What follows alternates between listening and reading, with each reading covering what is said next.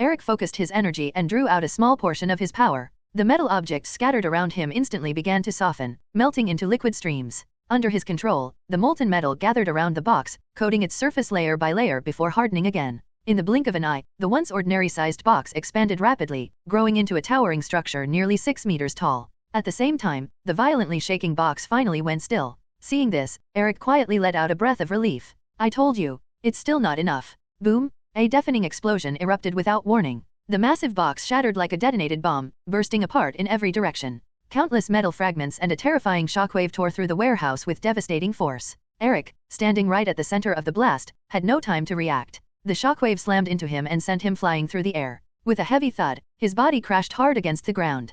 Pain surged through him, making it feel as if every bone in his body was about to break. A mouthful of blood spilled from his lips. Outside the warehouse, Raven had only just stepped out when the thunderous explosion shook the area. She spun around and saw the roof of the abandoned warehouse blown straight into the sky, debris scattering everywhere. A huge plume of smoke rose from the wreckage, forming a sinister mushroom cloud that swallowed the entire building. Eric. The unconscious members of the Brotherhood were jolted awake by the blast. They stared at the destruction in shock, unable to understand what had just happened. Cough. What kind of monster are you? Leaning against the wall for support, Eric glared at the figure slowly emerging from the smoke. Whoosh! A strong gust of wind swept through the warehouse, clearing away the dust and revealing Kino's figure. Monster. Kino said calmly. I'm 100% human. Eric let out a cold scoff. Metal wrapped around his body, helping him force himself back onto his feet. His pride would never allow him to remain lying on the ground in such a miserable state. I didn't know ordinary humans could lift thousands of tons and blow powerful gusts of wind from their mouths. Never underestimate human potential, Kino replied.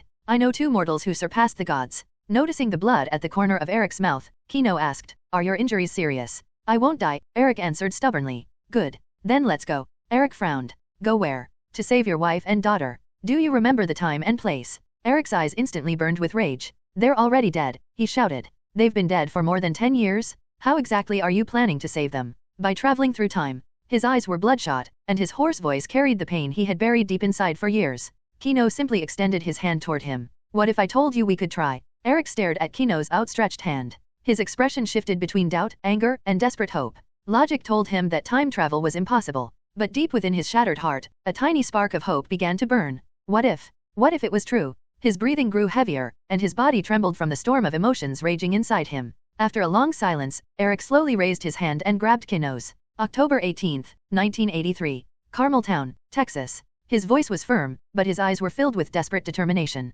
If you're lying to me, I'll never work with you again. Kino smiled faintly as the emblem on his chest lit up with a glowing lightning symbol. Eric. At that moment, Raven appeared at the warehouse entrance with the Brotherhood members behind her. Her face was full of worry. Eric turned toward her and shouted, Raven, if I don't come back, disband the Brotherhood and take them to Charles. Roar. Sabretooth ignored everything and lunged forward with a furious growl. In the very next instant, yellow lightning crackled around Kino and Eric. The world suddenly fell silent. Eric froze in shock as he saw Raven suspended mid-run and Sabretooth frozen mid-leap.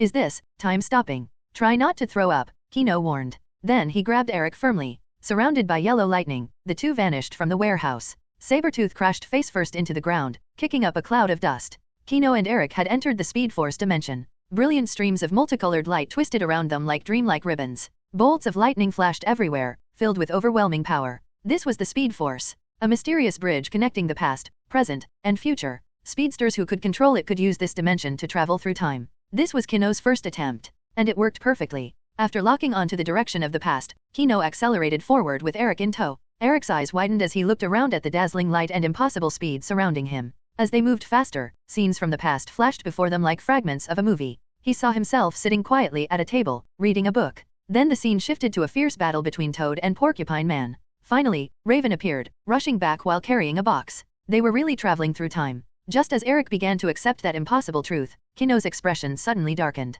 A green light appeared ahead. Without hesitation, Kino pulled Eric out of the Speed Force dimension. The next moment, they reappeared on the rooftop of the warehouse. Before Eric could regain his balance, a familiar voice came from below. Who's there? Kino reacted instantly. He grabbed Eric and turned into a streak of yellow lightning, rushing away from the warehouse. They finally stopped on a distant hillside overlooking the building. Wow, Magneto, Kino said with a teasing smile, glancing at the scattered metal needles below. You really are quick to attack first. Eric looked around and quickly realized the truth. They had arrived 1 week in the past. For the first time, his gaze toward Kino carried genuine respect. Why did we stop?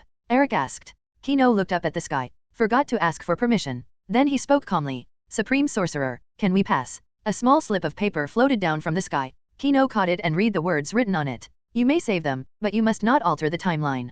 Kino chuckled softly. Understood. Thanks, Sorcerer. Time is an illusion, but hope is eternal. Texas, Carmel Town. Inside a wooden cabin at the edge of town, Eric packed their belongings in silence, his face tight with worry. You saved him. That was the right thing to do, Jenna said, watching him carefully. Eric didn't stop packing. That's not the problem. If anyone discovers who I really am, all of us will be in danger. But this is our home, Jenna said, her voice shaking. Our daughter's home. Eric paused. Then he stepped closer, gently holding her face in his hands. Jenna, as long as we are together, that is home. For a moment, Jenna could only look at him. Then she sighed softly and nodded. I understand, she whispered, before helping him pack. Suddenly, a scream tore through the air outside. Nina. Eric's heart dropped. He threw everything aside and rushed out of the cabin, with Jenna following right behind him. Outside, a group of police officers stood armed with wooden bows and arrows. One of them held their daughter Nina hostage, while the leader raised a crumpled newspaper in his hand. On the paper was a faded image of Eric attacking the President of the United States. So, the officer said coldly, you're the infamous Magneto. Eric looked back at Jenna for a brief moment, as if silently saying goodbye. Then his gaze returned to Nina, fear and guilt twisting inside his chest. Arrest me, Eric said quietly, stepping forward. Please, just let my daughter go. The officer pushed Nina toward him. Eric knelt and gently touched her face. Go back to your mother, he whispered. Nina was confused and terrified, but she slowly ran into Jenna's arms. Then she looked back at her father, tears filling her eyes. Please, don't leave me, she cried. Jenna held her tightly. SHH, Nina. It's okay. Eric clenched his jaw, forcing himself to stay calm. His hands were tied with ropes, and his heart ached as he watched his daughter cry. He wanted to comfort her, but no words came out. Then a strange sound filled the air. The officers looked around nervously as birds began flying out from the forest. More and more gathered above them, circling wildly in the sky. What is happening? One officer asked. Another officer stared at Nina in shock. The girl, she's a mutant too. Eric's eyes widened. He turned toward Nina, stunned. He had never known his daughter had awakened her powers.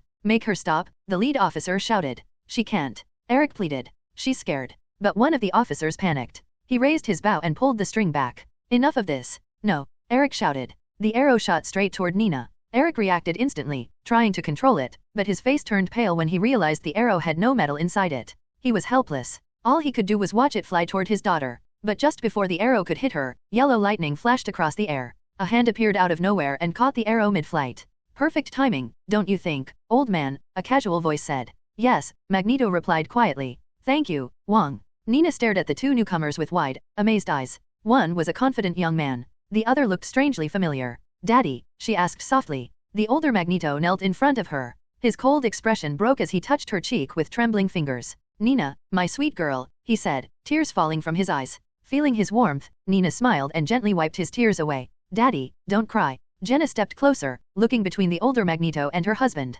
Slowly, realization filled her eyes, and a soft smile appeared on her face. The younger Eric, now free from his bindings, rushed to Nina and pulled her into his arms. Are you hurt? Did the arrow touch you? He asked anxiously. I'm fine, Daddy, Nina said with a small giggle. It tickled. The younger Eric turned sharply toward his older self. Did you have bad eyesight when you were young? He snapped. Magneto scoffed. No, just bad decisions. Eric was only trying to protect his family, Jenna said gently. Magneto's expression softened as he looked at her. Jenna, he said, his voice filled with years of regret. Wong wiped an imaginary tear from his eye and chuckled. So touching. Good thing I have a wife too. The officers, realizing they had no chance against them, slowly began to retreat. But seeing them run reignited Eric's anger. He ripped the metal necklace from Nina's neck and sent it flying toward the nearest officer's throat. Enough. Magneto's voice thundered through the air. The necklace froze inches away from the terrified officer's neck. Eric glared at him. Why did you stop me? Because Wong said so, Magneto replied coldly. And because you are scaring your daughter. Eric froze. The name Wong made everything clear.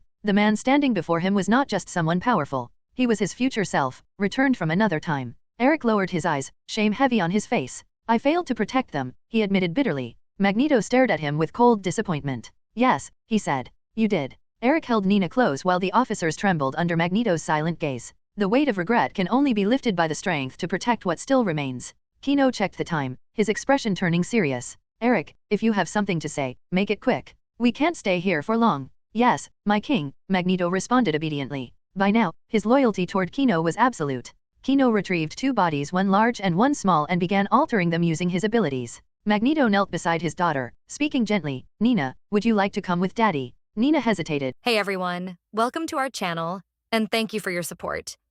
If there's a favorite novel on the channel and you want the next part, you're just one step away. Become a Patreon member and I can make it depending on your tier. Thank you for your attention.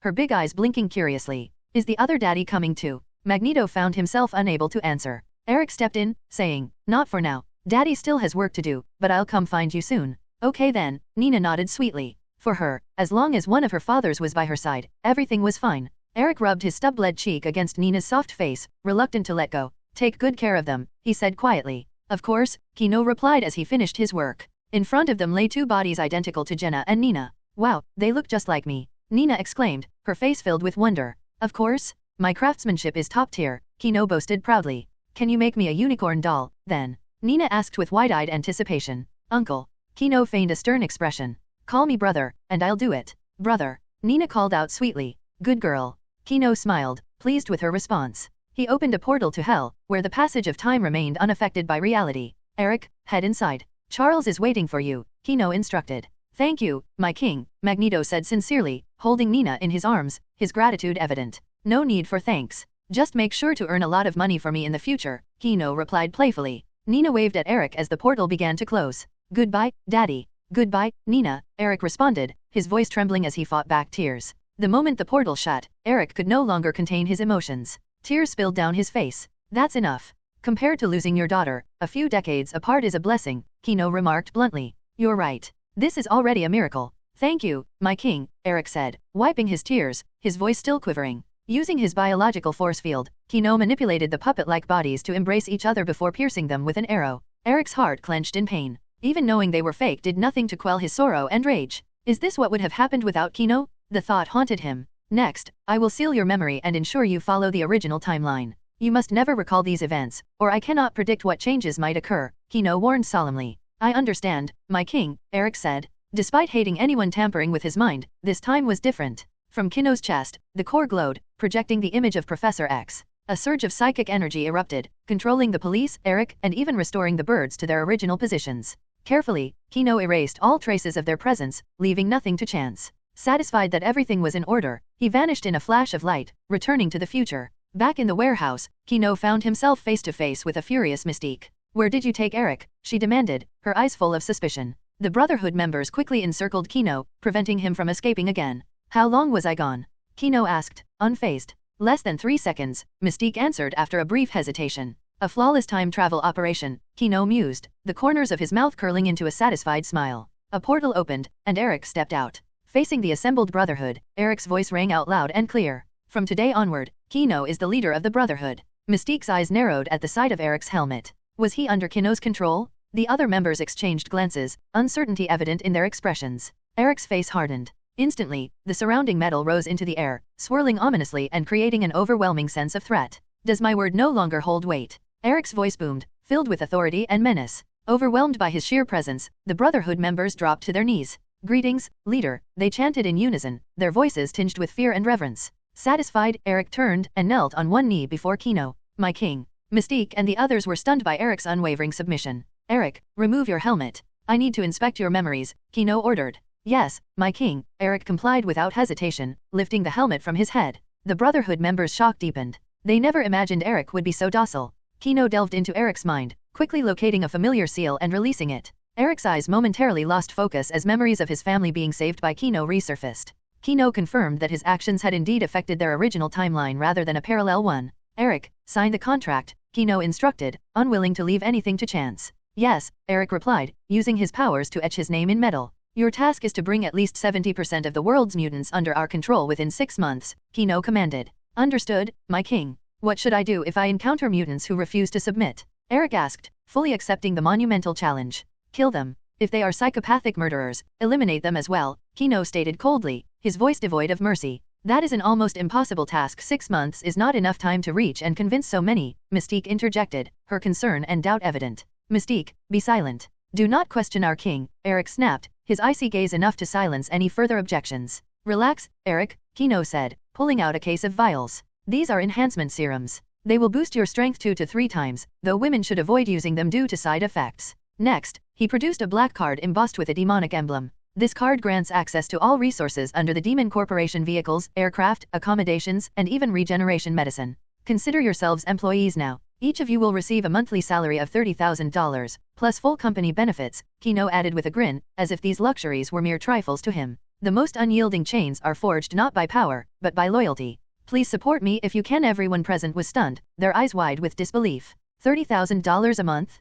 Combined, they barely had $10,000. The Brotherhood was also poor. Everything they had was either stolen or robbed. Any other questions? No, my king. Even Raven was shocked by the Demon King's generosity. With this kind of support, they could hold out for at least 6 months without any problems. Long live the king! Someone shouted, and soon the entire Brotherhood erupted into deafening cheers. They never expected their new leader to be so generous. Eric, the rest is up to you. Keep an eye out for any mutants who can manipulate DNA. I have a use for them, Kino instructed before soaring into the sky and disappearing from sight. I won't disappoint you, my king, Eric said solemnly, his gaze firm with determination. After Kino vanished, Eric stood up slowly. The members of the Brotherhood quieted down, watching their former leader with restrained curiosity. Come forward and receive the serum, Eric ordered. Yes, sir, they responded in unison. One by one, the Brotherhood lined up to receive their injections. Muscles bulged and filled out as the serum coursed through their veins. Raven now understood why the serum wasn't meant for women. While it did enhance abilities, the side effects on women were far too severe.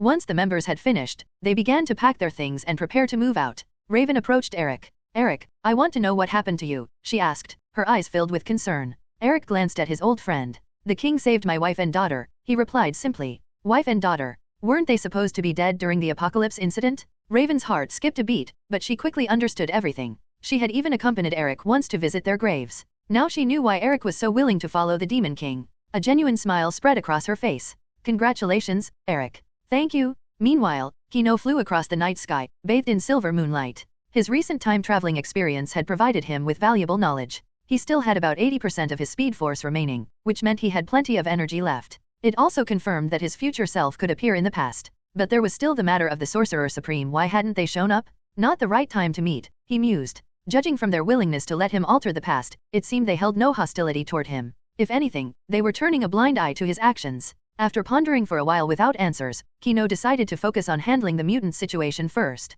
He accelerated, streaking across the sky like a meteor. Unbeknownst to him, his meddling with time had loosened a powerful seal hidden deep within the earth. Ha ha ha, I'm almost free. Odin, you'd better be prepared. When I break out, you'll be the first to die. The ominous voice echoed through the world, carrying an aura of dread and malice. At the Rock Manor, a grand, stately residence, President Matthew Ellis lay asleep beside his wife. The house was silent, enveloped in the stillness of the night. Ring, ring. The sudden shrill ringing of the phone shattered the quiet, rousing Matthew from his sleep. His face showed a trace of annoyance. This was the direct line. No one would call unless it was urgent. Who is this? What's the matter? He asked irritably. Mr. President, someone is here to see you, came the butler's cautious voice. At this hour? Tell them to visit the White House during the day, Matthew replied curtly. He thought something serious had happened, but it was just a late-night visitor. Ridiculous? Sir, it's Mr. Kino. Kino? You mean the Kino? Matthew's grogginess vanished instantly. The Demon King. I'll be right there. Ensure he is well received and ask him to wait in the main hall. Matthew's tone turned serious and formal in an instant.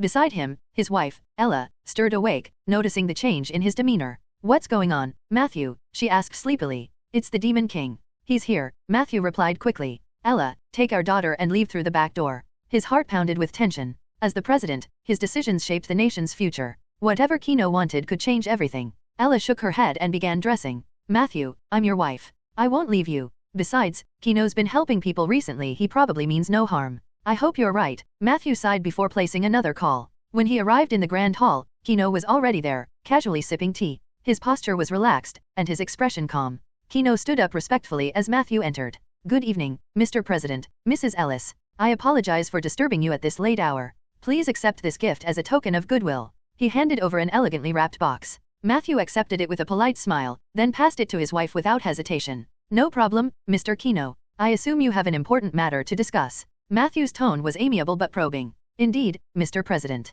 I recently took control of both the Brotherhood and the X-Men Academy. I am here to request custody of all the mutants currently imprisoned by the government, Kino stated bluntly. Matthew's heart raced. With both major mutant factions under Kino's command, the government-held mutants were the only remaining piece of the puzzle. Was he planning to seize control of the entire nation? Mr. Kino, you must be mistaken. I never ordered the imprisonment of mutants, Matthew denied smoothly, unwilling to yield any ground. Kino said nothing.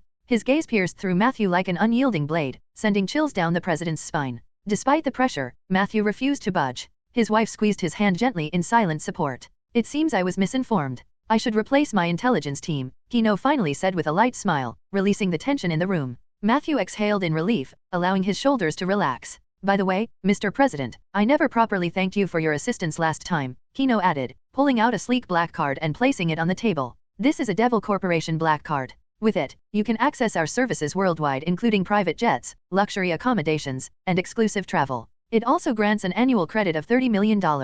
Kino spoke as if the card were nothing special, but Matthew's eyes flashed with a mix of surprise and hesitation. Power is a currency, the question is, how much are you willing to pay? For a moment, hesitation flickered across Matthew's face, but it quickly turned into resolve. Trading a nation for such benefits seemed too cheap. Mr. Kino, please retract your... Before Matthew could finish his sentence, Kino interrupted, I almost forgot. With this card, you can become a first-tier member of the Demon Corporation and receive a limb regeneration potion annually. Additionally, you'll get a discount on the life extension drug currently being developed by Dr. Banner. Matthew fell into silence. Life extension, what middle-aged person could resist such temptation? Even his wife, Ella, was no longer as firm. Her eyes reflected desire and wavering conviction. The miraculous effects of the Demon Corporation's potions were already well known. No one doubted Kino's words. By the way, Mr. President, would you be interested in the Demon Corporation's bodyguard services? Kino asked casually. Mr. Kino, I already have bodyguards, Matthew replied, trying to shake off the allure and maintain his composure. No, I'm not talking about ordinary bodyguards.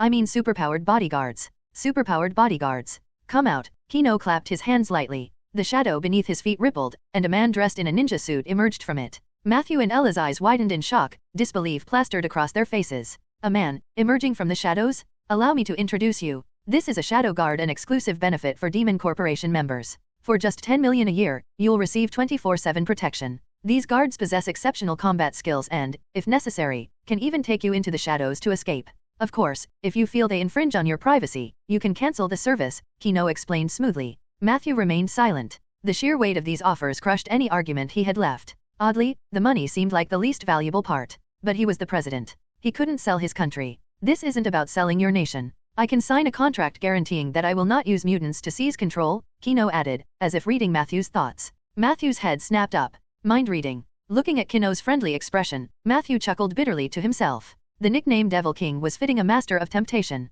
Mr. President, if I remember correctly, you still have 2 years left in your term. If you assist me with a few minor matters, I can ensure you remain in office. Kino's voice was like a devil's whisper, echoing in Matthew's ears. This was the final straw. He could hold on for now, but what about the next president? Why should he let others reap the benefits? With a smile on his face, Matthew said, Of course, Mr. Kino. I'm willing to help in any way I can. It seems some overzealous subordinates acted without my knowledge regarding mutant imprisonment. I promise you will become the greatest president this nation has ever seen, Kino assured him, his eyes gleaming with sincerity that was difficult to resist. Once the contract was signed, Matthew relaxed. Since the situation was inevitable, he might as well accept it. Perhaps this was an opportunity to truly make a difference. Kino was equally pleased with the transaction. On the surface, it seemed like a significant investment, but only 30 million was actual cash. Everything else was produced in-house. Securing the cooperation of a nation's president was a bargain. With the matter settled, Ella also relaxed, engaging in casual conversation with the so-called Devil King. When Matthew picked up the black membership card, the Shadow Guard quietly slipped back into his shadow and disappeared.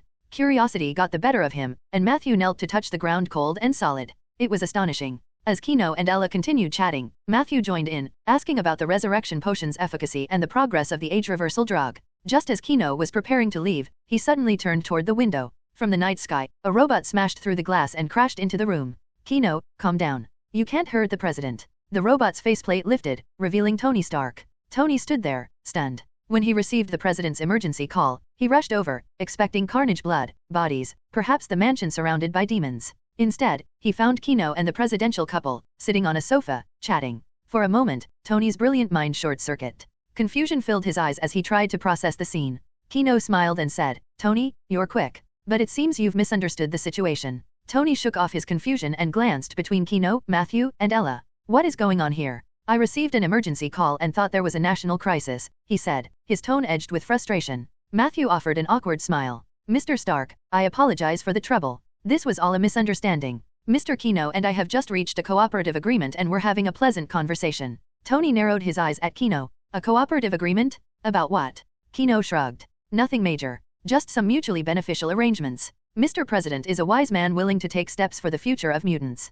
Though Tony knew Kino wasn't being entirely honest, the absence of violence eased his tension. Besides, the only damage here was the broken window he caused. Fine. If everything's okay, I'm leaving. I was in bed with Pepper when I got your call, Tony grumbled, preparing to depart. Well then, Mr. President, I'll take my leave as well, Kino said politely before disappearing into the night alongside Tony. Watching the two figures vanish, Matthew and Ella let out a collective sigh of relief. High above the city, Tony flew beside Kino, casting a curious glance at his companion. Tony, what's with that new armor? Kino asked, intrigued by its sleek red and black design. It's the Apollo armor, crafted from materials I found in Hell. It has extreme heat resistance and perfectly channels my ring's energy, Tony boasted proudly. So, it doesn't explode this time. Kino quipped.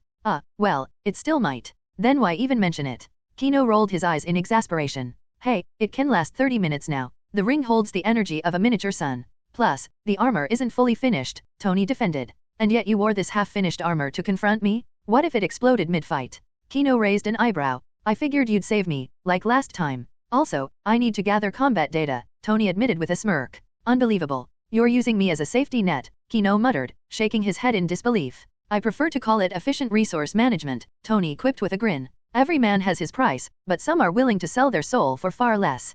Please support me if you can. The two of them bickered like old friends, arguing midair. Their voices echoed through the night sky, accompanied by the whistling wind, adding a touch of liveliness to the otherwise quiet night. After some back and forth, Tony, I need you to do something for me. What is it? Increase the energy output of your company's large reactor by 10 times. Inside his suit, Tony froze for a moment before responding. Kino, do you even know what you're asking? If the current reactor explodes, it could destroy half of New York. At 10 times the output, it could wipe out this entire country. What exactly are you planning? Tony's voice was filled with shock and concern. Kino slowly revealed his plan, his desire to obtain alien technology and warships. Tony immediately refused without hesitation. No way. Even if what you're saying is true, which I doubt, do you realize how many people could die? I won't help you chase after alien tech at the cost of innocent lives. His voice rang firm and resolute through the communicator. I can guarantee you no one will die during this war. And even if someone does, I can bring them back to life once it's over. I'll even have Magneto personally rebuild whatever gets destroyed. How about it? If we succeed, human technology will advance by leaps and bounds. The promise of benefiting all of humanity made Tony hesitate. And even if you refuse, the alien invasion is inevitable. This whole situation is a setup. If someone's offering us a feast, why shouldn't we take advantage of it? Kino continued to persuade. Fine. I'll do it, but you have to promise me that no civilians will be harmed. Tony finally relented, gritting his teeth. Relax. At most, it'll cost me a few resurrection potions. You've already seen how effective those are, Kino reassured him confidently. With that assurance, Tony agreed. Sacrificing a few buildings in exchange for a complete set of alien technology, who could resist? After convincing Tony, Kino returned to his palace in the underworld. It was already past 1 a.m. He walked to the hot spring that she had specially prepared. The room was empty, except for the steaming pool and the swirling mist filling the air. I worked so late that I stood Pamela up. I'll explain tomorrow, Kino muttered as he stripped off his clothes and stepped into the pool. The warm water enveloped his body, easing his tense muscles and soothing his tired mind. He leaned against the edge, closing his eyes to savor the rare moment of peace. The steam clouded his vision, creating a barrier between him and the chaos of the outside world. A soft sound of bare feet padding across the floor broke the silence. Kino opened his eyes and looked toward the source of the noise. Through the mist, he could barely make out a figure with red hair. Her features and silhouette were obscured by the thick haze. Pamela, he asked uncertainly. The figure hesitated for a moment before replying in a gentle, seductive voice. It's me, darling. Why aren't you asleep? Where's Venom? He inquired. Venom and the others gave up waiting for you and went to bed. I couldn't sleep, so I came to soak in the hot spring. Kino scratched his head, feeling a little guilty. Sorry, Pamela. I stood you up. I had to handle some mutant affairs. I thought it would be quick. Pamela was rinsing off in the corner of the room. Why are you apologizing? You were handling important business. It's not like you did it on purpose, she replied softly. Something about her tone struck Kino as odd, but he didn't overthink it. I promised you, though. But from now on, I'm clearing my schedule to spend time with you all. How about a trip to the beach? He smiled, looking toward her expectantly. Pamela remained silent for a moment before responding. Is it really okay to set your responsibilities aside? You're a king, you must have a lot of important duties. I'm your husband first and a king second. Being with you is my most important duty. Everything else comes after. And Pamela, why do you seem a little off tonight? Could it be? Kino trailed off, suddenly suspicious. Pamela's body stiffened noticeably. Is it that time of the month? He guessed casually. Pamela let out a subtle sigh of relief and replied dryly, yeah, it's coming soon. By the way, could you tell me more about the mutants? She asked, changing the subject. Of course. Tonight. Kino began recounting the events of the evening, leaving out only the part about time travel. Pamela listened quietly from the corner, nodding occasionally. You're incredible, darling. What the mutants have struggled with for years, you solved in a single night, she praised. It's not over yet. The rest depends on Eric and Charles. Speaking of which, Pamela, you've been washing for a while. Come join me. The water's really nice. Pamela took a deep breath, as if steeling herself for something. Turn around. I'll give you a back rub, she offered softly. Sweet. Kino beamed, immediately turning around and leaning against the pool's edge, eager for her touch. A moment later, he felt the water shift as she slipped in behind him. Her soft hands began rubbing his back in slow, deliberate strokes. It felt wonderful, but not quite what he was hoping for. Pamela, why aren't you using your special technique like last time? He asked, a hint of disappointment in his voice. Her hands paused briefly before she replied, I need to wet your back thoroughly first. But my back has been wet this whole time. I'm not doing it anymore. Oh. Kino sighed softly, relaxing as she resumed her gentle massage. Among his wives, she's massages were too playful, she preferred to walk on his back.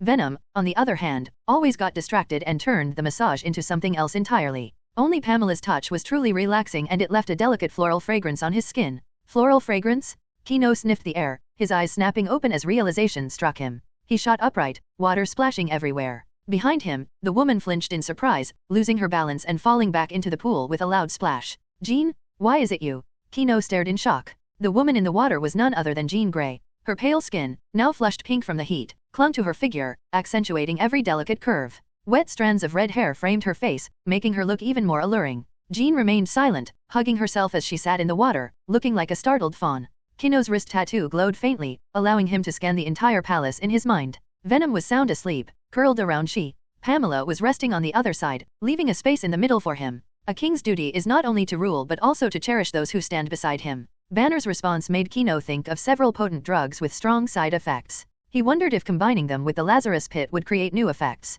Ra's al Ghul was utterly shocked. While he knew Banner was conducting experiments on the Lazarus Pit, he had never taken it too seriously. After all, he had spent 700 years studying it without fully understanding its mysteries. Now, hearing that Banner had made such progress, he couldn't help but feel regret. If he had possessed such a serum in the past, he would have conquered the world long ago. Banner swiftly retrieved the dead white mouse and gently placed it into a cup filled with a green liquid. This is a resurrection serum. Well, not exactly a resurrection. If vital organs are too severely damaged, if the head is gone, or if the time of death is too long, it won't work. As he worked, Banner explained carefully. The white mouse in the cup began to twitch slightly. At first, the movements were barely noticeable, but over time, they became more pronounced. Several minutes passed, and the mouse suddenly opened its eyes, awakening and struggling to jump out of the cup. Before it could move further, a stun baton was thrust into the cup, delivering a continuous electric shock for a full minute. This time, even after waiting a long while, the white mouse remained still. There were no further signs of resurrection. If the brain is too severely damaged, revival is impossible. Additionally, this resurrection serum can only be used through immersion. Banner casually placed the stun baton aside. This method consumes a great deal of the Lazarus Pit's essence. I've examined the waters in the depths of hell. They can recover slowly, but if used to produce resurrection serum, it could only revive a few 100,000 people before drying up completely. Then let's treat this serum as a privilege. Core members of the organization can apply for its use if their family members die unexpectedly. Each person is allowed 3 chances. Ra's al Ghul, take note of this. Kino didn't dwell on it too much. In his eyes, this serum was already a success, and there was no need for excessive concern. Ra's al Ghul quickly responded, yes, young master, I will record it immediately. He swiftly pulled out a small notebook and meticulously wrote down Kino's instructions, not daring to be careless. Banner, too, revealed a joyful smile. As a core member, he knew that no one could guarantee the safety of their loved ones forever. The thought of having such a safety net filled him with relief and gratitude. Excitedly, he introduced another formula. This is the limb regeneration serum. It's my proudest creation. You've already seen its effects, young master. After extensive tests on lab mice, I can confirm there are no flaws. Banner proudly handed over his prized work. The age-reversing and life-extending serums are still in the experimental phase. Give me a little more time, and I'll have them ready soon.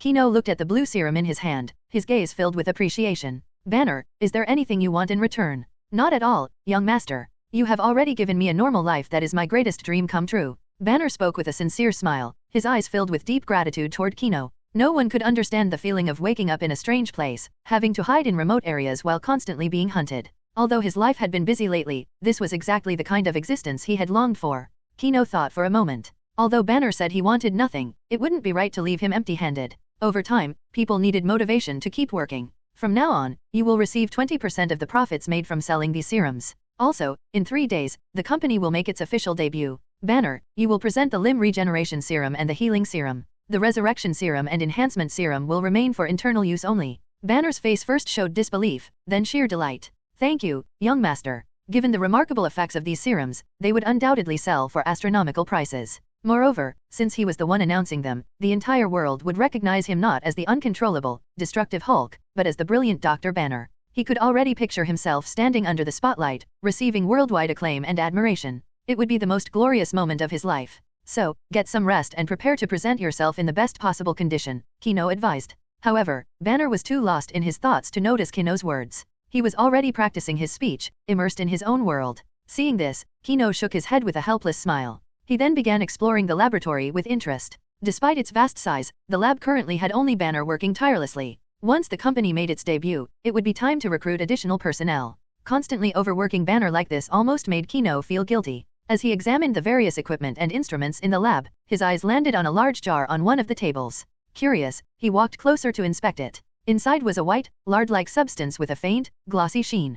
Kino leaned in and took a sniff. It had a light, refreshing fragrance. Banner, what is this? Kino turned and asked. Snapped out of his thoughts, Banner responded, young master, this is the byproduct filtered out during the production of the resurrection and limb regeneration serums. I originally wanted to see if it could be repurposed into a healing ointment, but I failed. The only effect it has is making skin whiter and smoother. Whiter? Kino glanced at his own hand. It was already quite fair. Then, he looked at Ra's al Ghul's hands. His bronzed skin was rough, making it a good test subject. Ra's al Ghul, put your hands in the jar and soak them for a while. Yes, master. Ra's al Ghul immediately rolled up his sleeves and submerged both hands into the jar. Time ticked by, and after 10 minutes, he pulled his hands out and washed them clean. The moment he saw them, his eye twitched. His hands had become as soft and smooth as a woman's, even emitting a faint glow. The transformation was shocking. An unexpected discovery. Kino asked excitedly, Banner, how much of this substance can be produced? A lot. A small bottle of serum can produce several large jars of this. Young master, are you thinking of selling it? Banner asked with slight confusion. That's right. This might end up making more money than all the other serums combined. The jar wasn't even that large, but it could be diluted. Since Ra's al Ghul achieved such noticeable results in just 10 minutes, even a highly diluted version would be effective. In 3 days, you will present this skincare product alongside the others, Banner. Then, young master, what should we name it? Call it youth. Quote for the chapter: youth is not a time of life, it is a state of mind. Samuel Ullman. Although Kino felt he might be overthinking, seeing that they were safe made him feel relieved. However, looking at the curled-up Jean, he sighed helplessly. At first, he was indeed a bit angry about her impersonating Pamela, but he also had his own faults, especially since he even let her push him down. Sorry, Jean.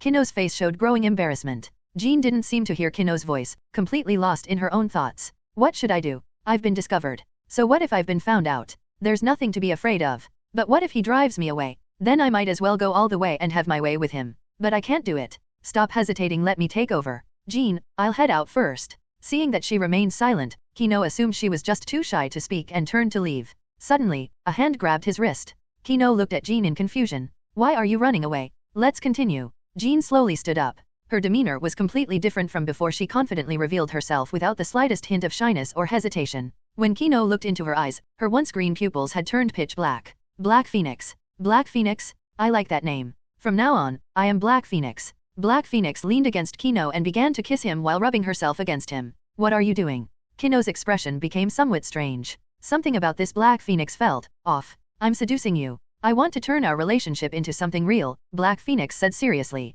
Kino's mouth twitched slightly. Her clumsy, woodpecker-like kisses and awkward pushing motions. After all the normal play he'd experienced with Venom, Pamela, and she, this hardly qualified as temptation. Stop for a moment. Let's talk first, Kino said helplessly. Hearing this, Black Phoenix paused, tilting her head in thought. Is this the emotional communication I found in that coward's memories? Fine. What do you want to talk about? The strong contrast between Black Phoenix's innocent expression and her mature physique was striking to Kino. Is this a lowly or a mature woman? Initially, he planned to erase her consciousness and retain her powers if she tried to destroy the world, but for now, he decided to observe her behavior. Kino conjured a bath towel to wrap around Black Phoenix and led her into the warm pool. Ah, this feels amazing, haha. Like a child, Black Phoenix splashed around playfully, her face glowing with genuine, unrestrained joy. Water droplets glistened on her hair and cheeks, forming a sharp contrast with her earlier bold behavior. Black Phoenix, do you want something to eat? We can chat while eating, Kino suggested with a smile. Eat? I want ice cream. Her eyes sparkled with anticipation, as if ice cream were the most delightful thing in the world. Here, a triple scoop ice cream. Kino raised his hand and conjured the dessert, freshly taken from a city ice cream shop. Wow, Kino, you're amazing? Give it to me, give it to me. Black Phoenix's eyes lit up as she eagerly reached for the treat. Kino watched as she stuck out her little tongue to lick the ice cream, an innocent, childlike gesture. When did you wake up, Black Phoenix? He asked. I first became aware when that coward thought about having your baby. Since then, I've been awake, but I couldn't come out, she said, her voice muffled by the ice cream. And where's Jean now? That coward is hiding. She got scared when you discovered her, so I was able to come out and finally make a move on you. Black Phoenix poked at the towel covering herself.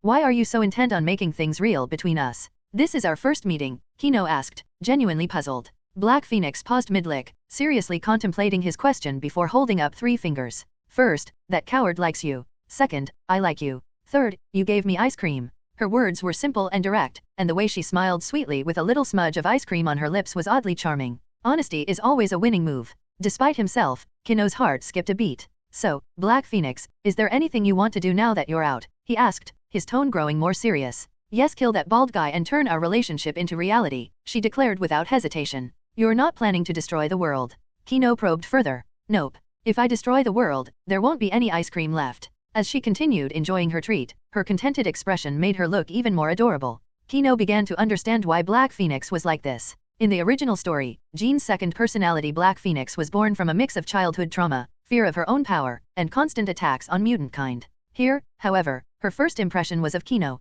Since Mutantkin's future was brighter, and her only lingering negative emotions came from childhood and the fear of being discovered, Black Phoenix's destructive urges had diminished. However, her resentment toward Charles was still strong. She's technically under my command now, I should try to save him. Black Phoenix, could you not kill Charles?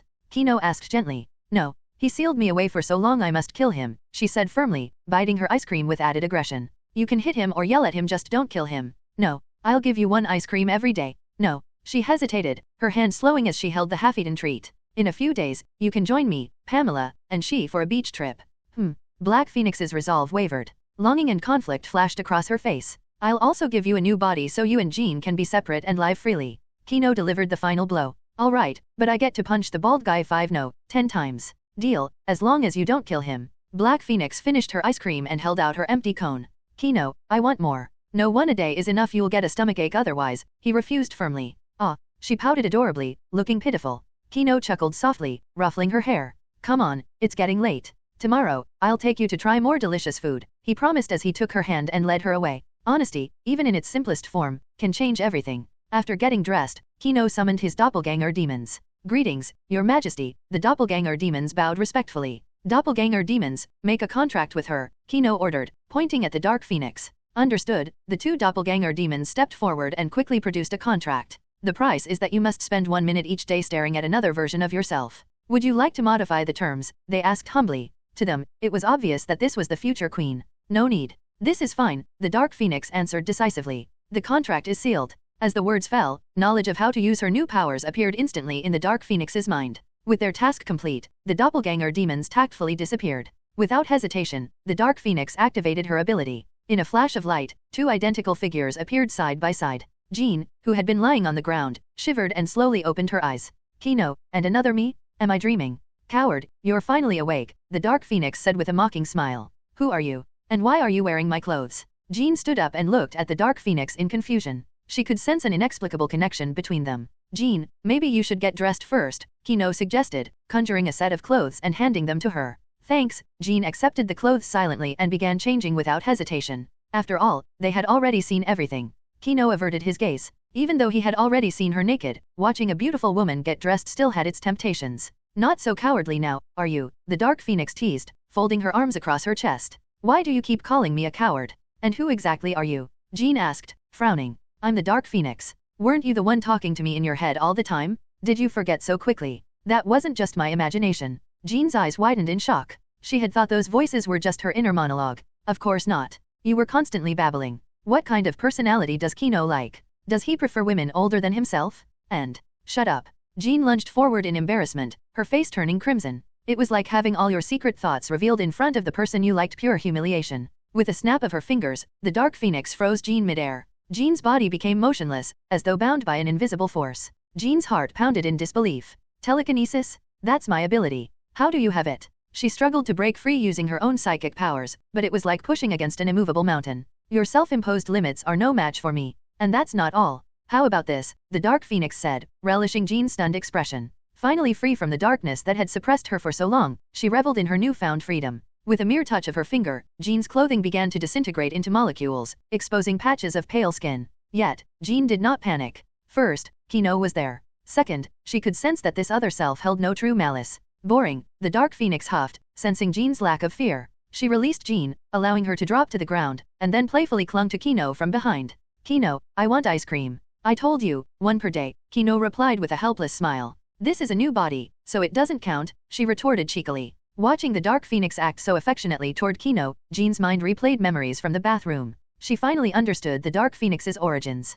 Kino, is she my second personality? Did you separate us? Jean asked. That's one way to put it, Kino admitted. But why do I even have a second personality? Jean pressed, her confusion deepening. Kino turned his head to the Dark Phoenix. Didn't you unlock her sealed memories? I released some of them, but after I emerged, I sealed them again. She's not ready yet, the Dark Phoenix explained. Although she enjoyed teasing Jean, she didn't genuinely hate her. She has to face it sooner or later. It's better to resolve hidden dangers early, Kino said firmly. All right, I trust you, the Dark Phoenix agreed without hesitation. Jean, still puzzled, watched their exchange in silence. What were they talking about? Before she could process it, the Dark Phoenix's psychic powers pierced her mind, effortlessly unsealing her suppressed memories. Jean froze in place, staggering backward as childhood memories flooded her consciousness. When her powers first awakened, she had caused a car accident that led to her mother's death. Ah, she screamed, overwhelmed by the pain of recollection. A series of powerful psychic shockwaves erupted from her body, slamming into the room's walls. Without Kino's bioforce field shielding the area, everything would have been reduced to rubble.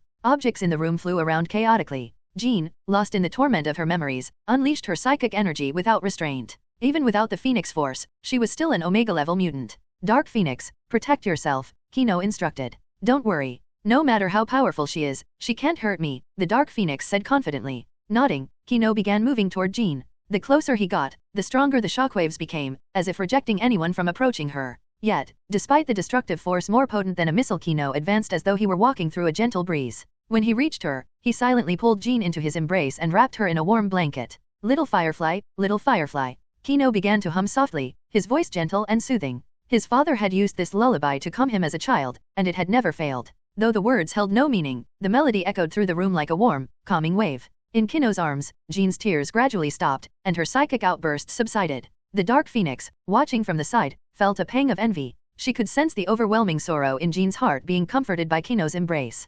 Thank you. I'm fine now, Jean whispered eventually, lifting her head from the blanket with clear eyes. Good. How do you feel? Kino asked gently. Still angry. Why did the professor seal my memories without my consent? Jean's voice trembled with rage as she clutched the blanket tightly. Don't blame him, Kino sighed. Back then, you were drowning in guilt and pain. If he hadn't sealed those memories, you might not have survived. One day, I'll bring your mother back to life. Kino was willing to go to great lengths for someone under his protection. A wound may heal, but the scar it leaves behind tells a story only the heart can truly understand. Resurrection? Chino, you said you can resurrect my mother. Jean's eyes widened instantly, filled with disbelief and excitement. Her voice trembled slightly due to the overwhelming emotions. I can, but my energy is insufficient right now. It will take some time. Thank you, really, thank you. Jean wrapped her fair arms around Chino, her red lips pressing softly against his. Chino froze for a moment. How many times had he been forcefully kissed by now? Hey, coward, that's enough. It's my turn to hug Chino now. The Black Phoenix stepped forward, pulling Jean away with a face full of dissatisfaction.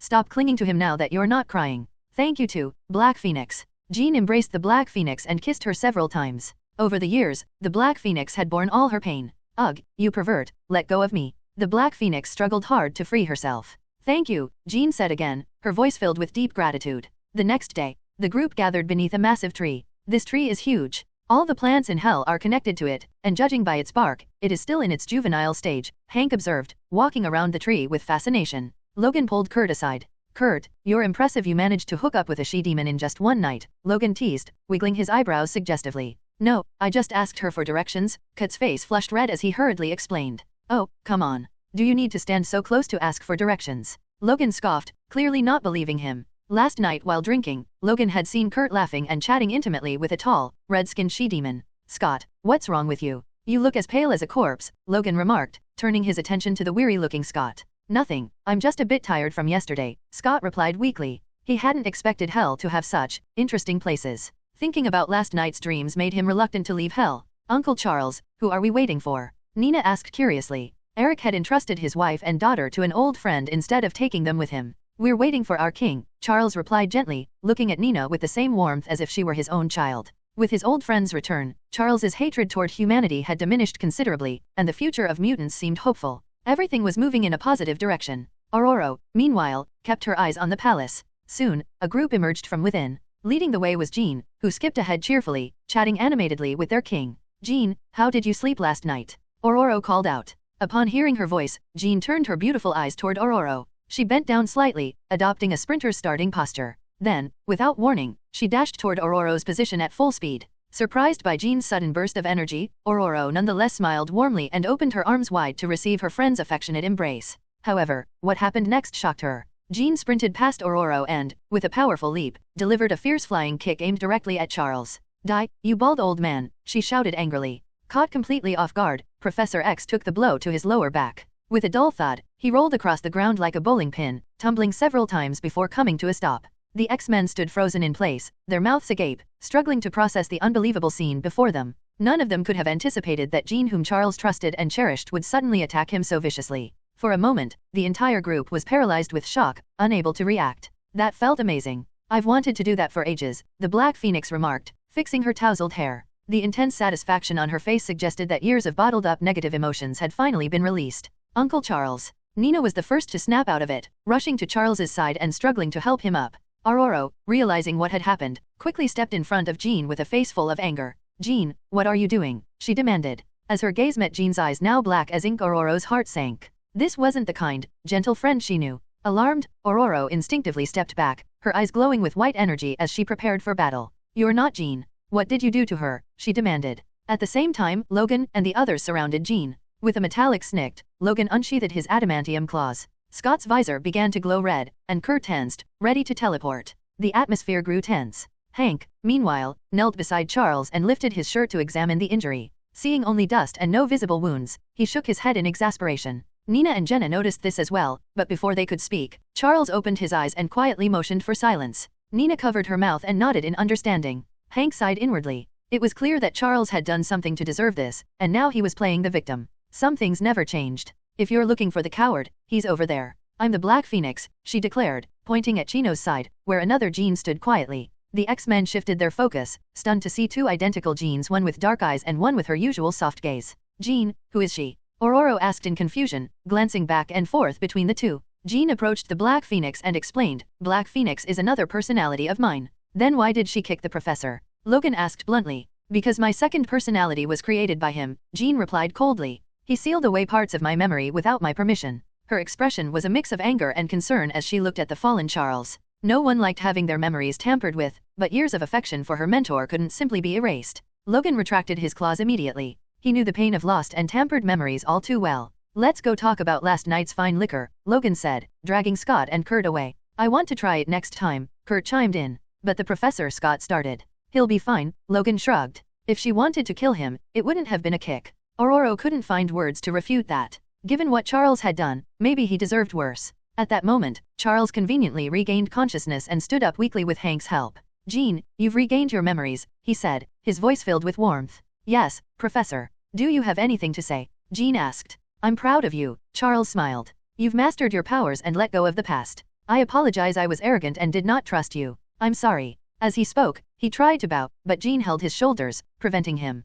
I forgive you, Professor, she said softly. The weight of our past should not shackle us from embracing the future. Please support me if you can. Jean's words made a trace of warmth flash through Charles's eyes. However, while I've forgiven you, she might not. Jean took a step back as the Dark Phoenix stepped forward, clenching her small fists. Baldy, that was just interest. There are still 9 more times. We'll take it slow, the Dark Phoenix smirked. Charles gave a helpless smile. Humph. Coward, let's go eat breakfast. The Dark Phoenix grabbed Jean and led her away. Dark Phoenix, can you stop calling me a coward? You should call me sister. Nope, you're just a coward. Kino opened a portal, and everyone gradually left, leaving only Kino, Charles, and the Venom symbiote within Charles's body. Thank you, my king. Without your help, my old bones wouldn't have survived that, Charles said sincerely. I only reminded you and boosted your healing ability. Once you leave hell, it won't be enough, Kino replied indifferently. It's enough. In my original plan, I expected to die at least once. Charles shook his head with a smile. Before the seal was broken, He had already anticipated various outcomes and prepared accordingly. The worst-case scenario was to let Jean vent her anger on his body. Kino also shook his head. This was a consequence Charles had brought upon himself. Over the next few days, Eric and the government will send a few batches of mutants. You'll manage them. Don't let any trouble arise. If someone disobeys, warn them once, the second time, send them to hell for discipline. Now, everyone who had signed the contract had the authority to open portals at least within this world. Yes, my king, Charles nodded solemnly. The vast beach gleamed golden under the sunlight. The fine sand, as soft as sifted powder, stretched endlessly. Waves rolled in one after another, their white crests breaking against the shore, creating a rhythmic, crisp sound. Kino lounged comfortably on a beach chair, basking in the sun. Now, this is the life, he sighed contentedly. With the company left to Tom and Hell's affairs temporarily managed by Mora, Kino took everyone out for a vacation. Each face reflected ease and happiness. To avoid being disturbed, Kino had simply booked the entire beach. Nina, you're amazing. This ability is really impressive. Nina, slow down a bit, I'm scared, a chorus of children's voices rang out. A group of kids rode on the back of an orca, cheerfully gliding through the ocean waves. The orca cut through the water, leaving trails of white foam in its wake. Damien had been dragged here by Pamela. She believed that girls should act like girls, not spend all their time playing with weapons and video games. Xiao, hearing that Damien was heading to the beach, grew envious. With a plea to her godfather, she was brought along. Penny, now in the same class as Damien, also got permission from Flint to join the trip. Jenna, who had recently found a job at the Devil Corporation, was invited by Kino when he noticed Nina looking a bit lonely. Thanks to Xiao's outgoing personality, the group quickly became friends and even summoned an orca to play with. At first, Damien had been reluctant, but the infectious joy of the others soon brought a smile to her face. Xiao chattered excitedly, while Penny quietly enjoyed the atmosphere. Nina, watching everyone laugh and play, felt her loneliness slowly melt away. However, that wasn't the highlight of the day. Kino's attention was fixed on a group of beautiful women playing beach volleyball in their swimsuits. Their fair skin glistened under the sun, and their athletic figures moved gracefully with every jump and spike. Long, toned legs stretched powerfully, while slender waists twisted with seductive rhythm. The motion of their chests with each movement was enough to make anyone's heart race. You've finally taken a break. Why not relax a bit? Kino asked, glancing at She standing beside him. She wore a sleek black one-piece swimsuit, holding a bottle of juice. Though petite, her proportions were flawless. Her delicate waist was barely a handful, and her long, slender legs were straight and well-defined. Her charming face, illuminated by the sunlight, exuded an alluring elegance. Slightly upturned eyes held a touch of seduction, while her soft, red lips were pursed with subtle shyness. Serving you is already quite relaxing, young master, she replied softly. Noticing Kino's empty glass, she leaned forward and refilled it with juice. Is that so? Kino murmured. He placed the juice on the table, and under She's curious gaze, he pulled her into his arms, lying back on the beach chair together. If you don't want to play volleyball, then just relax here with me, he whispered. Yes, young master, she closed her eyes, resting her head against his chest. A gentle smile curved her lips as she nestled into his embrace. The warm sunlight enveloped them while the sea breeze played with She's hair. In that tranquil moment, time seemed to pause. Kino, Kacha, I'm here with you too.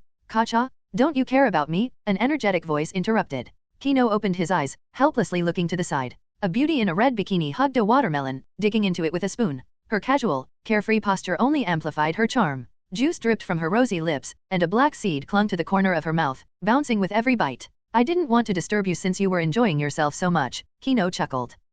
Well, when I finish, you can start caring about me, the Dark Phoenix replied smugly, shoveling another spoonful of watermelon into her mouth. She scooped up a large piece and offered it to Kino with expectant eyes. Here, try it. It's really sweet. Without hesitation, Kino opened his mouth, savoring the juicy fruit. It is delicious, he admitted. Told you? I knew this watermelon was perfect, big and round, she grinned triumphantly, wiping a bit of juice from her lips. Kino watched as she happily returned to eating. Dark Phoenix, don't eat too much. We still have a barbecue later, he reminded her. No worries, I can just break down the food in my stomach. I plan to make up for all the meals I missed while sealed away. She patted her perfectly flat stomach, unconcerned. After years of being trapped, watching Jean enjoy food had made her crave every bite even more. Happiness is best shared with those who make your heart lighter. Phoenix Force, the ability to manipulate the molecular structure of matter and energy, altering their forms, fly effortlessly, unleash Phoenix-shaped energy blasts, and even resurrect the dead. When powerful enough, it can control the timeline, travel through space and time, mentally connect with beings across the multiverse, and influence their lives, emotions, and minds. It can also create spatial wormholes, enabling teleportation and manipulation of subatomic structures. As the embodiment of the Phoenix Force, Dark Phoenix can fully wield all its powers. Among everyone present, her strength is only surpassed by Kino and Venom, making her the undisputed third strongest. If Kino and Venom are ever absent, Dark Phoenix serves as the final line of defense. At that moment, the girls had finished playing. Gwen, noticing Kino lounging in the sun with she in his arms, couldn't help but comment. Kino, you're really good at relaxing. It's rare to have such a peaceful moment soaking up the sun, watching the game, and sipping juice. Kino smiled lazily, his half-closed eyes reflecting his enjoyment of the serene and beautiful scene. In his arms, she curled up like a gentle kitten, content and quiet. Gwen stood with her hands on her hips, beads of sweat glistening on her forehead. The sunlight illuminated her skin, making her appear radiant and full of energy. You're just being lazy. You didn't even join us to play. Gwen, you don't understand. He was completely absorbed in the game, Venom teased, hugging Gwen from behind while caressing her firm, shapely thighs. Venom, stop. It tickles, Gwen protested, squirming slightly as a blush spread across her cheeks. She wore a white, web-patterned bikini. While her chest wasn't as voluptuous as Venom's, her toned, athletic thighs were brimming with strength and elasticity. With every step, her muscles subtly flexed, radiating a unique and powerful beauty. We're all girls here. What's there to be shy about? Besides, look how focused he is, Venom whispered playfully into Gwen's ear, her warm breath brushing against Gwen's flushed face with a hint of mischief. Gwen's spider sense had already alerted her to the intense gaze lingering on her thighs. The sensation of being watched made her skin feel warm and tingly. While part of her felt embarrassed, another part swelled with pride. After all, she possessed advantages that even Venom and Pamela didn't. Meanwhile, Jean approached Dark Phoenix and gently wiped away the watermelon juice on her lips and chest. Slow down. You're getting juice all over yourself, Jean said softly, her voice full of tenderness. Coward, you're such a nag, Dark Phoenix retorted, turning her head away in mild discomfort. You should call me sister, Jean replied, shaking her head with a helpless smile, her eyes brimming with affection. No way, coward, Dark Phoenix huffed, but despite her stubborn tone, a flicker of reliance flashed in her eyes. Jean merely smiled and shook her head, indulging Dark Phoenix's bratty behavior without any sign of annoyance. Darling, could you help me apply some sunscreen? Pamela's sultry voice cut through the air. She lay face down on a beach chair, her ample curves pressed against the surface. Tilting her head slightly, she cast a flirtatious glance at Kino, her alluring figure fully displayed under the sun. Her slender waist and round hips formed a captivating silhouette. She's good at this, Gwen muttered under her breath, covering her nose to prevent a nosebleed. She stirred and sat up from Kino's lap. No problem, Pamela, Kino responded, eager to indulge his lover's request. Be thorough. I'll reward you tonight, Pamela added with a playful wink. Got it. Kino's enthusiasm surged as he diligently spread the sunscreen across Pamela's smooth skin. Pamela closed her eyes in contentment, a satisfied smile curling her lips as she let out occasional murmurs of pleasure. Venom, lounging nearby, called out, Kino, do me next. No problem. Not wanting to be left out, Gwen glanced around to ensure no one else was nearby except for the children playing in the ocean. Kino, I want some too. Okay. She nestled beside Kino on the beach chair again. Young master, I want some too, another voice chimed in. I've got it all covered. Kino, brimming with excitement, felt as if he were living in a dream surrounded by such stunning women. The commotion soon caught the attention of Jean and Dark Phoenix. Coward, look at him. Boldness pays off, Dark Phoenix remarked with a smirk, glancing at Jean. Jean rolled her eyes. You just love to stir trouble. I'm not wrong. You're too timid. Once she's done, you should go next, Dark Phoenix urged, her expression teasing. Jean hesitated. While she might agree to it indoors, being so forward in public was too much for her. Frustrated by Jean's indecisiveness, Dark Phoenix declared, Fine, coward. I'll show you how it's done. As soon as she finished, Dark Phoenix seized her chance. Kino, come apply sunscreen on me. Huh? Didn't Jean already do that? Kino asked, puzzled. Dark Phoenix stiffened, shooting an annoyed glare at Jean. I don't care. They got their turn, and now it's mine, she insisted. All right, Kino agreed, approaching her with the sunscreen. When he reached her, Dark Phoenix's bikini vanished in an instant, leaving her completely bare under the sun. Make sure to be thorough. I'll reward you tonight, she purred, attempting to mimic Pamela's seductive tone. However, her awkward execution made the gesture feel more clumsy than enticing. What are you doing? Jean's face turned crimson as she lunged forward, pinning Dark Phoenix to the ground. Get off me. I'm just getting sunscreen, Dark Phoenix protested, flailing under Jean's hold. You don't need to strip for that. Have some decency, we're in public. Jean scolded, torn between anger and embarrassment.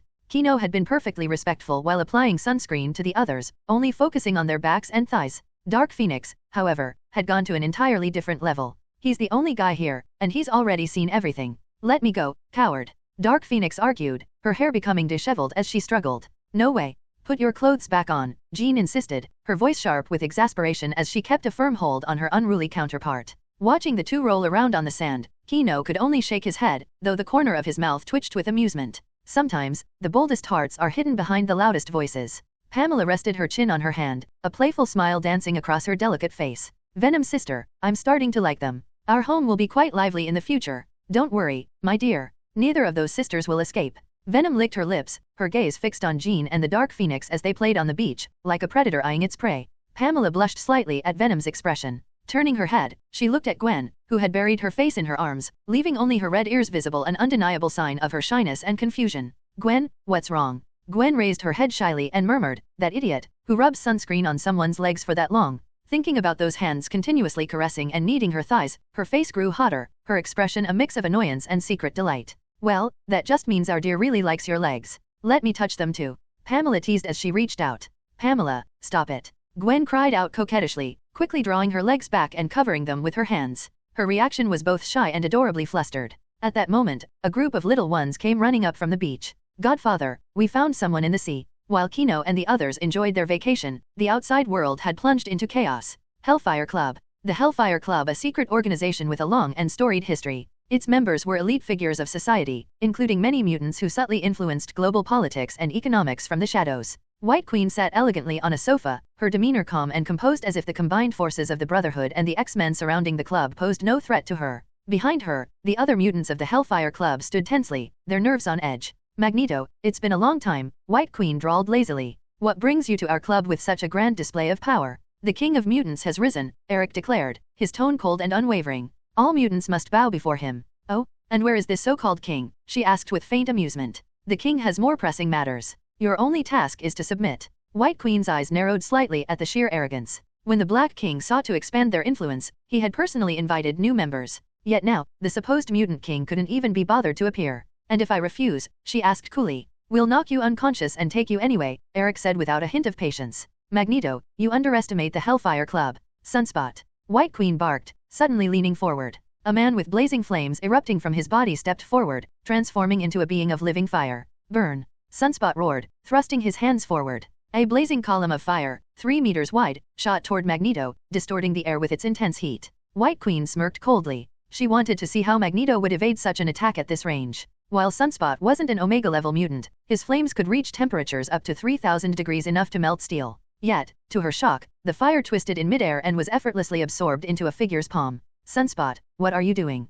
White Queen shouted angrily. I can't control it. Sunspot gasped, struggling desperately to stop the flow of power, but the flames continued to drain from him uncontrollably. With a dull thud, Sunspot collapsed to the ground, panting heavily. In a single move, the Hellfire Club had lost one of its strongest fighters. Good work, Pyro, Eric praised, his tone satisfied. The Brotherhood and X-Men members exchanged approving glances. Pyro wiped his nose with a smirk, pride swelling in his chest. Getting permission to join this mission had been the right choice. White Queen remained silent for a long moment. With her strongest fighter down, her options were limited. Can we talk this over? Her voice held a rare trace of pleading. Knock them out. Take them all, Eric ordered bluntly. Oh, finally. The Brotherhood and X-Men, already itching for action, surged forward like a tidal wave. Alkali Lake Facility. In a heavily guarded military base, Colonel Stryker stood in his office, his face twisted with fury as he shredded a letter in his hands. The President has lost his mind? Releasing mutants when my Weapon X project is nearly complete? This can't be happening, he roared, veins bulging from his forehead as bloodshot eyes burned with rage. Slamming his hand onto the phone, he began calling every influential contact he had, searching for a way to halt this madness. Sorry, Colonel. I can't help you, came one rejection after another. Finally, one high-ranking officer explained in a low, cautious voice, give it up. The Demon King personally visited the President late at night. Hearing this, Stryker's face grew even darker, his knuckles turning white from how tightly he gripped the receiver. Seething with anger, Stryker called upon fellow military officials who shared his hatred for mutants. The President has been corrupted by the devil. Releasing mutants is the first step toward humanity's destruction, he spat venomously. But acting now could land us in a military tribunal, one officer hesitated. Do you want to watch this nation fall to mutant scum? Stryker bellowed. Answer me, Lieutenant General Nathan. Never. This country belongs to humanity. Nathan's voice came through the receiver, filled with fanatical hatred. Good. The Demon King has left the country for now. You know what to do, Stryker instructed coldly. Understood. This world has no place for demons. What will you do? The President may be deceived, but I will save him and make him see the truth, Stryker vowed, his eyes burning with vengeful determination. A busy street. Amidst the bustling crowd, a tall, broad-shouldered blonde man pushed a wheelchair slowly along the sidewalk. He looked like a devoted son taking his frail mother for a walk. Steve, where are you taking me? The elderly woman in the wheelchair asked weakly, her voice trembling. Steve lowered his head, his expression filled with sorrow and love. To a place where you can dance again. In times of chaos, true intentions are revealed. Please support me if you can. Captain America slept frozen in the ice for about 70 years. When he awakened, the world before him had changed drastically. The familiar streets and buildings of his time were now replaced by towering modern skyscrapers. The roaring engines of vintage cars had become the soft hum of advanced vehicles speeding by. The people, their fashion, and even their ways of communication were entirely different from what he remembered. Eager to find the faces he once knew, Steve Rogers was met with the heartbreaking news that Peggy Carter had grown old. When he learned that Peggy never married, a strange sense of relief surged within him. But as soon as the feeling settled, he was disgusted by his own selfishness. He had saved the world but had failed Peggy. In this bustling yet alien world, Steve felt more alone and lost than ever. Hydra had been eradicated, and the world no longer needed his protection. Despite being invited to join a new team by a persistent man, Steve refused. During this time, he remained by Peggy's side, cutting off contact with the outside world. He prepared her meals, kept her company, and took her on strolls through the garden. The warm sunlight bathed them both, but it could not chase away the shadow looming over Steve's heart. Although Peggy tried to persuade him to return to the world, Steve was as stubborn as a bull. Nothing could make him leave. He was terrified of facing a world that no longer felt like his own. More than that, he feared losing the warmth of being by Peggy's side. Yesterday, however, everything changed. He overheard the nurses talking. The Demon Corporation sells some incredible potions, healing potions, limb regeneration potions, and even youth-restoring potions. Each one is like magic. I heard the Demon Corporation's Dr. Youth is also researching a lifespan potion. I wonder if we'll ever be able to afford it. Steve silently returned to Peggy's room. Watching her sleep, his eyes revealed a deep conflict. It was too much of a coincidence. Although he had been out of touch with the world, his instincts had not dulled. Someone wanted him to hear this. But he was willing to try. Even if it was a trap, he didn't care. Peggy's time was running out. The thought gripped his heart with an invisible hand, making it hard to breathe. Peggy looked at the massive Demon Corporation building looming ahead. Although retired for many years, she still followed major news stories. Steve, you can't go there. That place is. Steve placed a gentle hand on her shoulder, his touch firm yet reassuring, as if trying to convey his determination to her. I know, Peggy. Trust me, With those words, Steve pushed Peggy's wheelchair into the building. The receptionist, a beautiful woman with black hair, greeted them with a professional smile despite her curiosity about the unusual pair. Hello, how can I help you? She asked politely. I want to see the Demon King. I'm sorry, but our Demon King is currently unavailable. If you need assistance, you can schedule a meeting with our acting president. Do you have an appointment? No. In that case, you'll need to apply for one before we can arrange a meeting. My name is Steve Rogers. I'm Captain America. Please inform them. The receptionist froze for a moment. She had seen all kinds of people in recent months, but it was the first time someone claimed to be Captain America. I'm sorry. Unless you are the actual Captain America, I cannot notify anyone. Otherwise, please leave. Her smile remained polite but firm. No matter how much this man resembled Captain America, her job required strict adherence to protocol. At that moment, Flint, one of the company's security heads, approached without expression. He had handled many people who wanted to see the Demon King. However, seeing the old woman in the wheelchair, he decided to be gentler this time. Huh? Steve, they're doubting you, Peggy chuckled from her wheelchair. Steve sighed softly. Reaching into his pocket, he pulled out a handful of coins and clenched his fist tightly. The muscles on his arm bulged, veins visibly straining under the pressure. When he opened his hand, the coins were crushed and fused into a solid lump of metal. Is this proof enough? Yes. I'll notify the acting president immediately, the receptionist stammered, eyes wide with shock. The real Captain America alive and standing before her. Flint narrowed his eyes, remaining on alert. Even if this was Captain America, anyone who caused trouble here would be reduced to a smear on the floor. Soon, Tom arrived. Dressed in a sharp suit, he walked briskly towards Steve and Peggy, his face beaming with enthusiasm. Hello, Captain America. And this must be Agent Carter? I grew up hearing your stories. I'm Tom, the acting president of the Demon Corporation. He extended his hand warmly. Hello, Tom, Steve replied, shaking his hand. Despite Tom's friendliness, Steve felt uneasy in the face of such open enthusiasm. Our leader is away on important business, and I am managing the company's affairs. Please, follow me. Steve pushed Peggy's wheelchair and followed Tom, while Flint returned to his station. Within the company's walls, there was no need for his protection. They arrived in a spacious and brightly lit conference room. After inviting them to sit down, Tom ordered coffee and refreshments to be served. So, Captain, what brings you here today? Tom asked with a smile. Steve met Tom's gaze and said firmly, I heard your company is developing a lifespan potion. I want to purchase it for Peggy. Tom's smile deepened, as if he had been expecting this request. Of course. The potion was created to be sold, after all. While it hasn't officially launched yet, you are a national hero, Captain. I am willing to make an exception for you. His voice was warm and sincere, his smile growing even brighter. Steve's heart lifted with hope. He hadn't expected things to go so smoothly. However, Peggy frowned slightly. After years of dealing with bureaucrats and businessmen, she recognized their kind. If something seemed too easy, the price was either astronomical or the cost was something far more valuable. Her expression turned serious as she tugged lightly on Steve's sleeve, silently warning him not to trust too quickly. Steve hesitated before asking, "How much does the lifespan potion cost?" Tom raised 2 fingers with a smile. "Just $2 billion. $2 billion. Steve exclaimed in shock. It was a figure beyond anything he had ever imagined. "Yes," Tom nodded. "The lifespan potion is designed for the wealthiest clients. Each dose extends life by 10 years. For $2 billion, 10 extra years is quite a bargain." He spoke casually, as though discussing an ordinary product. Initially, Tom had considered pricing the potion at $10 billion. However, to avoid global unrest and disrupting their leaders' plans, they settled on $2 billion. Besides, the lifespan potion only worked once. Even the wealthiest individuals could not cheat death indefinitely. Time is the most precious currency and no amount of money can buy back the moments you've lost. His goal was not just a simple $2 billion. As he looked at Steve Rogers, a sharp gleam flashed through his eyes. Steve, on the other hand, cast a determined glance at Peggy Carter. "I don't have the money. Do you think I'm worth $2 billion? I'll pay." Peggy interrupted Steve before he could finish his sentence. Steve stared at his beloved in shock, his face filled with disbelief. A question hovered in his mind: where did she get that much money? "Being the director of SHIELD comes with its conveniences," Peggy said playfully, winking with a mischievous smile. After all these years, how could she possibly survive on just a government salary? Whether it was pulling strings through her position or skimming unused operational funds, she had plenty of ways to accumulate wealth. $2 billion was manageable. Steve let out a bitter smile, feeling a mixture of emotions. He knew that Peggy was doing this to safeguard their future against unknown risks. Yet, such underhanded methods clashed with the principles he had always upheld. But at this moment, he could not bring himself to criticize her. Not when it meant giving her a chance to extend her life. Tom raised an eyebrow in surprise but remained unfazed. He still had a backup plan. "I must remind you, the life extension serum can only be used once," Tom warned. "That's enough," Peggy replied calmly. "At least it allows me to stay with him and help him adapt to this new world. And when the time comes, he can find someone else to stand by his side." She seemed more energetic, yet her gaze toward Tom was full of vigilance. "Peggy." Steve's voice trembled with emotion, his eyes glistening as he tightly held her hand. From the outside, the image was almost comical: a young, handsome man clinging to a wealthy, elderly woman who casually threw out $2 billion.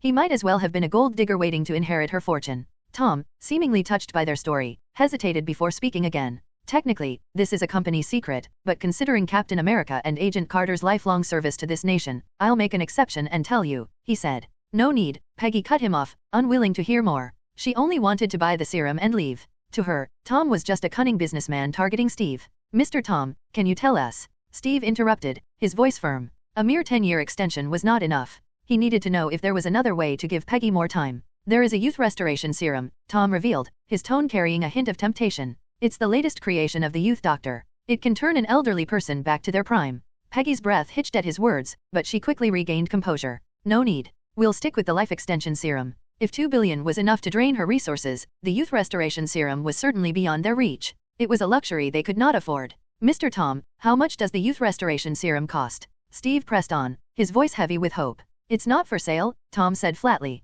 "The materials are rare. Only core members of the Devil Group can purchase it. It costs 10,000 contribution points." Tom had proposed the contribution point system to maintain order as the Devil Group expanded. It was a mechanism for measuring value and motivating members to increase the group's power. Within the group, members were ranked from level 3 to level 1, with core members at the top. Access to items varied based on rank, including demonic abilities, advanced weapons, and even Iron Man suits, Tony Stark's discarded models, which were still highly coveted. "How does one become a core member?" Steve asked, his voice low but resolute. He was aware that he was stepping into unknown territory but had no other choice. "Steve, I've lived long enough. 10 extra years is more than enough," Peggy reassured him, squeezing his hand gently. "But it's not enough for me," Steve murmured. "I want to dance with you. Go on dates with you. I want to." His voice trailed off in pain. Peggy was the last person he had left in this world, and he could not let her go. Peggy sighed softly, a determined glint in her eyes. "If they had to face this together, so be it. Normally, you'd start as a level 3 employee and work your way up," Tom explained. "But I doubt you two have that kind of time. There is another way: you can be directly recommended by a core member. If the leader approves, you become a core member instantly." "Mr. Tom, are you a core member?" Steve asked hopefully. "Of course. I was lucky enough to earn the leader's favor. Otherwise, I'd still be stuck at level 1, Tom admitted, feeling grateful for having joined early when the group was just forming. The Devil Group's benefits were simply too good to pass up.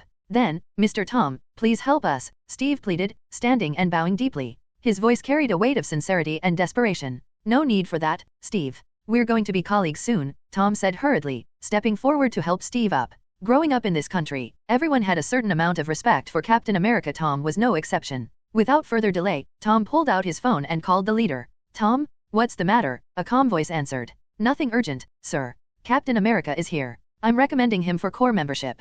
Do you approve? Captain America? What does he want? The youth restoration serum. I'll be right there. The moment Tom ended the call, Steve couldn't hold back. Mr. Tom, is that all it takes? Just a little more waiting, Tom replied. As soon as he finished speaking, a portal appeared beside them. From the swirling light stepped Chino, wearing casual beach shorts, radiating an air of ease and authority. Steve Rogers. Peggy Carter, Chino greeted, his gaze settling on the couple. Demon King, I want to join the Devil Group, Steve declared, clenching his fists as if holding on to his last hope.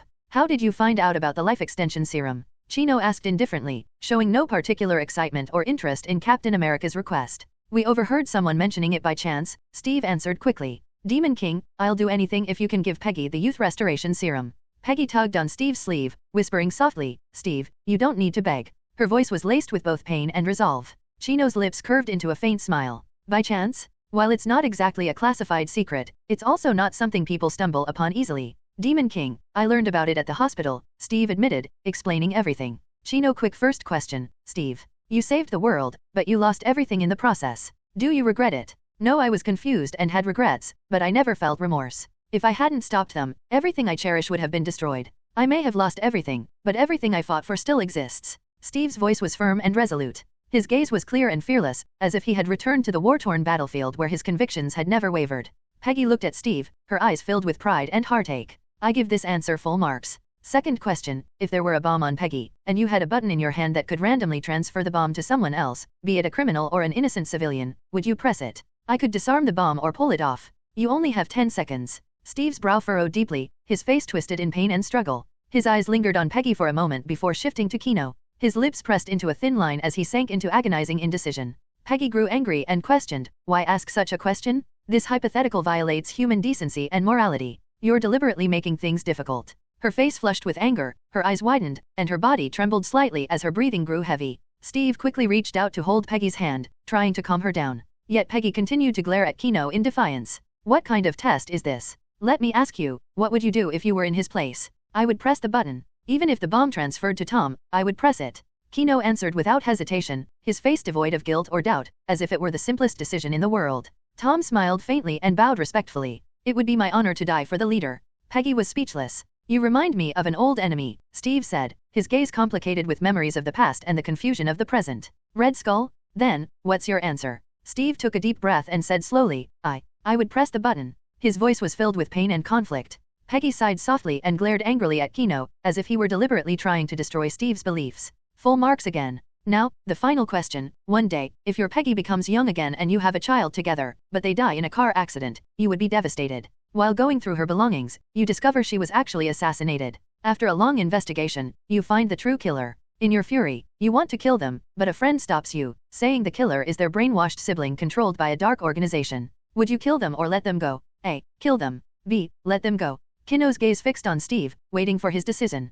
Peggy, puzzled, thought the question was similar to the previous one. Why was Chino asking it again? A car accident? This method of death felt eerily familiar. A dark organization. Brainwashing. Peggy's aging mind worked hard to recall where she'd encountered this before. Her brows furrowed in concentration as she searched her memories. Meanwhile, Steve, still shaken by the previous question, didn't hesitate as much this time. I choose A. Kill them, he said with cold determination. Steve, wait. Peggy's pupils shrank as she tried to stop him, but it was too late. Her outstretched hand froze midair. Chino clapped his hands and smiled. 3 questions, all full marks. Congratulations, Steve. You're hired.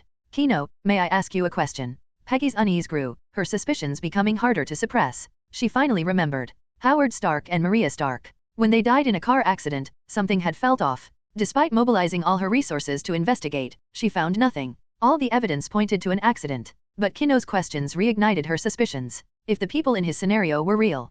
Peggy's body trembled slightly, her eyes filled with shock and anger. Steve noticed her reaction and held her hand tightly. Chino nodded. Howard and Maria didn't die in an accident. They were assassinated. That's right. And their son still believes it was an accident. Steve's breath caught in his throat, his eyes glazed over in shock. The questions replayed in his mind. If the dark organization was Hydra, and the victims were Howard and Maria, then, he was the one who had been manipulated. Why? I destroyed Hydra? Who was brainwashed? His voice trembled as he demanded answers, though he already feared the truth. James Buchanan Barnes. No, you're lying? Hydra is gone. If they're still alive, then what was the point of all my sacrifices? Steve sprang to his feet, his body trembling with rage, his eyes bloodshot. His enemies were still alive. His best friend killed his benefactors. And the son of his benefactors knew nothing about it. The weight of these revelations struck Steve like a hammer, shaking his resolve to its core. Kino, satisfied with Steve's torment, turned to Peggy. Why don't you tell him yourself? Peggy sighed heavily and whispered, Operation Paperclip.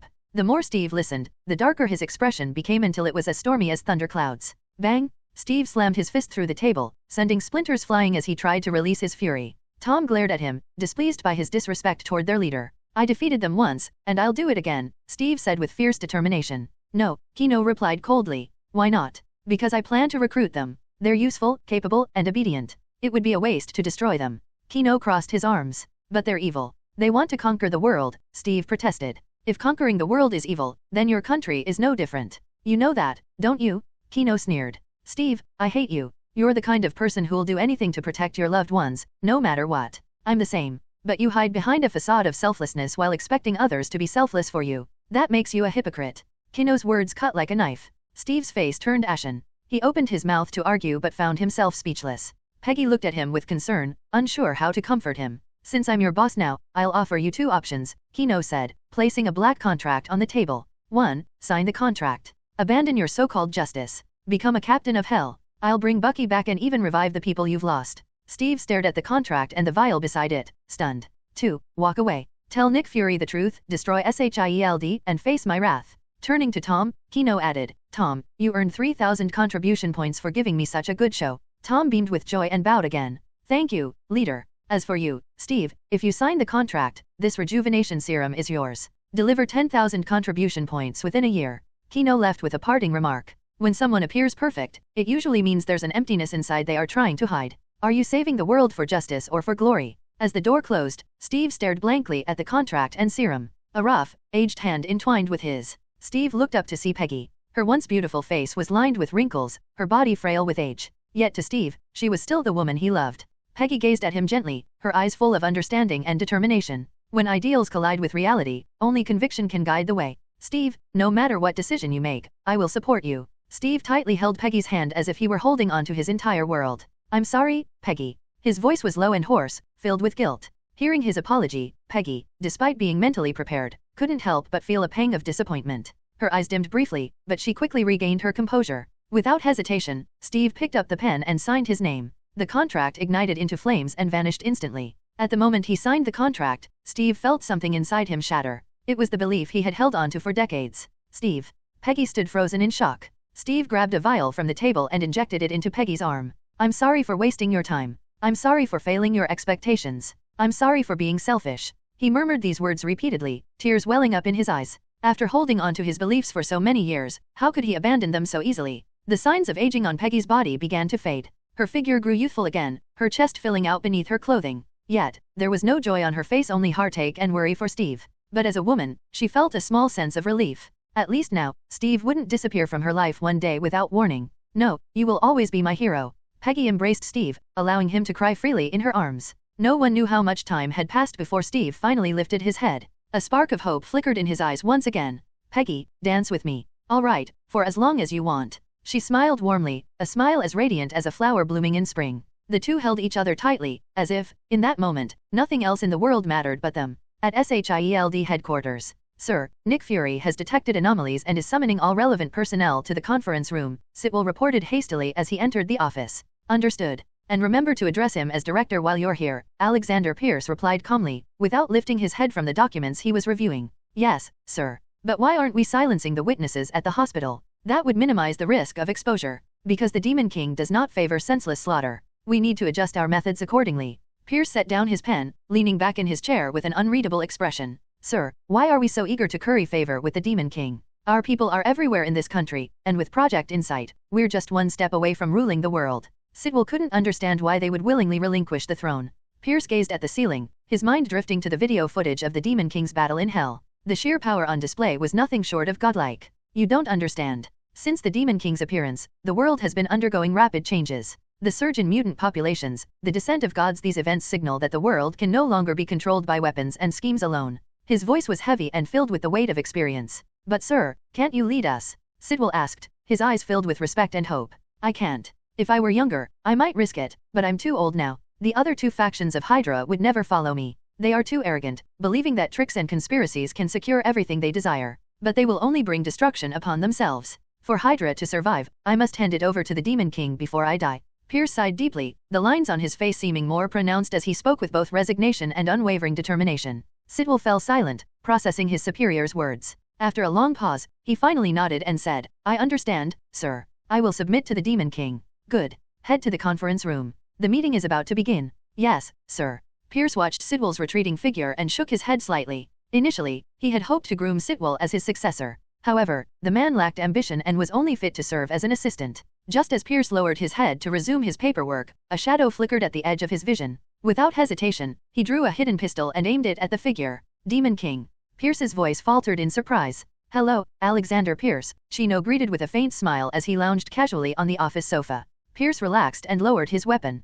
Composing himself, he walked over and began brewing tea as if hosting an old friend. You really should announce yourself, sir. I would have prepared something special, Pierce said smoothly in fluent Mandarin. Chino's smile deepened. It was always pleasant to encounter someone so attentive. I just arrived. Your gift caught my attention, so I thought I'd drop by. As long as you're pleased, Pierce replied, inwardly relieved that he hadn't spoken ill of the Demon King earlier. Does Hydra have any interest in working for me? Chino asked, his tone casual but carrying undeniable authority. I would gladly serve, but the other two factions may not agree, Pierce responded carefully. I don't care about them. I'm asking about you. I am willing. Long live the Demon King, Pierce declared, rising to his feet and raising his right hand in a gesture of absolute loyalty. Chino produced a contract, and Pierce signed it without hesitation. Coordinate your personnel with Tom. Also, transfer S.H.I.E.L.ds Advanced Technology and Artifacts. By the way, do you still have the Tesseract? Chino inquired. Yes, my lord. It is currently in a secure facility under Nick Fury's supervision for energy weapon research.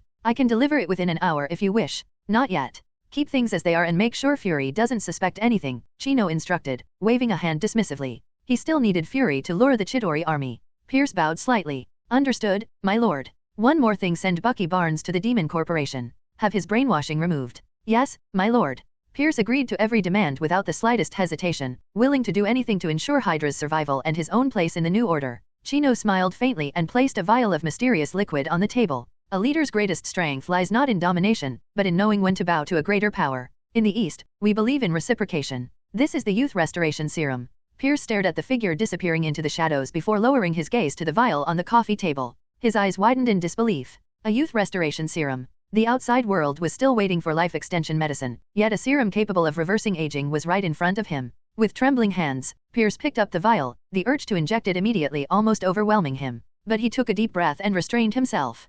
Carefully, he walked over to a concealed safe and locked the serum inside. It's not the right time yet. If I use it now, Nick Fury will notice something unusual. I have to be patient. He muttered to himself, beads of sweat forming on his forehead. Returning to his desk, Pierce attempted to focus on his paperwork. Yet his mind kept drifting back to the safe. After several futile attempts to concentrate, he sighed and stood up, smoothing his suit before leaving to find Nick Fury. In the SHIELD conference room, the atmosphere was thick with tension. Nick Fury was furious. His single eye blazed with rage, threatening to burn everyone present to ashes. Captain America and Agent Carter disappeared right under our noses? What the hell have you all been doing? His voice boomed through the room like thunder, making the assembled agents flinch. Director, everyone we stationed at the hospital was knocked out. The surveillance systems were disabled. We're doing everything we can to track them down. One agent, sweating profusely, spoke hesitantly. How long will it take to find them? I need an answer. Fury leaned forward, hands planted on the table, his presence almost suffocating. At best, a day, but if it's worse.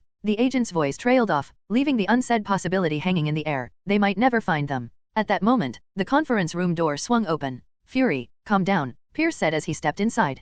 Captain America wouldn't vanish into thin air. Everyone, leave us. The agents exchanged glances before hastily exiting the room. No one wanted to stay under Fury's burning gaze any longer. Pierce, it's not just about Captain America disappearing. Everyone at the hospital was neutralized without raising an alarm. SHIELD may have been infiltrated. Nick Fury's face darkened as he paced the room. Who do you suspect? Pierce's sharp gaze locked onto Fury. The Demon Corporation, foreign operatives, it could be anyone. And considering the scale of the breach, it wasn't just one person. Right now, I don't know who to trust. Do you trust me, Fury? Of course, Pierce. Nick Fury stopped pacing and looked at his old friend. Pierce, a World Security Council member, had been a key ally through countless crises. If he couldn't trust Pierce, who could he trust? Leave this to me. I'll find them. Pierce, it's dangerous. Please. We survived the Himalayas together. I handled that mission with you slowing me down. A few infiltrators won't stop me. The two men shared a rare smile, a reminder of the battles they'd fought side by side and the trust they had forged. Suddenly, the door burst open again. Director, Captain America and Agent Carter have been located. Where? At the Stork Club dancing. And Agent Carter looks like her younger self. What? At the White House. Matthew leaned back in his chair after finishing his paperwork, stretching his rejuvenated body. After using the limb regeneration serum, all his physical ailments had vanished. It felt like he was in his prime again. He exhaled contentedly and opened his laptop, typing a secret web address with practiced ease. The online marketplace displayed an array of tantalizing products, life extension serums, superpowers, advanced weapons. He could only sigh in frustration. Despite his position, he couldn't afford any of it. His contemplation was interrupted when the door slammed open. Startled, Matthew dropped his mouse and glared at the intruder. Colonel Stryker. Stryker pushed a wheelchair carrying a vacant-eyed man, and behind him followed a woman in a black tactical suit. Her elongated, claw-like fingers dripped with blood, staining the plush white carpet with crimson spots. A sense of dread crept up Matthew's spine. What do you want, Colonel? To save you, Mr. President. You've been deceived by Satan. Stryker's eyes gleamed with unhinged fanaticism. And how exactly do you plan to save me? This is my son, Jason. He's a mutant. His power allows him to create illusions. I discovered his spinal fluid can be turned into a serum that controls minds. You need to change your perspective, Mr. President. You're insane. Matthew roared, veins bulging with rage. He knew about Stryker's X-weapon program. But to experiment on his own child and now target the president? You will understand. Mutants are a threat. Satan's schemes are real. Once I eliminate all mutants, I will be this nation's savior. Stryker pulled out a syringe, advancing toward Matthew. The president's expression turned cold. Shadow Core. Kill them? From the room's dark corners, several throwing stars shot out like lightning. Before Stryker could react, the blades pierced Jason's temple, neck, and heart. Jason's lifeless body twitched once, and a fleeting trace of relief crossed his face. The bloodied woman lunged toward the shadows, but three black-clad ninjas emerged, surrounding her in a deadly formation. The battle was swift and brutal. Though the woman fought ferociously, the ninjas' precise teamwork exploited every weakness. Her healing ability kept her standing, but their relentless strikes slowly wore her down. When two of them locked her arms in place, the third ninja struck with the blunt edge of his sword. A metallic clang echoed as the blow smashed into her skull. Her body trembled, then collapsed. Even as she lay twitching, the ninjas stood ready, their blades dripping crimson. Fanaticism blinds even the most intelligent minds, turning them into instruments of their own destruction. The battle was over in less than a minute. Matthew slowly stood up and walked over to the stunned Stryker. He took the serum from Stryker's hand, glanced at it, and then, with a sneer, tossed it into the trash can. Garbage product. Stryker, is this all you've got? You're being protected by mutants? You've truly been deceived by Satan. Even now, Stryker remained stubborn, convinced that his ideology was righteous. You idiot, this is the security service of the Demon Group. As the president, what's wrong with hiring a few bodyguards? Matthew chuckled in disdain. That's right, he had used his entire $30 million budget to hire bodyguards. Being the president was a high-risk job. Without a few extra guards, he felt unsafe. As he thought about this, he couldn't help but sigh in frustration. Even the president is broke.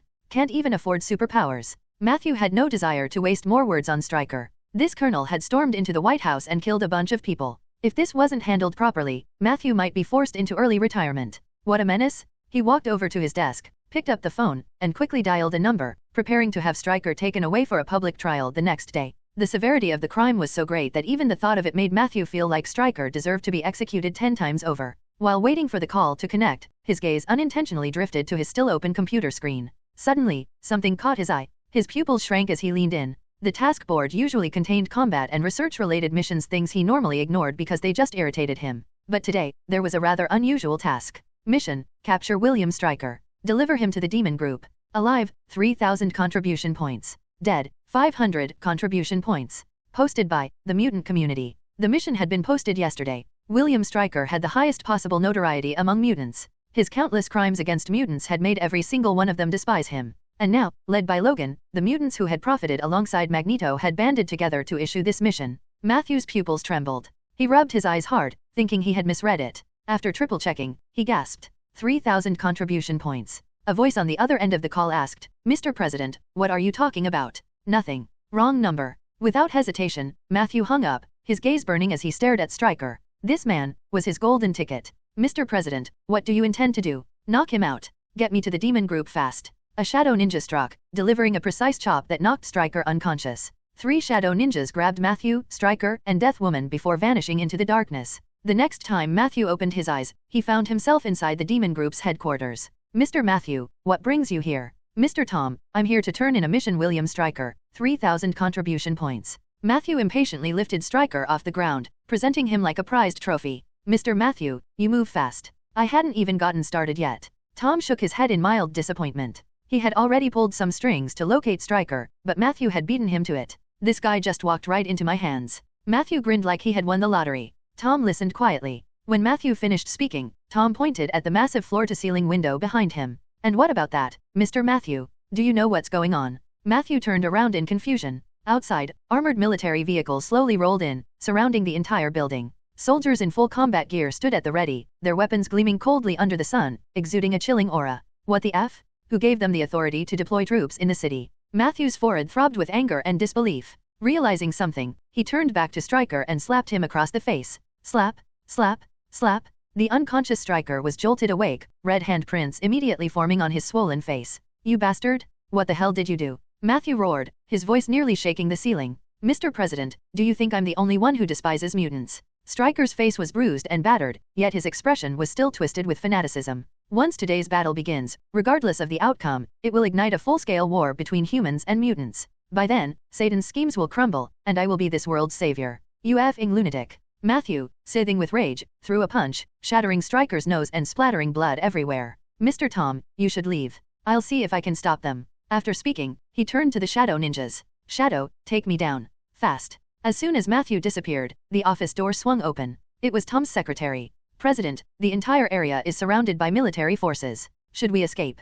Call me acting president. Tell everyone to keep working. Double today's salary. And think about who we work for. What's there to fear? Yes, acting president. The secretary gazed at Tom with admiration. That kind of unwavering confidence was truly captivating. Tom chuckled and shook his head before returning his gaze to the chaos below, watching with amusement. Meanwhile, Matthew had reached the front lines, blocking the soldiers' path. I am the president. Who gave you the orders to deploy? Bring them here immediately. Matthew's voice boomed with fury and authority. Yet, the soldiers stared at him with empty eyes, completely unresponsive. Then, their radios crackled to life. Command, kill him. The lead soldier raised his rifle. In Matthew's horrified gaze, flames erupted from the barrel, spitting bullets toward him. Suddenly, dark shadows surged from beneath his feet, gripping his ankles tightly and yanking him into the abyss. In the blink of an eye, Matthew reappeared inside the office. He bent over, hands on his knees, gasping for breath, his chest rising and falling violently. One thought echoed in his mind. Damn, that 30 million was money well spent. You bastard! You used that useless serum on the soldiers, didn't you? Matthew glared at Stryker, his eyes blazing with fury. For a useless product, it worked quite well, didn't it? Though the diluted version shortens the duration, it's enough. During that time, they are fearless and will execute orders with absolute obedience. Stryker's face twisted into a crazed grin, completely devoid of remorse. Quote of the chapter: the most dangerous enemy is the one who believes he is a hero. That kind of potion, if it's as effective as you claim, does have some value. Selling it to Dr. Banner should fetch around 100 to 200 contribution points, Tom commented calmly. That much? Matthew's eyes widened in shock. He suddenly recalled the potion he had casually thrown into the trash, and a look of regret appeared on his face. But he quickly snapped out of it. Mr. Tom, why are you still here? Never mind. Shadows, take him along. We're heading to the White House. No need. The Devil Corporation's defenses aren't weak enough to be breached by just a handful of people. Tom declined Matthew's offer. Could it be that the Demon King has returned? If such a small commotion required the leader's intervention, we'd be too useless, Tom replied nonchalantly as he pulled out his phone. Mr. Flint, please subdue them. You can exchange them with the president for money. Understood, Flint responded. After ending the call, he slowly walked toward the entrance, his gaze fixed on the approaching soldiers. A smirk formed on his lips. Having been idle for so long, he was excited to finally put his powers to use. He couldn't wait to showcase his abilities. Matthew was still confused when he noticed, through the floor-to-ceiling window, that a massive sandstorm had suddenly risen below. The storm engulfed a 3-kilometer radius around the skyscraper, sending soldiers tumbling in all directions. The wind howled fiercely, roaring like a beast ready to devour everything in its path. At the same time, fine grains of sand, as if they had a will of their own, slipped into the gaps between the firearm components, jamming them completely. Open fire freely, charge into the building. The soldiers followed orders, but they couldn't even pull the triggers of their weapons. Frustrated, they began using their guns as clubs, blindly rushing toward the skyscraper. Flint controlled the sand, creating an overwhelming force that grabbed each soldier and buried them in a massive sand pit, leaving only their heads exposed. The soldiers struggled instinctively, trying to break free and charge forward, but the sand continued to tighten around them. Flint increased the pressure, compacting the sand around their bodies until they could no longer move. It didn't take long before every soldier was subdued. Trapped in the sand, they gasped for breath, their eyes filled with fear and helplessness. What? How did we end up here? I think the general invited us for a drink. Damn it! This is the Devil Corporation? We've been controlled. This has to be a dream. Due to their intense struggle, the effects of the drug wore off faster, and the soldiers gradually regained their senses. When they recalled what they had just done, despair washed over their faces. They had offended the Demon King. Were they headed straight to hell? As the sandstorm gradually dissipated, the sand obediently retreated to the sides, settling into the nearby beach park as if nothing had happened. Flint walked steadily toward an armored vehicle, where someone inside was still making a last-ditch effort to resist. Move already. Lieutenant General Nathan frantically tried to start the vehicle. Watching the monster approaching on the screen, sweat poured down his face. Flint reached the back of the vehicle and effortlessly tore off the handle with one hand. Surrender. It'll make things easier for me, he said coldly. Bang, bang, bang. The response was a hail of bullets that riddled Flint's body with holes. Why won't you monsters just die? Nathan screamed hoarsely, clutching his rifle. Flint ignored the wounds on his body. Instead, he pulled out his phone from his pocket. His expression suddenly turned even more terrifying than Nathan's because his phone had a bullet hole in it. I was supposed to call my daughter tonight, he muttered darkly. Then, with an enraged roar, he charged into the vehicle. Watching the shaking armored truck from above, Matthew hesitated before asking, "Does Mr. Flint have that kind of hobby?" "Not at all. He's just angry," Tom replied, shaking his head with a smile. "Mr. Matthew, have you prepared the payment?" "What payment?" Matthew blinked, confused. "Today, your soldiers stormed into the Devil Corporation's headquarters, attempted an assassination, offended the leader's authority, damaged valuable sand landscapes, frightened our employees.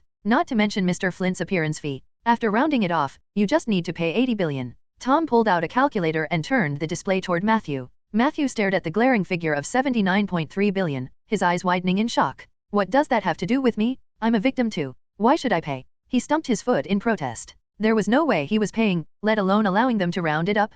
"Because you are the president. Their actions could be considered a declaration of war against our leader. You wouldn't want to experience a real demonic invasion, would you?" Tom continued to smile, but that smile sent chills down Matthew's spine. "I understand, but I'll need a few days to arrange the payment." Matthew forced himself to remain calm. There was no way he was paying that amount alone. He needed to find others to share the cost. "That's fine. But if you delay payment beyond 3 days, there will be interest. Mr. Kino really struck gold when he made you the acting CEO. Thank you for the compliment. That is the highest form of praise for me." At the beachfront villa, Kino suddenly appeared in the kitchen. "Pamela was preparing a vegetable and fruit salad while you helped out. Venom and the little ones were upstairs. Jean Grey was sitting on the sofa, chewing on a cucumber, glaring resentfully at Jean. She was muttering complaints about Jean refusing to apply sunscreen. Where have you been, Kino?" Gwen asked while grilling meat. "A new recruit joined the company. I went to check on them. Here, let me handle it."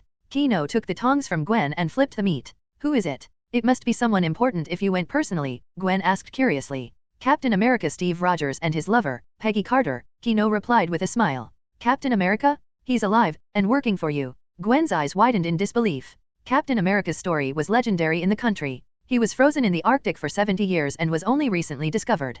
Kino briefly explained Steve and Peggy's story. Of course, he left out the part where he had personally shattered Steve's beliefs. "That's so touching. Ms. Carter waited for him all these years." Gwen's eyes welled up with tears, deeply moved by their love story. "Do you think I could ask them for an autograph? You're their boss's wife. If they refuse, they might as well quit the company?" Kino smirked. "Hey, that would be blackmail." Gwen playfully rolled her eyes at him, her cheeks slightly flushed. Despite her protest, there was a hint of sweetness in her gaze. Seeing that Pamela was almost done with the preparations, Kino called out upstairs. "Venom, bring the kids down for dinner." Coming. In no time, Venom led a group of little ones downstairs. But this time, there was an extra child, a cold-eyed little girl silently following behind. Amidst the lively atmosphere, she seemed out of place. Quote of the chapter: "Death has a way of coming due, whether in money or blood. 10 minutes ago. Nina, can I hold you?" Venom squatted among the children, looking at her with eager anticipation. "Sure, Auntie Venom." Nina responded obediently. Surrounded by a group of kids, Venom looked completely satisfied, her face beaming with happiness.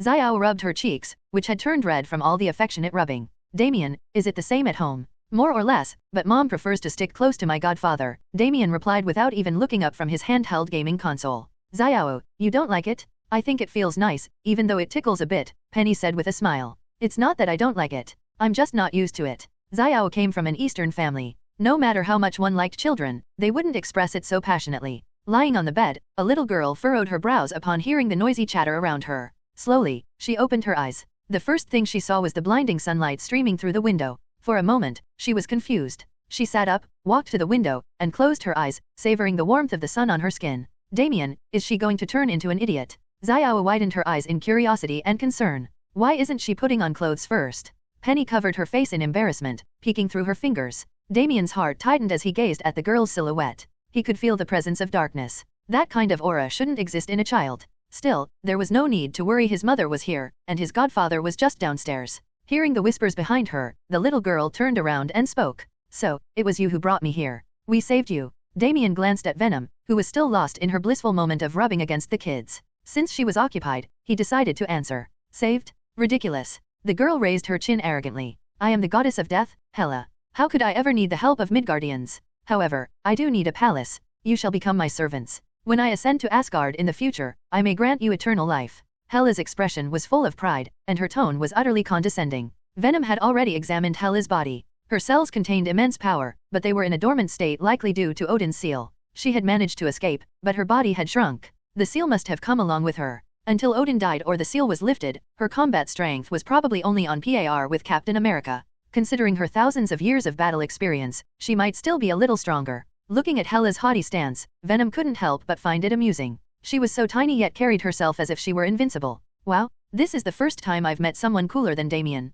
Goddess of Death, Hela, just the name sounds so cool. I want a title too. I'll be the Queen of Darkness, Xiao. Xiao announced excitedly. Xiao, I want to be the Queen of the Desert, Penny. Penny thought of her father's incredible ability to control sand and wondered if she would inherit that power when she grew up. Her eyes sparkled with anticipation. Having finally escaped Venom's affectionate grasp, Nina, with her messy hair, excitedly joined in. Then I'll be the Queen of Beasts, Nina. Damien, however, remained vigilant, carefully observing Hela's increasingly dark expression. You dare mock a god? I sentence you to death. Hela waved her hand in fury. Silence. Nothing happened. My divine power. Hela's eyes widened in disbelief as she stared at her hand. Only then did she finally realize her situation. Her body had shrunk, and her powers were sealed. Damn you, Odin. You refuse to let me go, even now? One day, I'll cut off your head. Hela roared with resentment and hatred toward the sky outside the window. Odin? Isn't that the Norse god from my bedtime stories? In the myths, Hela is described as really ugly. But this Hela is quite beautiful. Hela's outburst didn't scare the children at all.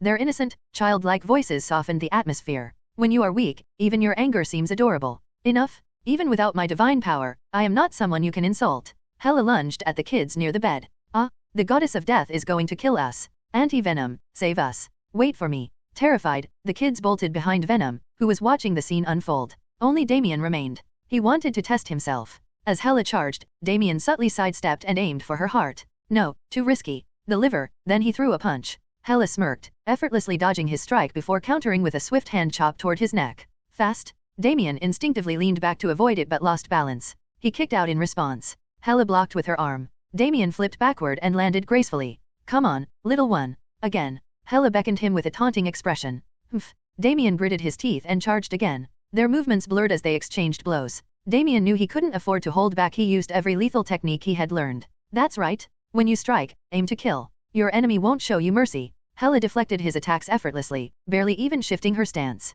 Even without divine power, her thousands of years of combat experience and Asgardian physiology put her far beyond Damien's reach. The children peeked out from behind Venom. Damien is amazing. Xiao's eyes gleamed with admiration. But I think he's losing, Nina noted as she watched Hela switch to fighting with just one hand. Anti-Venom, should we stop them? Penny tugged on Venom's sleeve, her face full of worry. No need. Damien, you got this. Venom clenched her fists and cheered loudly. Damien's face was drenched in sweat. The sensation of having all his moves read was unbearable. Stop, little one. Your body is too weak. Hela frowned as Damien's attacks began to slow. Damien didn't respond. He gritted his teeth and pushed forward. Such a stubborn child. The moment Hela finished speaking, Damien's vision blurred. In an instant, he was airborne. Smack. Lying on the ground, Damien gasped for air, his chest heaving. Seeing their friend lose, Xiao rushed forward without hesitation. Nina and Penny followed suit. Damien lost? You're not allowed to hit him anymore. Xiao spread her arms wide, standing protectively in front of Damien. Nina and Penny joined her, forming a small barrier. Only then did Hela realize she had just fought a child. Back in Asgard, this would be no different from bullying a newborn baby. A trace of embarrassment and regret flashed across her face. It must be Odin's damn seal messing with her mind? Quote, strength alone does not command respect, it is how you wield it that defines you. Hela found it difficult to apologize, unable to lower her pride. Thus, the situation remained at a standstill. An awkward silence filled the room, and no one spoke to break it. That was until Kino's voice rang out from downstairs. Venom responded briefly, all right, little cuties, get ready to come down for dinner. Venom then tossed a piece of Damien's clothing toward Hela. Put this on and come down to eat. Hela glanced at Venom. This place did not seem ordinary. She decided to observe for now. When she finally descended the stairs, her body stiffened abruptly as her gaze landed on the red-haired woman seated on the couch. An immensely powerful woman. This was a presence she had only ever felt from Odin himself. Could Midgardians truly produce beings this powerful? Her heart filled with shock and doubt, and her expression turned unusually serious. She continued scanning the room, scrutinizing each individual. Each person radiated strength. Then, her gaze locked onto one particular figure, and her brows furrowed deeply. This person carried the aura of hell. A demon? Yet, they felt weak. Venom took Kino's hand and transmitted the recent memories to him. The goddess of death Hela. How had she escaped? Kino frowned, puzzled. All right, everyone, wash your hands and get ready for dinner. There's plenty of delicious food tonight. Quickly setting aside his thoughts, Kino put on a warm smile and called out to the children. To his surprise, even Hela obediently followed. Hela, behaving? Kino found it odd. Oh, a feast. Xiao cheered as she gazed at the lavish spread on the table, her eyes sparkling with excitement. Penny and Nina were no different. Being children, they had already forgotten the earlier unpleasantness. As everyone took their seats, Dark Phoenix locked onto a giant plate of garlic crab, her mouth watering uncontrollably. Jean, seated beside her, sighed and wiped her drool away. Let's eat. The moment Kino gave the word, Dark Phoenix eagerly grabbed 2 massive crab claws, devouring them with enthusiasm. Watching her eat in such an unrestrained manner, Hela's eye twitched. This woman was supposed to be on Odin's level? Or was the food truly that good? Hesitating for a moment, Hela reached for a crab leg, her movements slightly clumsy as she cracked it open. The moment she took a bite, her eyes lit up. Delicious? Wasn't Midgard only known for roasting meat and stews? Had things really changed so much over the millennia? Astonished, she unknowingly began eating faster. After a while, Hela picked up a drink and took a sip. Do you have any alcohol? She directed the question at Kino. She had already determined that this seemingly weak man was the true master of the house, someone even that powerful red-haired woman deferred to. We have white liquor, beer, and red wine. What do you prefer? Whatever's strongest. White liquor, then. Kino retrieved a bottle of Wolyanjai from Hell and handed it over. Hela hesitated. He freely opened a gate to Hell? Was this man a Hell Lord? Had the Sorcerer Supreme perished? Xiao, seeing that Hela was getting alcohol, wanted to try it as well. She raised her hand eagerly. I want to drink some too. No. Why can she drink, but I can't? Because she's an adult. Say one more word, and I'll call your Uncle Dragon. Xiao shrank back at that. She did not want to deal with her uncle's endless nagging. Gwen and Pamela also gave Hela a curious glance when Kino handed her the alcohol. Judging by her practiced drinking motions, she was clearly another long-lived being just like she. This is strong stuff. Hela downed an entire cup in one go and instinctively raised it to smash it. Earth doesn't have the habit of breaking cups after drinking. If you do, be prepared to drink straight from the bottle. Kino's voice was calm.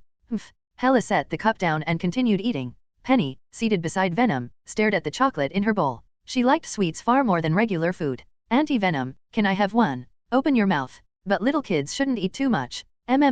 So sweet. Kino noticed that Damien seemed absent-minded, still affected by his earlier defeat. He leaned over and whispered, Hela has lived for at least 3,000 years. In terms of combat skill alone, even 10 Raz Al Ghuls wouldn't match her. 3,000 years. Damien looked at Hela, who was still drinking and eating heartily, his expression one of disbelief. But he quickly regained his composure and resumed eating. If she had lived for over 3,000 years, it would have been truly odd not to lose against her. That thought put him at ease. Meanwhile, Xiao noticed Kino was distracted and nudged Nina. Nina, block his view for me. What are you up to? Though confused, Nina still straightened her posture as requested. However, their little scheme was laughably obvious to the enhanced individuals around them. Curious, the others observed silently to see what Xiao was up to. She sneaked over to Hela and whispered, Hela, can I have a sip? At this, Hela smirked mischievously and handed over her cup. Sure. Thanks. Xiao took it, sniffed, and finding the smell tolerable imitated Hela, taking a large gulp. Ugh. Her eyes widened in shock. Immediately, she shoved the cup back into Hela's hands and bolted to the bathroom to spit it out.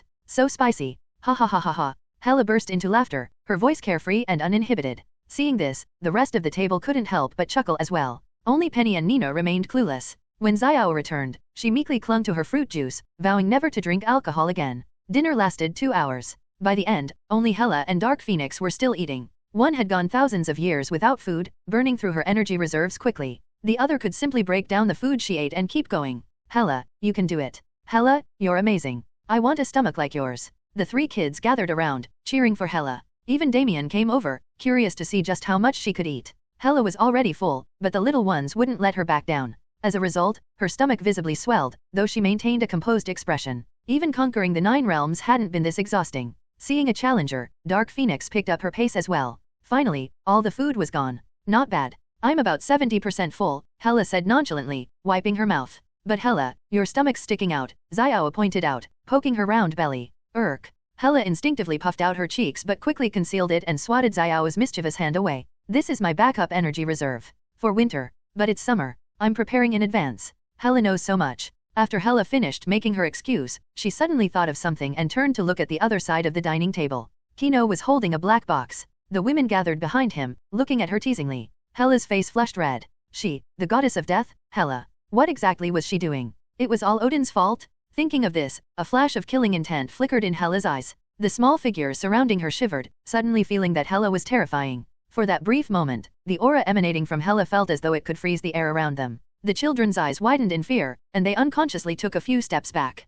Damien also looked at Hela with terror. Just how many people had she killed to possess such intense murderous intent? Kino suddenly spoke up. Kids, after you're done eating, go outside and play. Pamela, Gwen, take care of them. All right. The two understood that Kino wanted to discuss something and led the children out.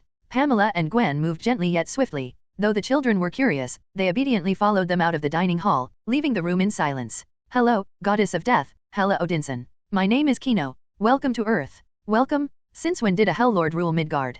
Did Odin and the Sorcerer Supreme agree to this? Hela tried to exude the dignity of a goddess of death, but her round little belly somewhat ruined the effect. I do not rule Earth. I am welcoming you as a human. Human? It doesn't matter, Hell Lord. No matter what schemes you have, how about making a deal? What kind of deal? Help me return to Asgard. In the future, when I kill Odin, I can help you kill the Sorcerer Supreme. Then you can truly rule Earth. As long as she could reconnect with Asgard's energy, the divine power sealed within her would be restored. Hela's eyes gleamed with intense desire and ambition as she stared at Kino, waiting for his response. I refuse. Why? Returning me to Asgard isn't difficult for you. What will you do once you're back in Asgard?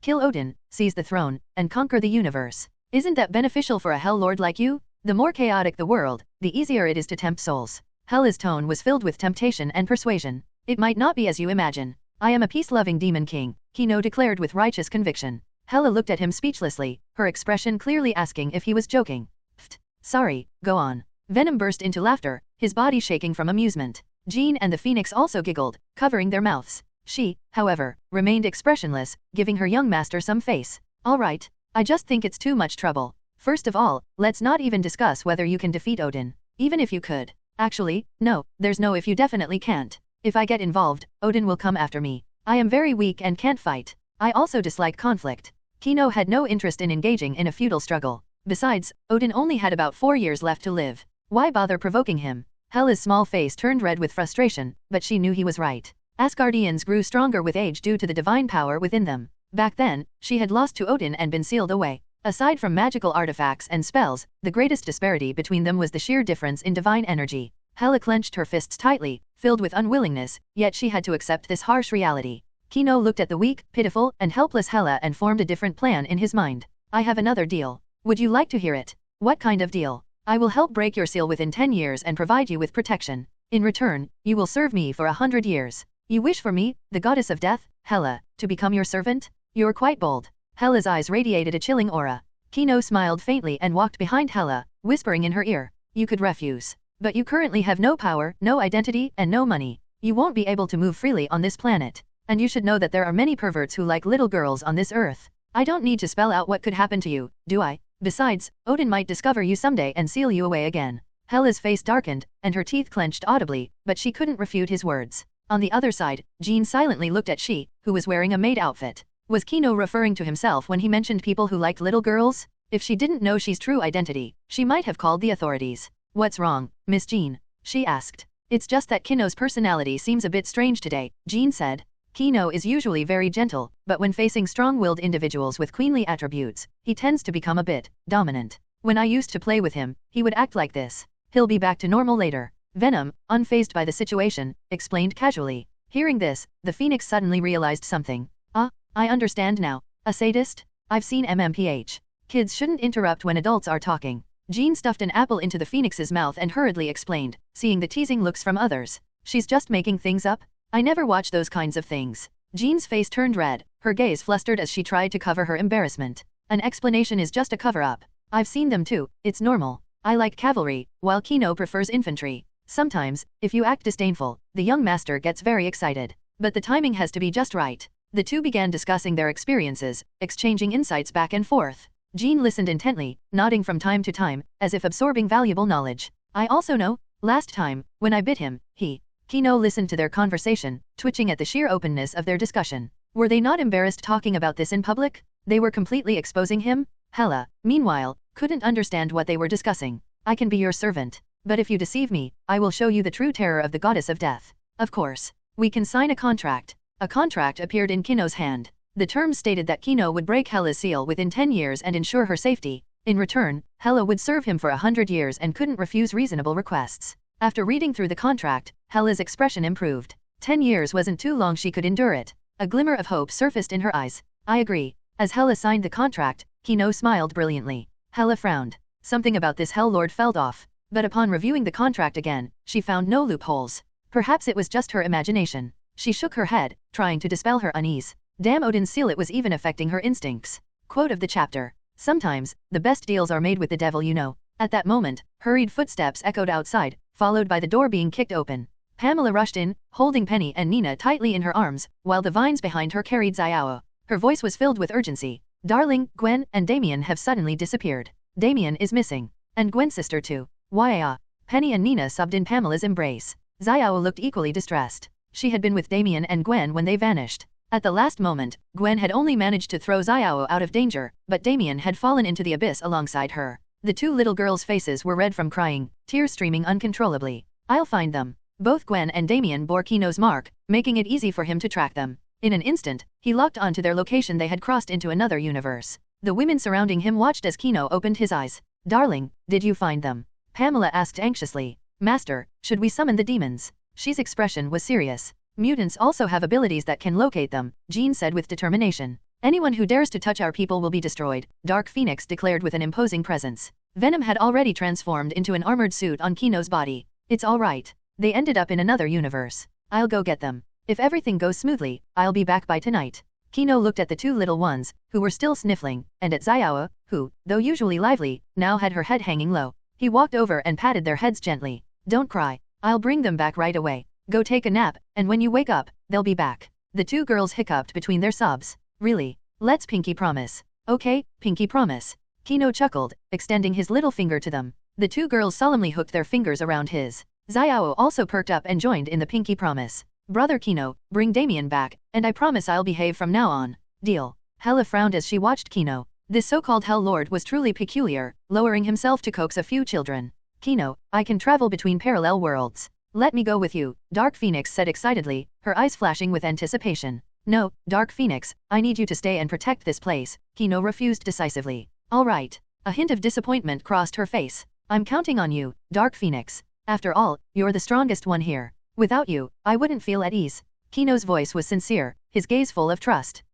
Fine. Since I'm the strongest, I'll guard this place, Dark Phoenix said proudly, straightening her back as a powerful aura radiated from her. Kino turned to Pamela, who still carried a look of guilt for failing to protect Gwen, whom she considered a sister. Pamela, don't worry. I'll bring them back soon, he assured her. Darling, come back quickly. Pamela kissed Kino gently before he departed. With a farewell kiss, Kino activated a portal. The Superman insignia on his chest shone brightly. As he vanished, Hela stared in shock at the space where he had disappeared. What was that feeling? It was as if a god was breaking free from the shell of an insignificant ant. And he dares to call others the strongest? The truth is, he is the strongest one of all. Such a cunning Hell Lord. Gwen held tightly onto Damien as they plummeted through a dazzling corridor of multicolored lights. Damien, hold on tight. Gwen shouted. After confirming he was secure, she raised her right hand. A sleek, uniquely designed bracelet adorned her pale wrist, embossed with a white spider emblem. Ghost. Spider. Suit. No response. Damien looked at her, equally puzzled. Gwen's face flushed red in embarrassment.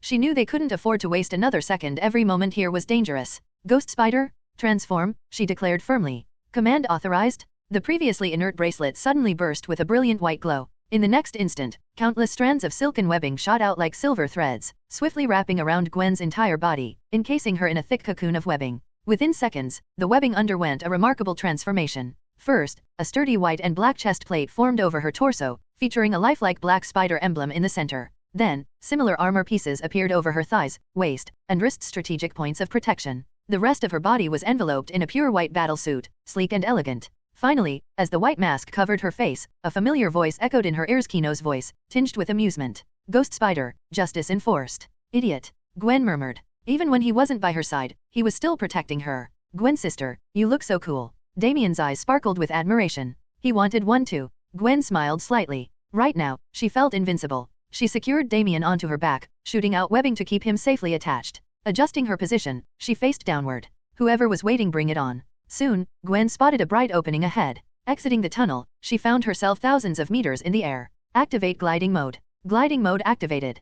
Thin, durable membranes extended from her hands and legs. Gwen carefully controlled her descent, feeling the air currents against her as she soared through the sky. Though she made an easy target, she had Damien with her, and she wasn't sure he could endure extreme centrifugal forces. Where is this place? The architecture seemed familiar, but the neon lights and exaggerated color schemes were different from their original world. Gwen landed atop a skyscraper. Damien pointed at a giant screen behind them. Gwen sister, look, it's a red Spider-Man. Gwen turned to see a golden-haired man on the large billboard. Spider-Man has been confirmed dead. His real identity was Peter Parker, aged 30. Did we end up in a parallel universe? Gwen could hardly believe it. Was traveling between worlds this easy? Damien pulled out his gaming device and began hacking into the local networks. What brand of gaming device, you ask? A one-of-a-kind Stark Industries special edition. He started gathering intelligence. Gwen sister, there's no Stark Industries here. No Demon Corporation, no Demon King, no Hulk, no Iron Man. Only one male Spider-Man who is already dead. We are definitely in another universe. Gwen furrowed her brows. But why did we cross over? It must be related to Spider-Man's death. That's your only common link. Until Godfather finds us, we need to investigate his death to uncover the truth. Damien's eyes gleamed with wisdom far beyond his years. I'm sorry, Damien, for dragging you into this. It's fine, Gwen sister. Traveling through parallel universes, this is a valuable experience. Even in the darkest times, justice finds a way to shine. A quiet neighborhood in Queens. Gwen and Damien had changed into warm clothing as they arrived at a modest residence. This is where Spider-Man lived, Damien said, reading the information displayed on his handheld gaming console. The internet was flooded with details about Spider-Man, his birth date, the schools he attended, his home address. There were even countless people claiming to be his close friends, and some outrageous ones claiming to be carrying his child. Right now, anything related to Spider-Man meant instant attention and money. I'll knock, Gwen said. Knock, knock, knock. She gently rapped on the door. Hello, is anyone home? My nephew is dead. I don't know anything else. You reporters need to stop harassing an old woman like me, came a tired and resentful voice from inside. Gwen frowned slightly. She understood that journalists would do anything for a scoop, but pestering Spider-Man's grieving family right after his death was beyond distasteful. Ma'am, you may not believe me, but I am also Spider-Man, Gwen said calmly. A few seconds of silence passed. The door creaked open, revealing a frail elderly woman with graying hair. Her eyes were swollen and red, filled with sorrow and exhaustion. Come inside. The old woman's gaze lingered on Damien, who appeared much younger than Gwen. She hesitated for a brief moment before stepping aside to let them in. Thank you, Gwen said politely. Thank you, Grandma, Damien added with a sweet smile. The old woman's stern expression softened slightly. Some of her wariness faded as she stepped aside. Just as Gwen was about to speak, her spider sense tingled. It wasn't a warning of danger, rather, it felt oddly familiar. Damien suddenly put away his gaming device and pulled out an obsidian dagger, looking toward the ceiling. Relax, kid. No need to be tense. A masked man wearing a black trench coat dropped from the ceiling. Nice to meet you. I hope we can get along, another voice spoke up. A black-haired young girl walked out of a room, followed by a mechanical spider-like robot.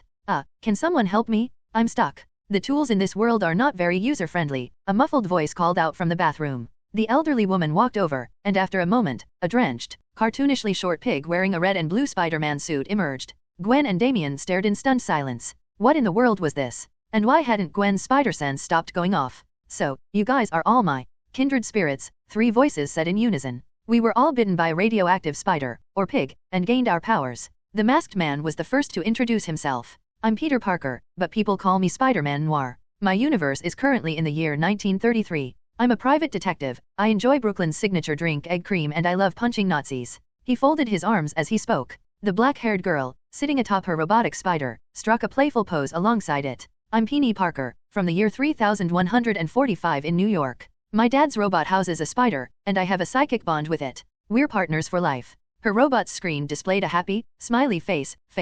Peony kicked her legs playfully, radiating an energetic and mischievous charm. I'm Peter Parker, the pig introduced himself. I work as a photographer for the Howl Daily News. On duty, I sniff out the juiciest headlines like a bloodhound. Off duty, I despise journalists. They're just vultures feasting on the carrion of society. His face scrunched in disgust, his distaste evident. I hate them, but I must admit it's because of them that we're here together, Spider-Man Noir noted. When did you all arrive here? Gwen asked, relaxing her stance. Damien sheathed his dagger. I got here yesterday. Thankfully, Aunt May took me in, Noir Spider-Man said, casting a grateful glance at the elderly woman. I arrived late last night, Spider-Ham said, wobbling his round body. I got here an hour before you, big sis. By the way, is this your kid?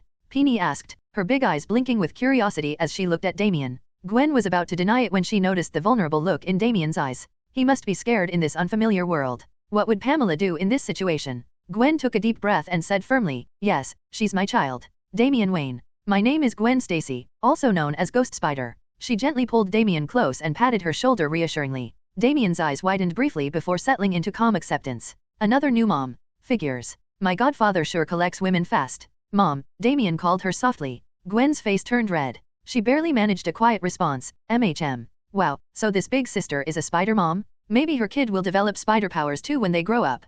Peony exclaimed excitedly. But she barely looks like an adult herself. If she had a kid at 15, I'd love to have a word with the father. Maybe introduce him to the barrel of my revolver, Noir Spider-Man said darkly. Only one kid? That's so few, Spider-Ham muttered in disappointment. Gwen coughed lightly to change the subject. Do any of you know why we're here? No idea. We just got here, Noir Spider-Man admitted. All eyes turned to Aunt May. She sighed. Follow me? She led them to a storage room and pulled out a key. When she inserted it into the lock, the ordinary wooden door opened to reveal an elevator. A secret base. Every Spider-Man has one, Noir Spider-Man commented. The group stepped inside. As the elevator descended, the spider hideout came into view. Various Spider-Man suits were displayed, along with an array of unique transportation devices. Aunt May approached a wall covered in notes and photos. 1 month ago, my nephew Peter Parker noticed an anomaly in this world's spacetime fabric. He investigated and discovered that Kingpin was trying to open an interdimensional portal. Peter went to stop him. I thought he'd come back, bruised but alive, as always. But her voice broke.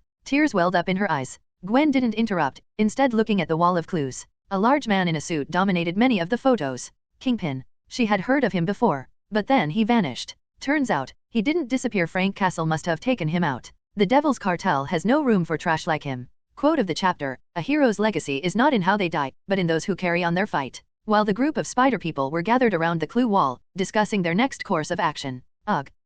Not again. Suddenly, Noir Spider-Man, Peony, and Spider-Ham collapsed, their bodies convulsing in pain as multicolored flashes flickered across them. Kill them? With Kingpin's command, his subordinates surged forward like a tidal wave, their battle cries echoing through the air. Determined to eliminate every possible threat, he had brought all of his men this time. This is going to be a tough fight. Noir Spider-Man pulled out his revolver, his gaze cold and unyielding. A series of gunshots rang out, and the foremost gangsters armed to the teeth collapsed with bullet holes in their foreheads. The rest of the mob hesitated, fear creeping into their ranks. Unlike the main universe Spider-Man and other traditional superheroes, Noir Spider-Man did not abide by a strict no-kill rule. His methods were ruthless and decisive, yet his ultimate goal was still to punish evil and uphold justice. One could say he was the Punisher's version of Spider-Man. As he suddenly leaped, several energy beams shot past him. Lasers. Never seen them before, huh? Black Spider. Tombstone sneered as he charged forward. The bullets from Noir Spider-Man's revolver only sparked against his hardened body. The two engaged in close combat. While Noir Spider-Man could defeat him, the presence of gangsters taking potshots from the sidelines made the situation even more dangerous. He had no desire to test the strength of those lasers firsthand. Meanwhile, Peony faced off against Scorpion. Little girl, are you gonna cry and call for your mommy? Scorpion's lower body and left arm were encased in a scorpion-shaped exosuit, equipped with shock bombs, tear gas, and acid-based attacks. The grotesque armor exuded a menacing aura, striking fear in those who dared face him. But Peony, piloting her SP/DR mech from the year 3145, refused to back down. I'll be the one making you cry. Scorpion swung his mechanical claw, launching a stream of acid toward her.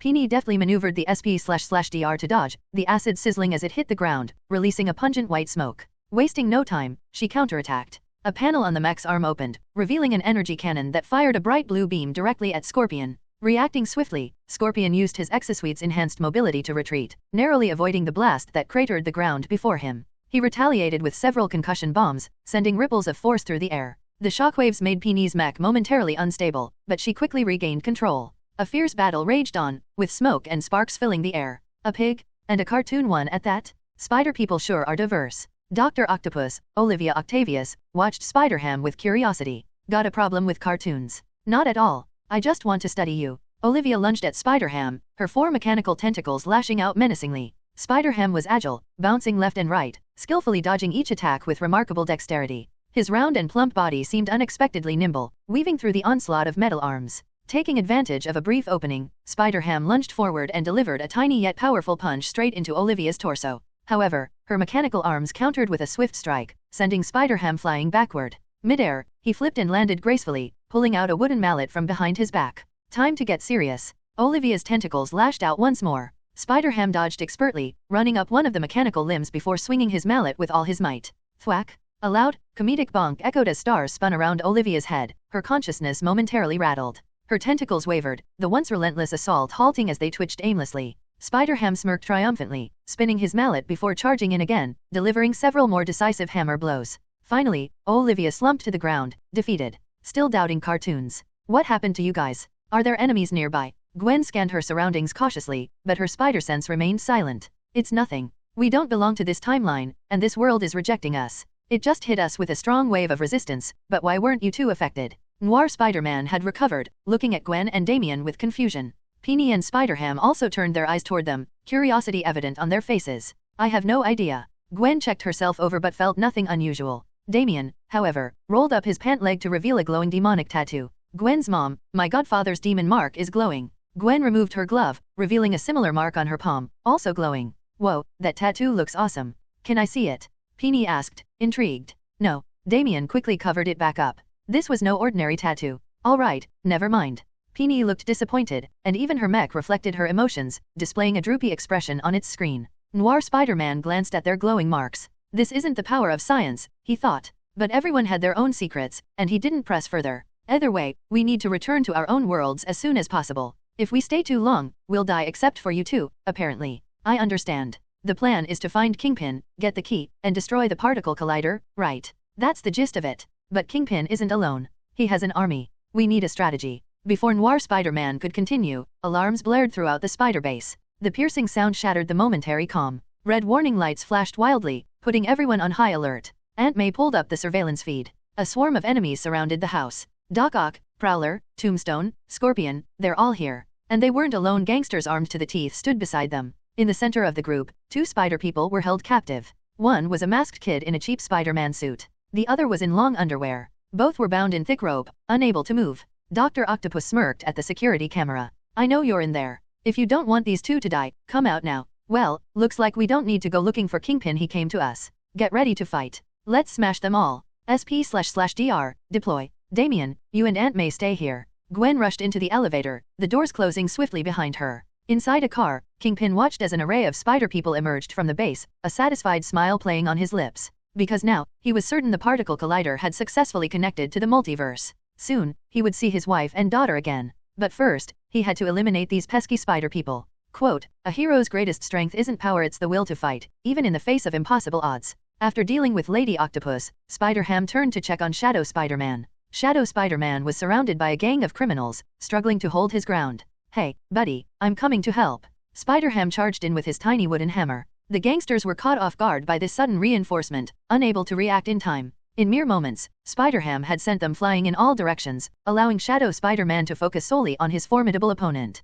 Meanwhile, Gwen transformed into Ghost Spider and engaged in a fierce rooftop chase against the Prowler. The two figures moved like the wind, leaping across uneven rooftops, occasionally exchanging blows. Suddenly, the Prowler lost his footing and fell into a building. Without hesitation, Gwen followed suit and dived in after him. Inside, the Prowler immediately destroyed his earpiece and put away his weapons. Wait a second, I mean no harm. Those two Spider-Men have been injected with a neuromuscular blocker. They can't move right now. In a moment, knock me in their direction, and use that chance to save them. He spoke quickly. Why should I trust you? Gwen eyed him warily, her web shooters ready. The Prowler removed his mask, revealing the face of a black man. I'm that Spider-Man's uncle. Please, I've made countless mistakes, but that kid knows nothing about them. Help me save him. His eyes were filled with guilt and desperate pleading. The moment he realized one of the Spider-Men was his nephew, his heart nearly stopped. All right. Gwen hesitated but ultimately nodded. Without wasting time, they quickly adjusted their positions. The Prowler spread his arms, bracing for impact. Activate electroshock mode, level 3. Command authorized? Instantly, Gwen's boots crackled with electricity. The wooden floor beneath her charred and sparked, filling the air with a burnt odor. Gulp. The Prowler swallowed nervously. Wait, we're just putting on an act. Do you really need to go this far? His voice trembled slightly, and cold sweat formed on his forehead. But Gwen was already in motion, delivering a spinning kick to his chest. With a thunderous crash, the wall exploded, sending debris flying in all directions. Like a cannonball, the prowler now coursing with electricity was sent hurtling towards the criminals holding the two Spider-Men hostage. Gwen followed closely behind. Like a bowling ball striking pins, the prowler smashed through the gangsters, sending them sprawling. The electricity he carried surged outward, crackling in arcs of blue lightning that zapped everyone nearby. The gangsters convulsed in pain, their weapons clattering to the ground. Their faces contorted in agony and shock. Gwen, unaffected, swiftly shot out two webs, latching onto the paralyzed Spider-Man. With a firm tug, she yanked them back into the building. The prowler watched his nephew escape, his face showing relief before he could no longer hold on and passed out. The pain was excruciating. At least 5 of his bones were broken.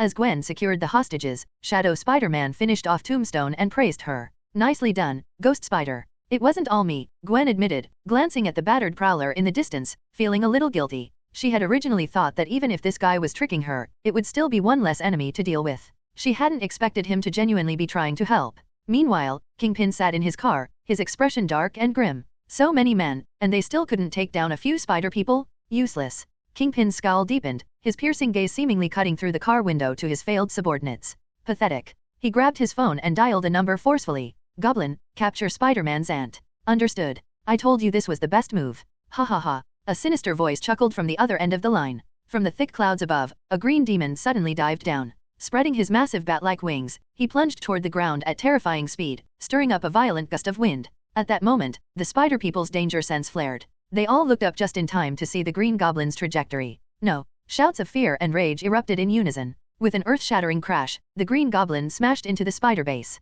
The impact obliterated the building, sending bricks and debris flying while dust clouds rolled through the air. The spider people quickly recovered and rushed toward the ruined base, their figures darting through the rubble, their hearts filled with anxiety and dread. Gwen was the first to arrive. She halted abruptly, hesitating to move forward. Standing in the clearing was the Green Goblin, a monstrous figure towering at nearly 20 meters. His scales shimmered an eerie green, his black horns curved menacingly, and his blood-red eyes gleamed with malice. A massive pair of leathery wings stretched ominously behind him. More terrifyingly, his enormous hands each held a hostage Aunt May and Damien. Aunt May struggled frantically, but the goblin's grip was unyielding. Damien, however, was unconscious, a thin trickle of blood running down his forehead. Look what I found. A little mother spider. Ha ha ha. The Green Goblin's laughter echoed through the ruins, brimming with cruelty and provocation. Gwen gritted her teeth, her fists clenching tightly. Yet, with Damien in the enemy's grasp, she dared not act rashly. Her eyes were filled with worry as she looked at Damien's unconscious form. One by one, the other spider people arrived, including Sweatpants Spider-Man and Miles. Although they weren't in fighting condition, their regenerative abilities allowed them to move again. Now gathered together, they all glared at the Green Goblin, their eyes burning with fury and determination. 1, 2, 6 spider people? Oh, I absolutely can't beat all of you. But tell me, why haven't you attacked yet? The Green Goblin sneered, shaking his hostages mockingly. His grotesque face was twisted with arrogance and delight, savoring their frustration and helplessness. Let them go, Norman? If you have a problem, come for me instead. Sweatpants Spider-Man stepped forward, his brows furrowed as he stared the goblin down. He had battled Norman countless times and knew just how cunning and ruthless he was. Come for you? Sure. Hand over all your weapons first. The Green Goblin's voice was filled with smugness. The spider people hesitated, torn between surrendering their defenses and ensuring the safety of the hostages. Do you not care about them? The goblin tightened his grip slightly. Aunt May let out a pained groan, while Damien's eyes flickered open. Quote of the chapter, true strength is not in never falling, but in rising every time we fall. The surrounding gangsters gathered around, pointing their firearms at them. The dark muzzles of the guns sent chills down their spines. Let the child go. Gwen deactivated her transformation, looking at the wristband in her hand with reluctance. However, she still tossed it to the ground. The mother spider has a soft heart. But what about the rest of you? The Green Goblin laughed triumphantly. The other spider people exchanged helpless glances before sighing and throwing their web shooters onto the ground. Shadow Spider-Man also pulled out a revolver, web grenades, a grappling gun, and electromagnetic web capsules. One by one, he discarded them. Peony stepped out of her cockpit. Oh, you villains in this world are truly despicable, even taking old people and children hostage. Spider-Ham muttered, pulling out a comical amount of random junk from his pockets, which clattered onto the ground. It seems I've become a burden. Damien quickly assessed the situation, his voice carrying a hint of frustration. I'm sorry, Damien. It's my fault for not protecting you, Gwen said. It's okay, Mom Gwen. It's my own weakness. Damien remained calm, analyzing what he had done wrong this time. Despite never neglecting his training, his vigilance had dropped significantly. Kid, aren't you afraid? The Green Goblin curiously lifted Damien up, his beast-like eyes half the size of Damien himself staring straight at him. Afraid? I've seen beings far stronger than you. Why would I be afraid? Damien examined the so-called demon before him, unimpressed by its size. Ha ha ha. Then how about this The Green Goblin let out a maniacal laugh and lifted Damien high into the air, opening his massive, fanged mouth. The gangsters aimed their weapons at Gwen's back as she rushed forward. Damien smirked. Finally, he could see it in action. Kill them all. Beheading demon. As you command. A black glow erupted from Damien's lower leg. The next second, Damien was already safely cradled in Gwen's arms. Aunt May was carelessly tossed to the ground. Suddenly, several sharp flashes of light slashed through the air, cutting through the incoming laser blasts. The beams disintegrated before they could reach their targets. The dark figure that had intercepted the lasers didn't stop. It dashed toward the gangsters. Amidst the rain of lasers, the figure moved with unnatural agility, weaving through the deadly light. The supposedly fatal beams barely grazed its body. For the few lasers that were unavoidable, the figure swung its blade without hesitation. With a sharp crack, the laser beams shattered upon impact. The gangsters, terrified, tried to flee. He just cut a laser beam? What kind of monster is that? But their fear did not slow the shadow's advance. On the contrary, the figure sped up, hunting them down. Its blade carved through the air with chilling precision. Each glint of cold steel was followed by the thud of a severed head hitting the ground. Blood splattered, dyeing the streets red. The scene became one of pure carnage and horror. The youngest among them, Peony and Miles, couldn't hold it in and vomited on the spot. The others were just as shaken, their faces deathly pale. They retrieved their equipment, their eyes filled with fear as they watched the massacre unfold. The figure was too fast. They couldn't stop it. They couldn't even see what it truly looked like. All they could see were fleeting flashes of steel, hear desperate screams, and watch as life after life was extinguished. For the first time, they truly understood how fragile life was. Only after the shadow had slaughtered every gangster within the vicinity did the world fall into a deathly silence. It was then that the spider people finally got a clear look at the figure. A humanoid being, standing 3 meters tall, entirely black in color. 2 massive bone blades protruded from its arms, still dripping with blood, glistening ominously under the moonlight. That was exhilarating. So many souls, so many heads, absolutely satisfying? Keh. The dark figure let out an eerie, bone-chilling laugh. Its voice seemed to crawl out from the depths of hell, making everyone's skin crawl. Then, as if suddenly remembering something, the beheading demon turned its gaze toward the spider people. Slowly, it began walking toward them. Every fiber in their bodies screamed at them to run. Their spider senses were ringing like never before, warning them of the imminent threat. But the beheading demon didn't even glance at them. It walked straight past them. And then, it kneeled before Gwen and Damien. Greetings, Lady Gwen. Greetings, Prince Damien. Its voice was deep and reverent, its head bowed low. At that moment, the Green Goblin, who had been frozen in place with his head tilted upward, suddenly had a thin red line appear on his neck. Then, like a broken dam, blood gushed forth, spraying into the air. His head slowly slipped from his shoulders. His lifeless body collapsed onto the ground, kicking up dust. The beheading demon. In hell, its strength ranked in the top 10. Its ability was beheading. Its hobby was beheading. Its dream was also beheading. Because it constantly challenged other demons, the Assassin League had once tried to behead it only to fail. As punishment for its recklessness, it was imprisoned for 300 years to teach it a lesson. Kino, however, saw potential in it. So, he sent the demon to protect Damien, granting it full permission to kill any enemy it encountered. Beheading, return. Understood, Your Highness. Call me sooner next time. The beheading demon responded before transforming into a shadow and vanishing into Damien's leg. Gwen quickly tended to Damien's minor wounds. Then, she turned to the others. Their eyes held fear, shock, and confusion. Let's go somewhere else to talk, Gwen suggested. Agreed. The spider people swung into the distance, carrying Aunt May and Damien with them, leaving behind a scene of devastation. Moments later, Kingpin arrived with his surviving subordinates. He took in the sight before him the scattered heads, the lifeless body of the Green Goblin. His expression darkened so much it seemed he could bleed ink. Kingpin, maybe we should let this go. This time, we might actually die. Dr. Octopus' voice trembled with fear. So many of their people had been slaughtered. Even though they didn't know exactly which spider person had done it, if they continued opposing them, her own head might soon roll as well. The arrogance she once had was now completely gone, replaced by pure terror and unease. Tombstone, Scorpion, and the Prowler remained silent. Why had they kept fighting Spider-Man, despite losing countless times? Because Spider-Man never killed. The worst that could happen was ending up in a hospital bed for a few months. But now, among the spider people, an anomaly had appeared. One who killed in the most brutal manner imaginable. Who wouldn't be afraid? Fear spread like a disease through their hearts, snuffing out any lingering arrogance. Dr. Octopus, thinking Kingpin was hesitating, tried to persuade him further. Kingpin, we should let them destroy the particle collider and... Before she could finish, Kingpin's massive hand wrapped around her slender throat. Dr. Octopus gasped, struggling desperately as her 4 mechanical arms lunged to attack him. Quote of the chapter: a blade does not hesitate, nor does it show mercy. It simply severs what must be severed. Kingpin's grip tightened around Dr. Octopus' throat, causing her to gasp for air. The sound of her mechanical limbs crashing against him only fueled his anger. Enough. Kingpin growled, his voice low and full of menace. You don't understand. We've lost too much already. Do you really think I can afford to lose more? Dr. Octopus limbs froze midair as she fought to catch her breath. Her face turned red, and her mechanical arms dropped uselessly to the ground. She glanced at Kingpin's furious expression, and a sense of fear overcame her. I don't want to die, Fisk. Please, we need to think this through, she rasped. Kingpin released his grip slowly, letting her drop to the floor. He glared at her for a moment longer before turning away. Think it through? You want me to think it through while my entire empire is crumbling? Kingpin muttered, his fury evident in his every word. The spider people, they're not the same anymore. The others, who had remained silent until now, exchanged uneasy looks. Tombstone, Scorpion, and the Prowler all felt the weight of the situation. We should get out of here before more of them show up. Tombstone finally spoke, his voice rough. We can't just back down, Scorpion snapped, clearly agitated.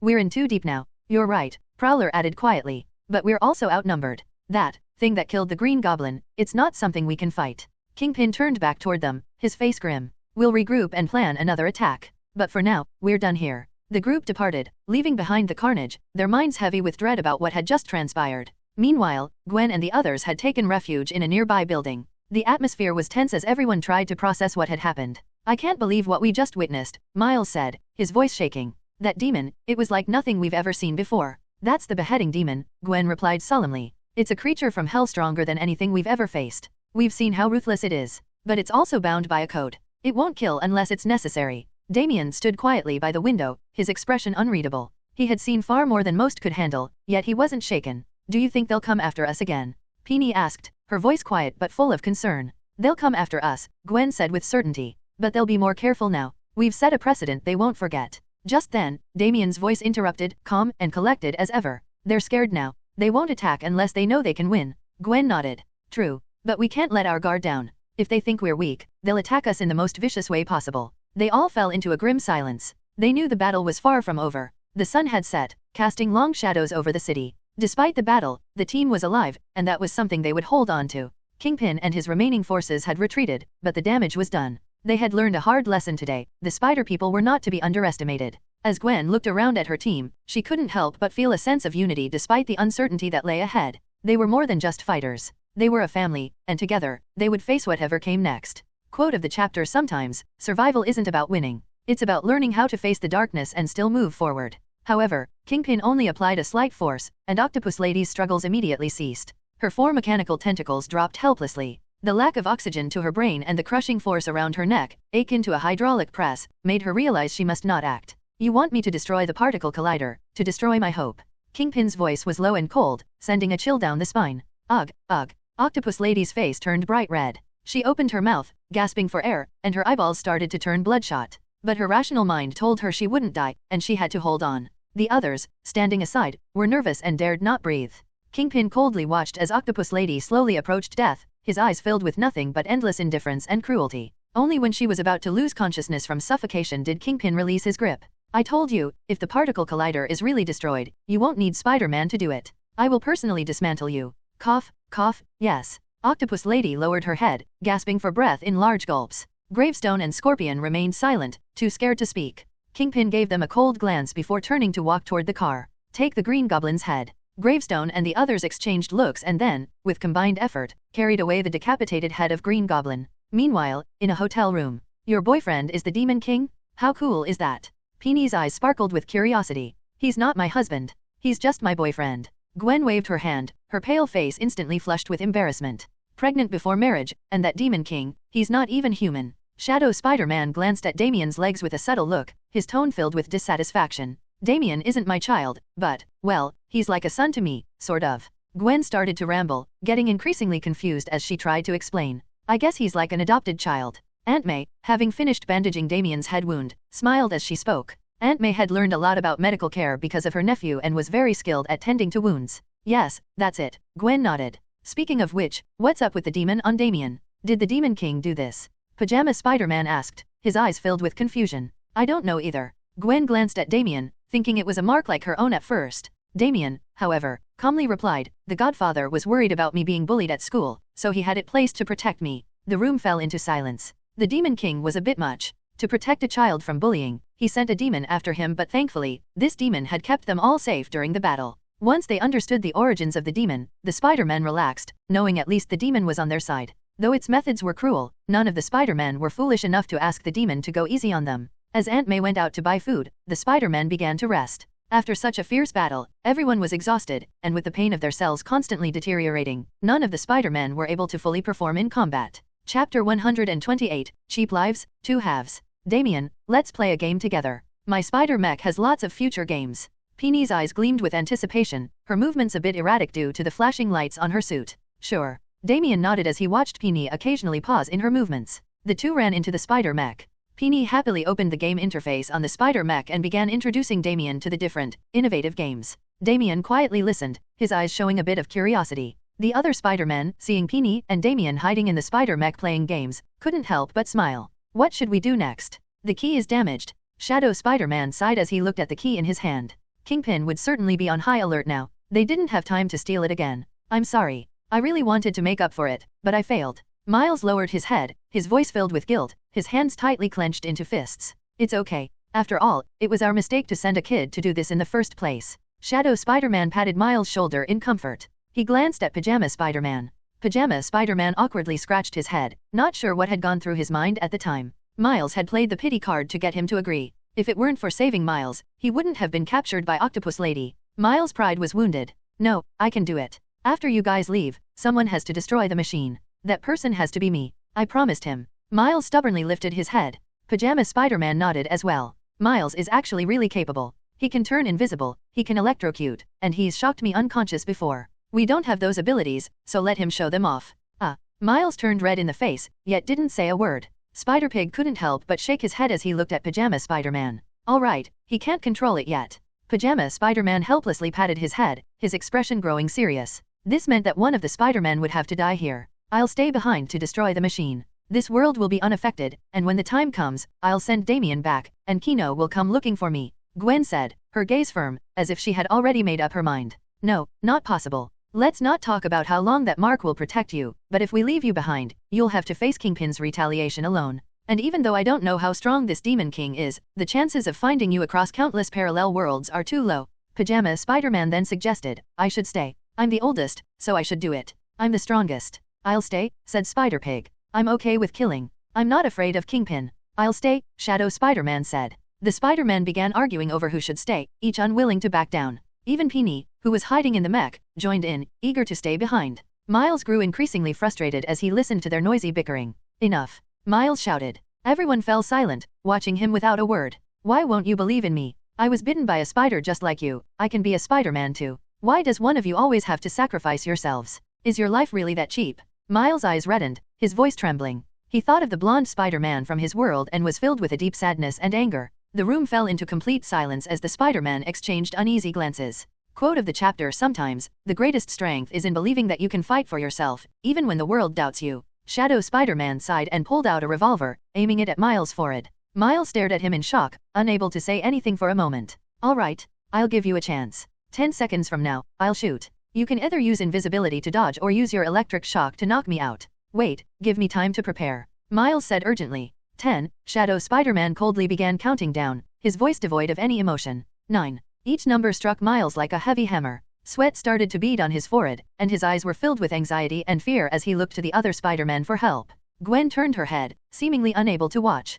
Penny ran back into the mech and pulled up the mask. Pig Spider-Man picked his nose, looking indifferent. Winter Spider-Man sighed and closed his eyes. It's all right. He's Spider-Man. He won't kill, Miles reassured himself in his mind. Just a reminder, I'm not like them. The people I've killed, there are at least a few hundred. Shadow Spider-Man emitted a chilling killing intent, his presence making it clear to Miles that he meant every word. 5, 4, 3. With each passing second, Miles' fear grew, and his body began to flicker in and out of visibility. I can do this, come on, come on. Miles kept encouraging himself. But as he stared at the dark barrel of the gun, he couldn't help but wonder, what if I really die? 2, 1. As the countdown finished. Goodbye, kid. Without hesitation, Shadow Spider-Man pulled the trigger. Click.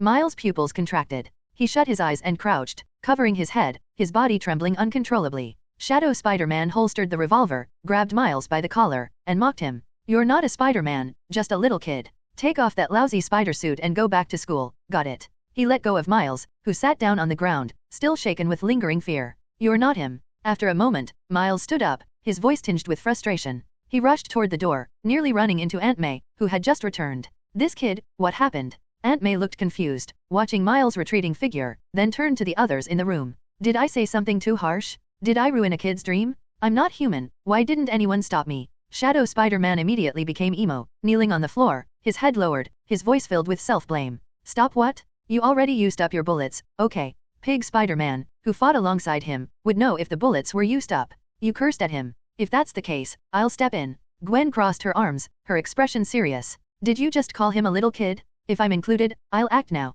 The mask of the Spider-Mech opened, revealing Penny's dissatisfied face. Damien stood aside silently, observing them. Shadow Spider-Man could be ruthless against enemies, but he felt guilty for cursing at someone. How strange. Aunt May, now aware of what happened, helped Shadow Spider-Man up from the ground. You did well. That kid shouldn't have been dragged into this. My Peter didn't have a choice back then and had to ask that kid for help.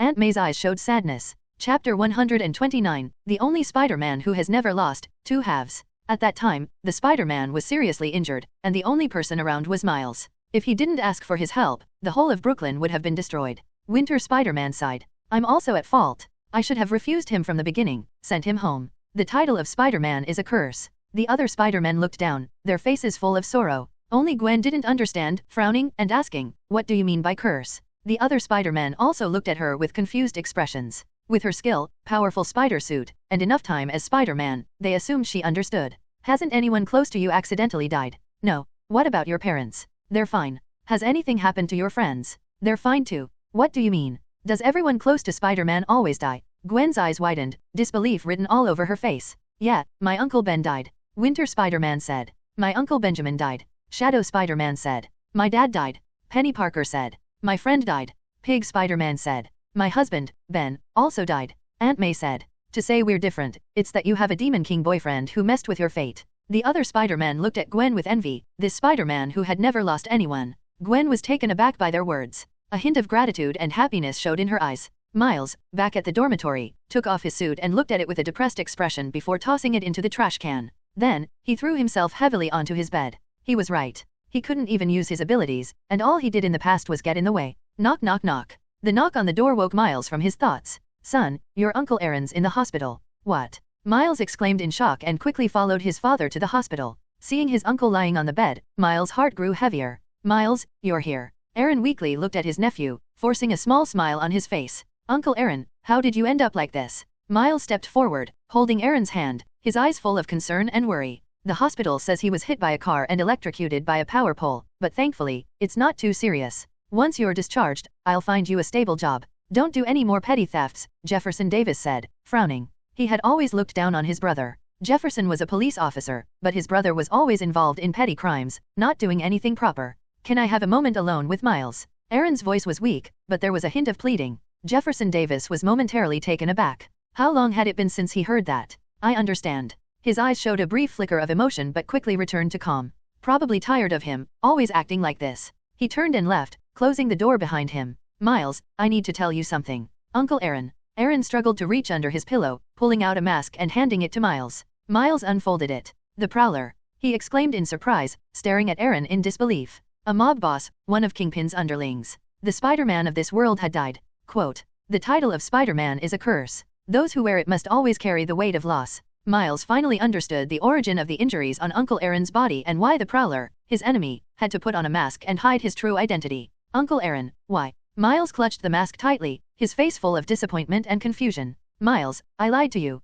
I longed for your admiration, and I feel so guilty. Aaron's voice was rough, his eyes filled with regret. After I lost my job, I used my knowledge to create equipment and started stealing. I planned to make one last big score and then quit, but Kingpin discovered my true identity. After that, I was stuck in a swamp, unable to escape. When I saw you become Spider-Man, you can't imagine how happy I was. You truly are the most outstanding in the family, Aaron continued. His eyes sparkled with pride, as though he saw the hope of family revival in Miles. Miles listened silently, feeling a mix of emotions. Facing this familiar yet unfamiliar uncle, he didn't know what to do. After a moment, he spoke up, sharing his own struggles. I can't use my abilities properly. They don't recognize me. They see me as just a kid who likes to show off. Miles lowered his head, his voice filled with frustration and defeat. Aaron immediately understood the Spider-Man's concerns. After all, the path of a hero was never easy. So what do you think, Miles? Aaron asked. I don't know. If they don't respect me, why should I keep trying to help them? Besides, I'm just a burden to them. I'd need them to save me, which would make things even worse, Miles said, frowning,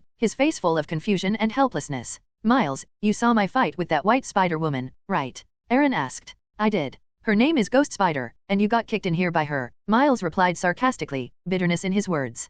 Cough cough cough. I'm not talking about that. What do you think of the strength I showed during that battle? Eren coughed hard before continuing. Miles looked at his uncle's pale face, his heart softening. I saw it. At first, the fight with Ghost Spider was pretty intense. You were really strong. Eren smiled faintly, remembering his earlier days. Honestly, when I first used that equipment, I crashed into walls countless times and was injured many times. But once, I stood on top of a high building, looking down at the street, and suddenly, I felt a sense of peace. Since then, my skills improved, and fear no longer controlled me. Miles, I want to tell you this, you must believe in your abilities. They will answer your desires. Answer my desires. Miles looked at his hands, slowly closing his eyes. What exactly is my wish? To fulfill Spider-Man's wish. No, I'm not that noble. Help the other Spider-Man and defeat evil? Become a hero? That doesn't feel right either. Wait. My wish. I wish I could go back to living like a normal kid again, without the pressure of saving the world or facing countless dangers. Miles' eyes lit up, as he finally realized his deepest desire.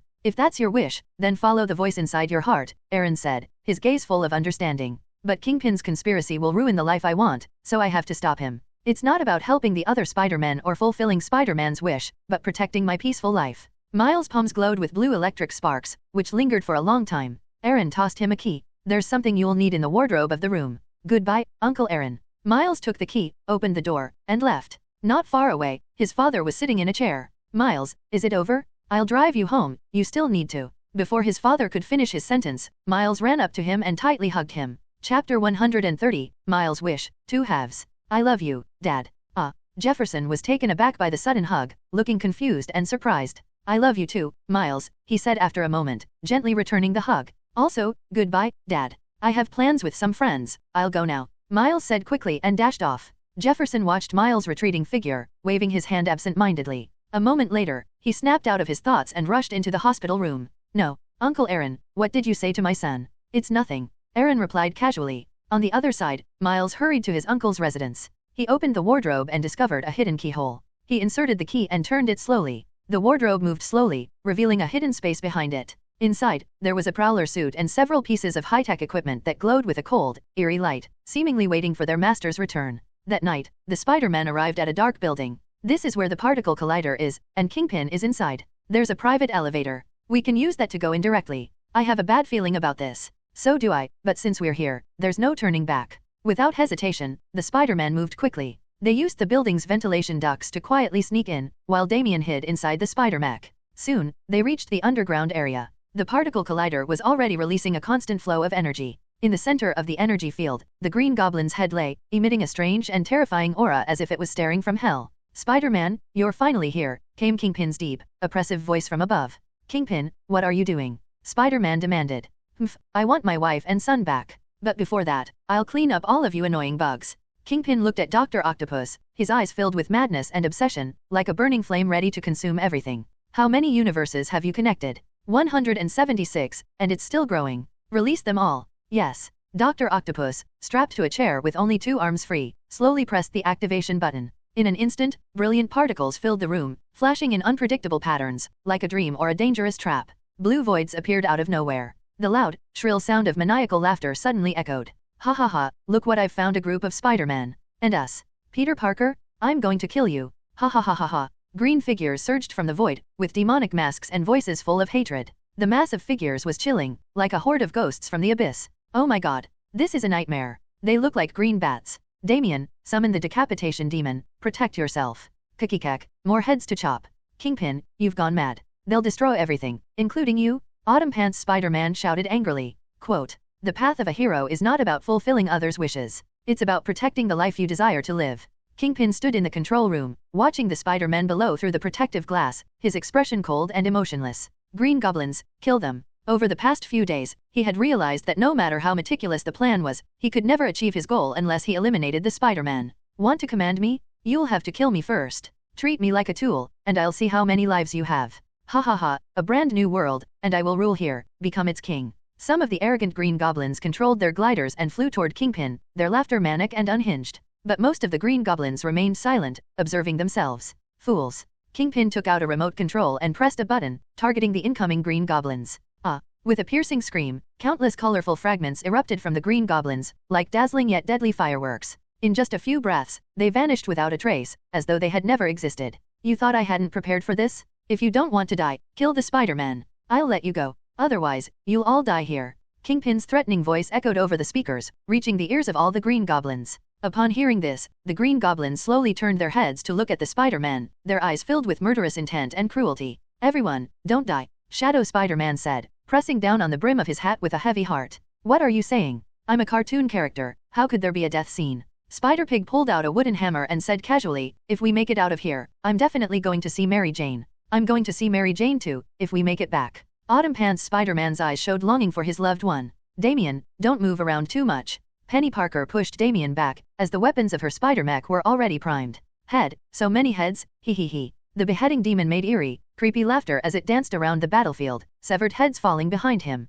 Activate Electro Mode, Level 5. The ghost spider suit erupted in countless sparks of electricity, buzzing with powerful currents. In this mode, even a slight touch would leave anyone knocked unconscious. The battle was about to erupt. The green goblins began tossing pumpkin bombs toward the Spider-Man. In an instant, flames erupted into the sky, and explosions rang out, deafening and chaotic. Shadow Spider-Man darted through the smoke like a ghost, his sharp senses allowing him to dodge the bombs, while his white webs shot out, ensnaring the green goblins' gliders and dragging them hard to the ground. Spider-Pig made full use of his cartoonish flexibility, leaping around, swinging his wooden hammer with precision and power. Each swing hit the green goblins' vital points, knocking them senseless. Autumn Pants Spider-Man used the environment to his advantage, moving through the walls and ceilings with his webs. He waited for the right moment and pounced on a green goblin, grabbing its arm tightly before executing a shoulder throw, slamming the enemy to the ground. Penny Parker controlled her Spider-Mech, launching powerful fire blasts that shot out constantly. She calculated the shooting angles with precision, every round of fire stopping the green goblin's attacks. Damien, under Penny Parker's protection, wasn't idle either. He used the mech's auxiliary weapon systems, periodically firing laser beams to disrupt the green goblins. Head. The beheading demon's laughter echoed throughout the battlefield as it charged through, decapitated heads falling around. Though the Spider-Man initially held an advantage, the green goblins soon learned to coordinate. They began surrounding the Spider-Man in groups. Shadow Spider-Man, Spider-Pig, and Autumn Pants Spider-Man found themselves surrounded by 10 or more green goblins. Every time they tried to use their webs to escape, their threads were cut. The green goblins, no longer relying on the most powerful pumpkin bombs, used sharp blades to carve up the Spider-Man, as if toying with their prey. The beheading demon dashed through the battlefield, but the green goblins cleverly used Damien to constrain his actions. Whenever the beheading demon strayed too far from the Spider-Mech, the green goblins swarmed it, leaving deep gashes with their sharp blades. When the beheading demon got closer, they would launch pumpkin bombs, causing the area to erupt with dust and angering the beheading demon. Ghost Spider, surrounded by crackling electricity, was like an angry hedgehog, deterring enemies from approaching. However, the green goblins, realizing she didn't kill, approached one by one, trying to exhaust her with a war of attrition. As the battle raged on, the situation grew increasingly dire. The Spider-Man's stamina was being drained, each attack and defense more difficult than the last, sweat soaking through their suits. They had already been in this world for more than a day, and their suits were slowly beginning to show signs of damage, with colorful fragments and the pain of cellular rejection weakening their physical and mental state. Shadow Spider-Man's movements slowed, wounds oozing blood from his body. Spider-Pig's wooden hammer was cracked, and Autumn Pants Spider-Man gasped for breath, a look of despair in his eyes. If this continued, all the Spider-Men would be killed on this terrifying battlefield. In the control room, Kingpin watched the intense battle below, a look of anticipation slowly spreading across his face. Yes, just like this. Kill them, kill the Spider-Man. Who? Suddenly, Kingpin's gaze sharpened, and without warning, he lifted his massive arm and struck the air with tremendous force. Bang! An invisible object crashed against the wall with a muffled thud. Cough, cough, how did you find me? With a cough, a purple figure appeared, stepping into view. Phantom? No, where did you get that gear from? Kingpin frowned, staring at the figure before him. Picked it up along the way. Phantom betrayed me. Well, guess where this came from? The purple figure's voice held a hint of mockery as he calmly pulled out a remote control and pressed it with force. No. Kingpin's eyes widened as he roared in anger. With the press of the button, hundreds of green goblins' bodies erupted in a burst of colorful fragments. The fragments floated in a dreamlike dance, and the green goblins' figures faded away, disappearing as if they had never existed. Surrender now, Kingpin. I know. You're that invisible Spider-Man. Kingpin's face darkened to the point where it seemed he might drip water. I've checked Phantom's files. You must be his nephew, right? Do you know what will happen because of this? Tomorrow, your father will be killed by robbers, your mother will become a J-woman, and your uncle, Phantom, I will crush every bone in his body, piece by piece. Behind Miles' steel claws, the purple energy bar slowly lit up. Blue lightning, like a lively snake, crazily wrapped around it, making a crackling sound. I'll kill you. Miles' cold voice echoed as he tightly clenched his fist and rushed toward Kingpin. Boom, crack. The loud crash and the sound of shattering glass intertwined, deafening them all. Before the Spider-Man could recover from the disappearance of the Green Goblin, they heard the sound of glass shattering from above. Instinctively, they looked up and saw a purple figure rapidly falling from the sky. The unique spider sense of the Spider-Man immediately made them aware of who it was. Miles, they shouted in unison. At the crucial moment before hitting the ground, the battle boots on Miles' feet released purple energy, forming a cushioning force that slowed his descent. He landed firmly on the ground. Inside the control room, chaos reigned. Cough. Kingpin spat out blood as his suit was torn to pieces. Only the solid synthetic fiber vest remained, reflecting a cold light under the lights. He had provoked him, taken the hit, and thrown Miles out to buy some time. He still had a chance. Release the Green Goblin. But the remote is in his hands. We'll all die if it goes on. A trembling voice answered, filled with fear. I told you to release it. Kingpin's eyes widened in fury, veins bulging on his forehead. His voice thundered in the control room, making the air feel cold. One by one, blue holes slowly opened. Miles was about to press the button again when a hand suddenly grabbed his wrist. Let me handle this. The voice of Shadow Spider-Man rang out. He still had several gruesome wounds on his body, and blood continuously seeped from them, staining his black suit. Miles nodded without hesitation, handing over the remote control. And by the way, I apologize for what I said earlier. I just didn't want you to bear the responsibility of being Spider-Man. I forgive you. I won't be Spider-Man. Once this is over, I'll just be an ordinary person, a student. That's good. Never be Spider-Man. With their conversation done, Miles flashed towards the control room, and the other Spider-Men followed.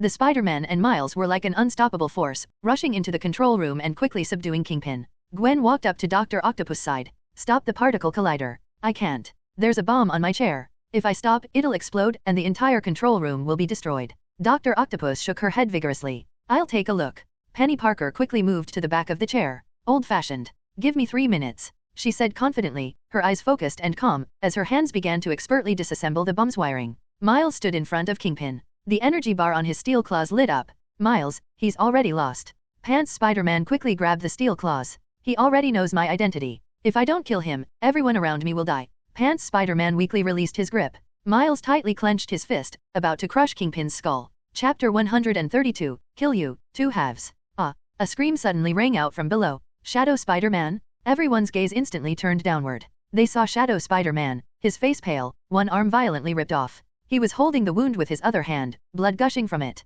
Not far away stood Norman, wearing a suit, his face expressionless, holding the bloodied severed arm. What happened? Spider-Pig was the first to reach Shadow Spider-Man, his face wary as he readied his weapon. The other Spider-Man quickly surrounded him, protecting Shadow Spider-Man. His body exploded with colorful fragments but didn't disappear, and my spider sense didn't react to him. Shadow Spider-Man gritted through the pain, speaking. Norman ignored them, crushing the remote control in his hand and casually tossing the severed arm aside. The particle collider behind him had stopped, and the entire space was filled with eerie silence. With so many Spider-Man, do you think you can finish them off? Norman suddenly spoke, his tone strange, as if talking to an invisible presence, or perhaps to himself. Don't ruin my suit. I'm pretty hungry myself. His hungry gaze fixed on the Spider-Man, as if they were not humans but delicious meals. The Spider-Man felt a chill running down their spines. What is this guy talking about? And the calm spider sense only deepened their unease. Head.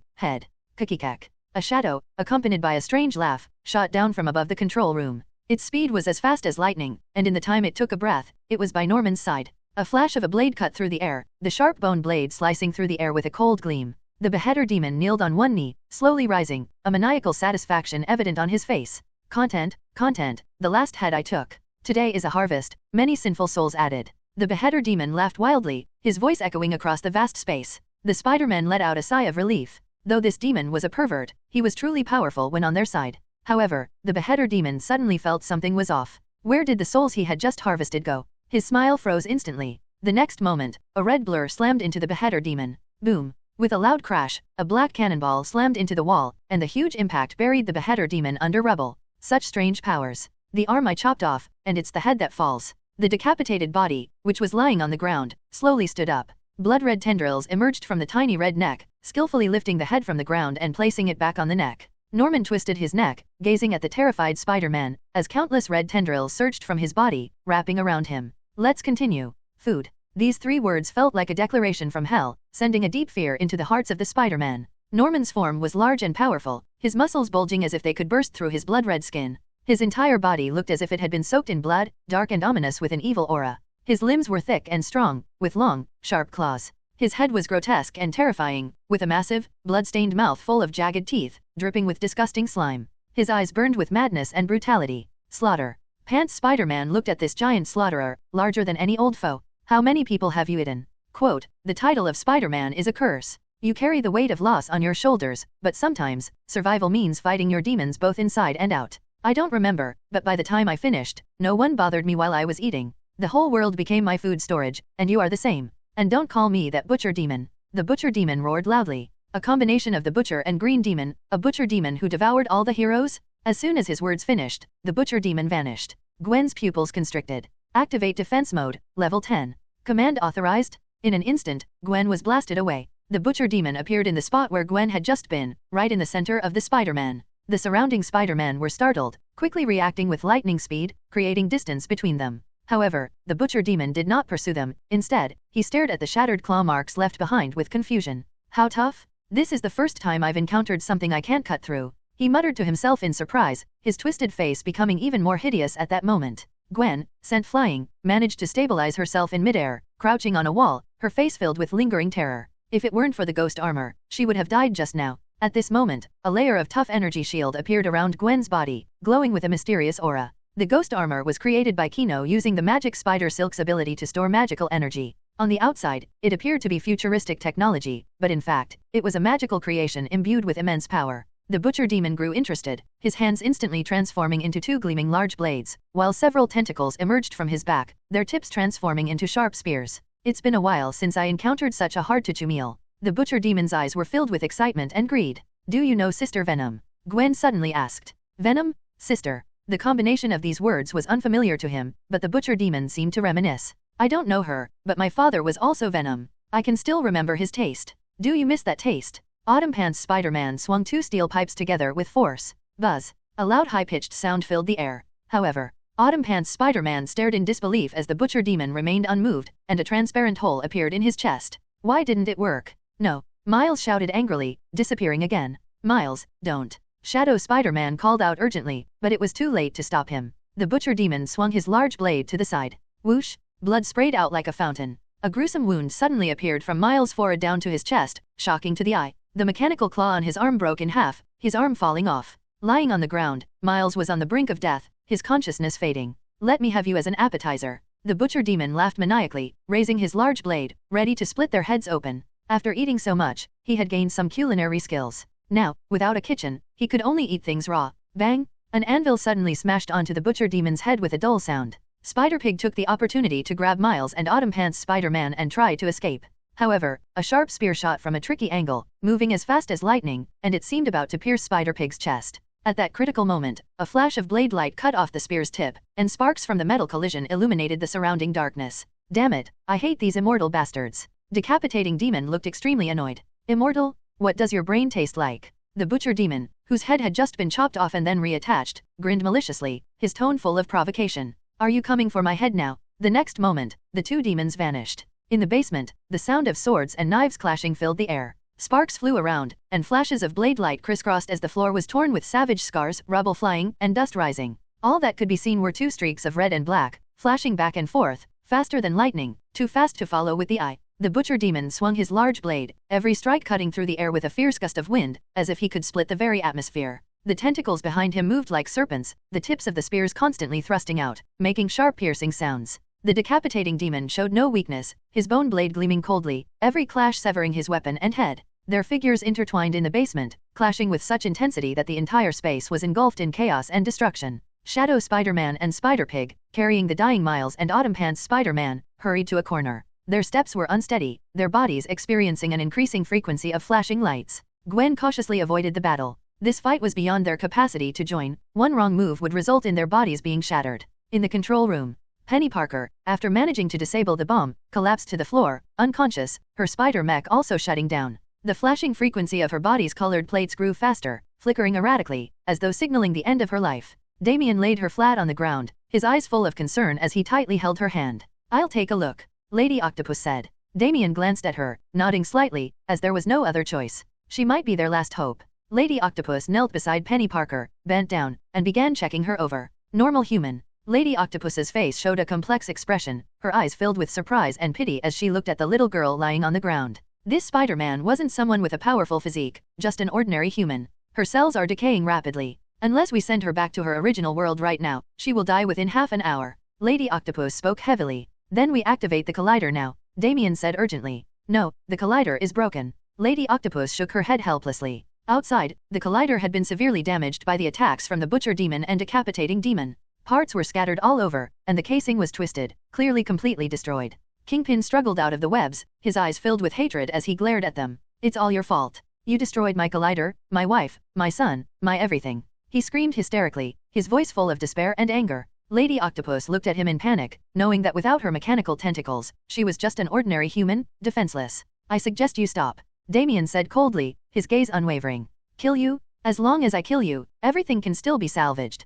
Kingpin had completely lost his mind, fully immersed in his own world, muttering non-stop as he walked step by step toward Damien, his steps heavy and frantic. As Damien stepped within 3 meters of the area, a green seed quietly sprouted at his feet. In just a few seconds, it grew into a 5-meter-tall carnivorous plant. The plant opened its massive, tooth-filled mouth and swallowed Kingpin whole. His once slender abdomen quickly ballooned up. Kingpin struggled inside, but the plant-like body was as elastic as rubber, and no matter how hard he tried, he couldn't escape. The plant's vines and leaves shook violently, but they held Kingpin tight, making his resistance futile. Lady Octopus looked down at the floor, noticing several green marbles quietly lying at her feet.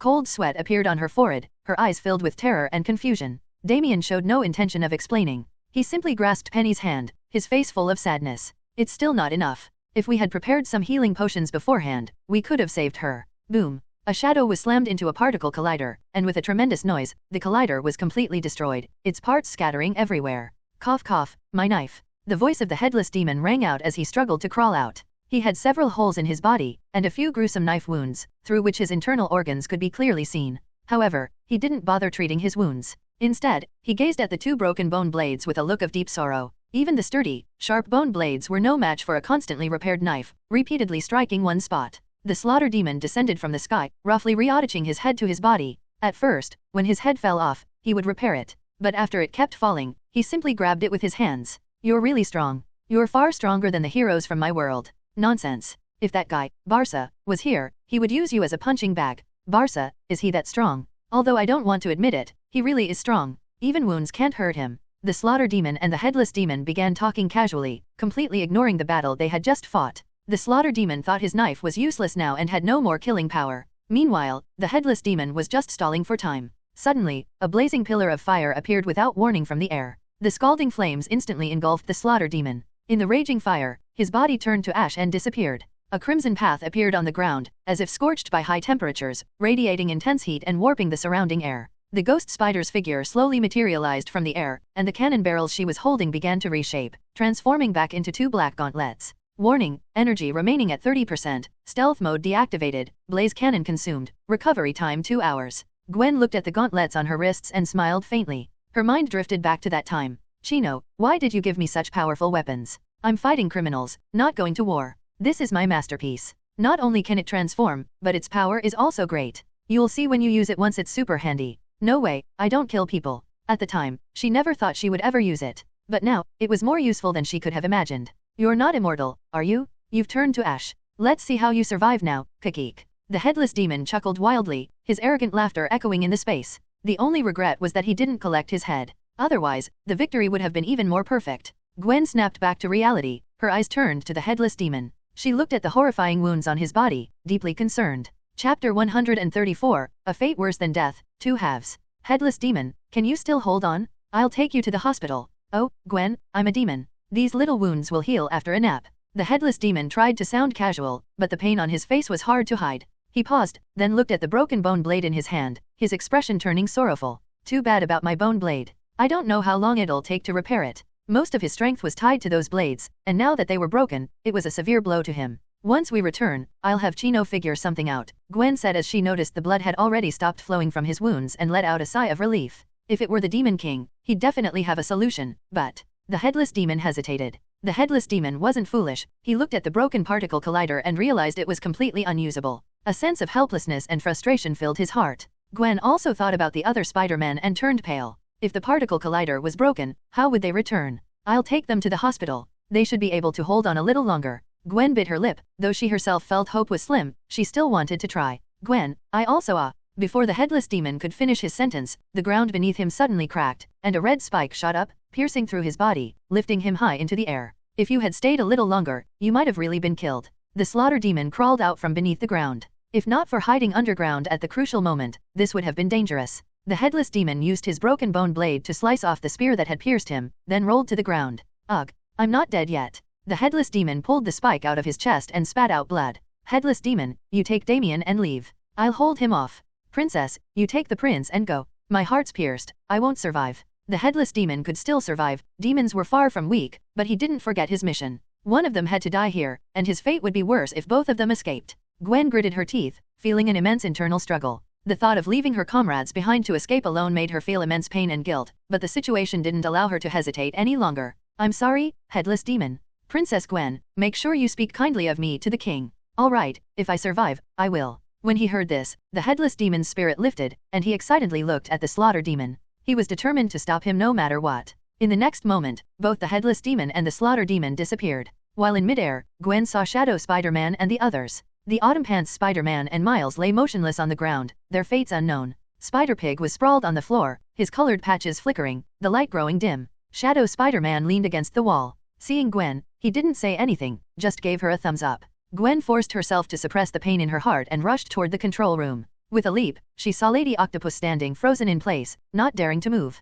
Damien was kneeling on the ground, facing the cold body of Penny Parker. Damien, come with me, Lady Octopus, follow us. Gwen didn't have time to explain and grabbed Damien's hand, pulling him toward the elevator. Lady Octopus hesitated briefly before quickly following. Quote, the greatest burden of a hero is not the battle they face, but the comrades they may leave behind. Gwen had already spotted the elevator when suddenly a black shadow leaped past them, smashing it to pieces with a thunderous crash. The shadow slammed violently into the elevator doors, producing the ear-splitting sound of twisting metal and shattering glass as the intact elevator was instantly reduced to wreckage. Crunch, crunch. The nauseating sound of bones being chewed came from behind them. Only then did the trio realize the black shadow was the headless corpse of the decapitation demon. Where do you think you're going, little snacks? The Carnage demon's voice rang out, his footsteps like hammer blows against their hearts. Ms. Octopus, take Damien. There must be another exit, get her out of here. I'll hold him off, Gwen said decisively, shoving Damien into Ms. Octopus's arms. Mommy Gwen, no, go. Ms. Octopus gave her one firm look. I'll take care of him from now on. With that, she clutched Damien and bolted in the opposite direction. The Carnage demon licked his lips with an elongated tongue, baring his jagged fangs like a demon straight from hell. Not running away, he taunted. This isn't the place to fight. I need to lure him back to the basement, Gwen thought, not answering. Instead, she fired two webs straight at his face to obscure his vision, then dashed past him toward the basement. That's right, run. Fear makes your brains so much tastier. Ha ha ha ha. His nightmarish laughter chased after her as Gwen gritted her teeth and pushed herself faster. He's way faster than me in movement, but his attack speed isn't as quick. And he's arrogant. That's how I'll beat him. Gwen strategized while the Carnage demon roared behind her. You can't escape, little spider. Ignoring him, Gwen focused solely on reaching the basement where the familiar terrain might give her an edge. Her breathing grew ragged, her heart pounded, but her resolve hardened. Arriving at the basement's center, Gwen whirled around to face him. Done running, he mocked. I'm not running anymore. I'll defeat you here. With what? That cannon from earlier? It's a one-time use, isn't it? When Gwen stayed silent, she shot a web, yanked herself forward like a spring, and launched a kick. Too slow. With a sneer, he swung his blade horizontally to bisect her. Just before impact, a sudden gust of wind blasted upward, allowing Gwen to narrowly evade. Wind. Before he could finish, Gwen's foot slammed into him, sending him flying. She immediately dashed behind him for another strike. A crimson blur flashed. Thwack. Gwen was sent sprawling. Lucky hit. That's all you get, the Carnage demon said as he raised his twin blades and vanished into a streak of red. Blades flashed like a storm. Gwen's unprotected skin split open in countless places. Though her ghost suit tried to regenerate, it couldn't keep up. What's wrong? Weren't you going to defeat me? His mocking voice echoed around her as her white suit slowly turned crimson. Shut up. I'll kill you for everyone you've hurt. Blind with rage, Gwen lashed out at the red streaks around her, only striking empty air or shattered floor. Bam, bam, bam, ha ha ha. Pathetic little spider. Are you crying now? He toyed with her, slicing only her flesh, never vital spots. After smashing the last floor tile, Gwen collapsed, exhausted. The Carnage demon revealed himself, nudging her with his foot. Oh, giving up already? You were this close to beating me. When she didn't react, he kicked her away. Get up. Didn't you say you'd win? Gwen staggered up from the rubble, coughing. There we go. That's the spider I know, always getting back up. Even in my world, the last one standing was a spider. You know what? I love spiders. Their flavor? The best. Ha ha ha. He laughed wildly. Yeah? Too bad you won't get a taste. What? A sudden gale erupted beneath him, hurling him into a tornado. Tendrils shot from his back to anchor himself but only shattered rock before being sucked in. You planned this from the start. So what? I'll break free in seconds. You're dead. I'll devour you piece by piece, he roared furiously. Who said I'm running? Gwen pressed her hands together at her chest. The spider emblem glowed as her suit reshaped into two massive arm cannons crackling with energy. Wait, the Carnage Demon froze in terror. Thunder roar cannon, fire. Twin lightning beams roared forth like dragons, tearing through the air with deafening cracks. The basement trembled as stones fell. When the light faded, a charred, broken figure lay motionless. You had another, he rasped. Gwen didn't hesitate. Her cannons detached and reformed into chest armor while leg-mounted guns emerged. Twin blaze cannon. Fire engulfed him before he could finish. 3, you, bitch. His form dissolved in the flames. Warning, energy at 5%. Thunder roar cannon, twin blaze cannon, recharge time, 2 hours. Gwen's mask retracted as she collapsed, panting. She'd won but felt no joy. Her spider sense connections were gone. All spider people except her had died on the threshold of going home. The collider was destroyed. The decapitation demon was dead. So many lives lost. What had she truly protected? No, stay strong. Spiders never stay down. Find Damien, she muttered, trying to rise from the rubble. Clap clap clap magnificent. You're the strongest spider I've ever met, said a well-dressed Norman Osborn. You, how? Gwen's eyes widened at the man who should be dead. That? Just some researcher named Jonathan owned this world's Fisk's lackey, Norman smirked. When did you switch? Gwen's voice trembled with despair. After killing that demon. This tactic works wonders using carnage to test heroes' limits. Some don't even last until I appear, he said as red ooze crawled up his legs, reforming the carnage demon. I answered your questions. Now answer mine. Arm cannon, chest cannon, leg cannon. How many shots remain? Try me, Gwen said bitterly. She had 2 left, but her body was spent. No matter. In your state, even 10 cannons wouldn't help.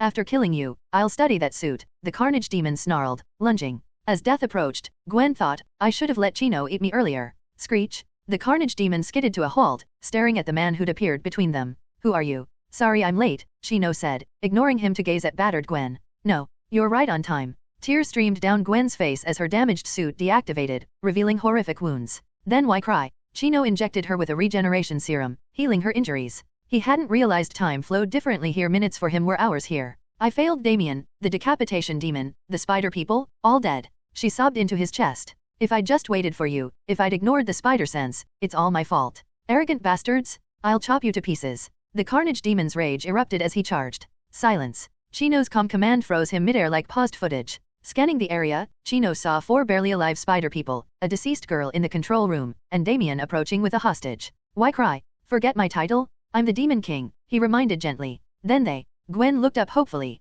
3 male spiders and a pig survive. The girl's dead but revivable. The decapitation demons reforming in hell. Thank you, Chino, truly. Here. He handed her regeneration and revival serums. Hurry, or they'll perish. Gwen sprinted off with the medicine. Once she left, Chino turned to the carnage demon. Now, your turn. His voice carried the chill of the abyss. Seeing Gwen's condition had ignited volcanic fury. Mercy, please, the paralyzed demon begged. I hear you're quite the gourmet. Why yes, my lord. I'll prepare anything you desire. Chapter title, The Genuine Demon King, 2-in-1, Part 1. Relevant quote. Why cry? Forget my title? I'm the Demon King. Chino reminds Gwen that true power lies not in never falling, but in having someone who can rewrite the rules when you do. Chino stared down at the carnage demon with an expressionless face, devoid of any mercy. His bioforce field released, dropping the creature to the ground. Before Carnage could even think of fleeing, Chino's foot came down on the back of his skull. Ever had hand-torn chicken? And no. Good. I'm in a bad mood today. Let me treat you. With a slight increase in pressure, Carnage's head exploded like an overripe melon. But Chino wasn't done. Keeping his foot planted on the twitching body, he grabbed Carnage's arms and yanked. Muscle fibers and symbiote tissue stretched grotesquely before ripping apart with a sickening schllck. Aiaiaic. The scream was inhuman as Carnage's head regenerated, now wearing Norman Osborn's face contorted beyond recognition, every feature twisted in agony. Unmoved, Chino discarded the severed limbs and reached for Carnage's legs. The symbiote surged in panic, retreating entirely into Norman's body, even abandoning parts of itself still attached to the torn arms. In this bonded state, Norman felt every ounce of pain as if it were his own, his mind drowning in white-hot torment. Please, spare me. Norman begged, voice breaking into sobs. Chino paused. Call him out. The command was glacial. I was forced. He controlled me. I said call him out. Chino's eyes ignited. ZZZTTT. Twin heat vision beams speared through Norman's chest, eliciting another shriek. Then Carnage emerged. Cornered, the symbiote's survival instinct took over. A crimson ooze pooled at Chino's feet, writhing violently as it tried to invade his body, its last desperate chance. But Chino's armor shifted. Black as void, it spread like spilled ink across his form before Venom's monstrous head erupted from his back, jaws unhinged in a silent snarl. Mine. The ebony symbiote slammed Carnage back into Norman's body with crushing force. Father. Carnage's voice was pure shock as he stared at Venom. Continue, Venom said flatly before melting back into Chino. Carnage, realizing this was a Venom from another universe, scrambled for sympathy. Father? I was wrong? I'm your child from another world. Venom's laughter was a wet, guttural thing. Child? I've eaten trillions of my children. You're nothing. Carnage's face went slack. Chino's rage flickered briefly into amusement, but he refocused. A chef couldn't abandon a dish halfway. The basement soon echoed with Carnage's screams, a symphony of agony that would haunt nightmares. Nearby, Ms. Octopus froze mid-step. Damien, stop. Going there is suicide. Faster. Or do you want a Venus flytrap blooming in your stomach? Clutched to her back, Damien aimed a silver energy cannon forward, its barrel humming ominously. Part 2 halves. Ms. Octopus seethed. What kind of child threatens someone with botanical terrorism? One moment, she'd been fleeing with him. The next he'd forced a seed down her throat with a pressure point maneuver. Then demanded she take him to the armory. Fine, the weapons weren't hers. But this? Suicide? Human stomach acid might dissolve most seeds, but she wasn't betting her life on most. Quick death versus being eaten from the inside? No contest. Gritting her teeth, she sprinted toward the screams, internally cursing. Ghost Spider, what the hell did you raise, a tiny assassin? Rounding the corner, she saw Gwen sprinting past, arms full of vials. You're alive, Ms. Octopus blurted. Gwen barely glanced at her. No time, help. Damien wriggled free, cannon discarded. Mom, is it him? Gwen nodded. Inject these into the spider team. I need to revive Penny. Ms. Octopus's brain short-circuit. Revive? But Damien was already moving. With no choice, and a stomach-bound time bomb, she followed. Later, Peter B. Parker jolted awake, gasping. He patted his chest, no wound. I didn't die, and you feel amazing, Noir's voice drawled. Like you're 18 again. Peter turned. Noir, Miles, SP//DR's cockpit, with Penny inside, and a dancing Venus flytrap? Ms. Octopus stood nearby. Gwen cradled Damien. I'm dreaming, Peter decided, lying back down. Thwack. Noir smirked as Peter yelped. Nope. Chapter title, Hand-Torn Carnage. Relevant quote. I've eaten trillions of my children. You're nothing. Venom, delivering the most chilling parental rejection in multiversal history. Part 1/2. Peter B. Parker pinched himself. Not dreaming. How am I alive? My cellular degeneration's gone too. The Demon King saved us, Noir said casually, just as blood-curdling screams erupted from outside. Kill me? Just kill me already. No one reacted except Peter B., who leapt up. Noir grabbed his arm. What are you doing? Someone's being tortured. Peter B. shouted. Listen closely, Noir said, pointing to his ears. Peter B. froze. Everyone was present, meaning Carnage. His eyes widened as Noir's earlier words registered. Gwen's husband? The Demon King's here. Arrived right as Carnage was carving Gwen up. I'd stay put if I were you. Peter B. noticed Miles absent-mindedly fitting a severed arm against his shoulder. He swatted it away straight into Spider-Ham's lap. Miles? Stop that, you're traumatized. It's my arm, Miles said blankly. Even if it's your weight, what? Spider-Ham tossed the limb back with a shrug. Peter B. pinched his nose. No playing with detached limbs. Okay. The three spiders sat in silence. How long's his demonic majesty gonna continue? I wanna go home. Judging by the screams, he's winding down. Even divine wrath has limits after an hour. Can we even get home? I wanna go home. Ms. Octopus and Penny are checking the collider data, but repairs would take months. Think the Demon King could send us back. I wanna. Peter B. abruptly locked Miles in a headlock. Home? You reckless brat? I told you to stay put. Ow ow ow. I'll stay. Noir smirked. Miles' trauma was obvious, but Peter B.'s roughhousing therapy worked better than words. Then silence. The screaming stopped. Everyone tensed. What did the Demon King look like? Horned? 3 meters tall? Cloven-hoofed? A cloaked figure whooshed in. Hello, spider people, Chino greeted cheerfully. Hi. The collective mental image shattered. This was the Demon King? Young, handsome, smiling like a Disney prince. If not for the hour-long soundtrack of agony, they'd have mistaken him for an angel. My baby. Venom erupted from Chino, engulfing Damien in a glomp while healing his injuries. Peter B. stiffened. Venom? But this one seemed maternal. Part 2 halves. Venom mom, teach, my decapitation demon's gone. Damien whined, though he knew the demon was fine. Chino snapped his fingers. A portal opened, revealing 2 demons arguing. Balthazar, ever seen sins like this? This guy's record puts your criminals to shame. Your head got eaten. I protected Her Highness. The king will reward me. Your head got eaten. I'll fucking kill you. Enough. His Majesty summons you. Thud. The decapitation demon tumbled out mid-lunge. Seeing Chino, he kneeled instantly. My liege, your sentence is over. Name your reward, Chino said. Without him, Gwen and Damien might not have survived. The demon glanced at Damien. Might I continue guarding the young prince? Hell no, was he returning to the underworld's paperwork. Granted. Anything else? The demon tapped his bone blades. Stronger weapons, sire. Had these not shattered? Chino nodded. Adamantium. He'd have Tom locate Stryker's facility. As the demon retreated into Damien's tattoo, now with free passage, Gwen asked the burning question. Chino, where's Carnage? He wasn't full after the hand-torn chicken, so I treated him to barbecue, Chino said pleasantly. Hand-torn? Barbecue? The spiders shuddered. Chino turned to the dancing Venus flytrap, its belly now motionless. Time for the mastermind. Spit him out. Using Poison Ivy's powers, he commanded the plant. With a shudder, it horked out a slime-covered Kingpin before reverting to a seed. Just kill me, Kingpin rasped. After hearing Carnage's screams from inside the plant, he knew mercy wasn't coming. Want your wife and child back? Chino asked. Kingpin's breath hitched. Don't believe me. Chino vanished. Before anyone could blink, he reappeared with a coffin. Inside lay this universe's deceased Peter Parker. 1 second. That's all it took to raid a graveyard. As Chino filled the coffin with water and revival serum, Miles gasped. No way. Chino's glance silenced him. Relax. I'm one of the good guys. Penny and Ms. Octopus watched, fascinated, one having been resurrected this way, the other seeing magic for the first time. Kingpin's fists clenched. Could this really work? Chapter title, Resurrecting the Spider-Verse. Relevant quote. He wasn't full after the hand-torn chicken, so I treated him to barbecue. Chino's culinary euphemisms will haunt the Spider-Verse's collective memory for centuries. Please support me if you can.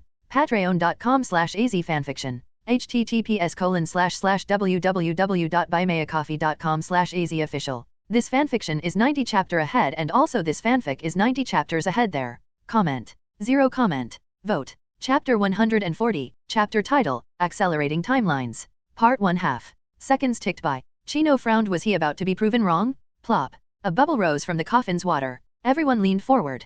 It's working? Gurgle, gurgle. The blonde Peter Parker's eyes flew open as he sat up violently. Cough cough. What the? I died? Why am I alive in a coffin? And wait, you guys look familiar. His words spilled out like machine gun fire. Chino's eye twitched. This one's got Deadpool-level verbal diarrhea. He fished the soggy Spider-Man out and tossed him to the others for explanations. Now then, Chino turned to Kingpin. Do we have a deal? What do you want? Everything. Your assets, vehicles, organization. Let's see what they're worth to you. Chino materialized a contract, his voice dripping with honeyed temptation. I accept. The moment Kingpin signed, Chino handed him 2 revival serums. You saw how it's done. Kingpin clutched the vials and fled like hell itself chased him. Chino. Gwen hesitated. Were those real? After what happened to Carnage, mercy seemed unlikely. Of course, Chino smiled. But revival serums only work if the brain's intact. His loved ones have been dead over a year, too far gone. The cruelest punishment was hope. True despair wasn't darkness, it was glimpsing light, only to grasp at rotting seaweed. Gwen's expression grew complicated.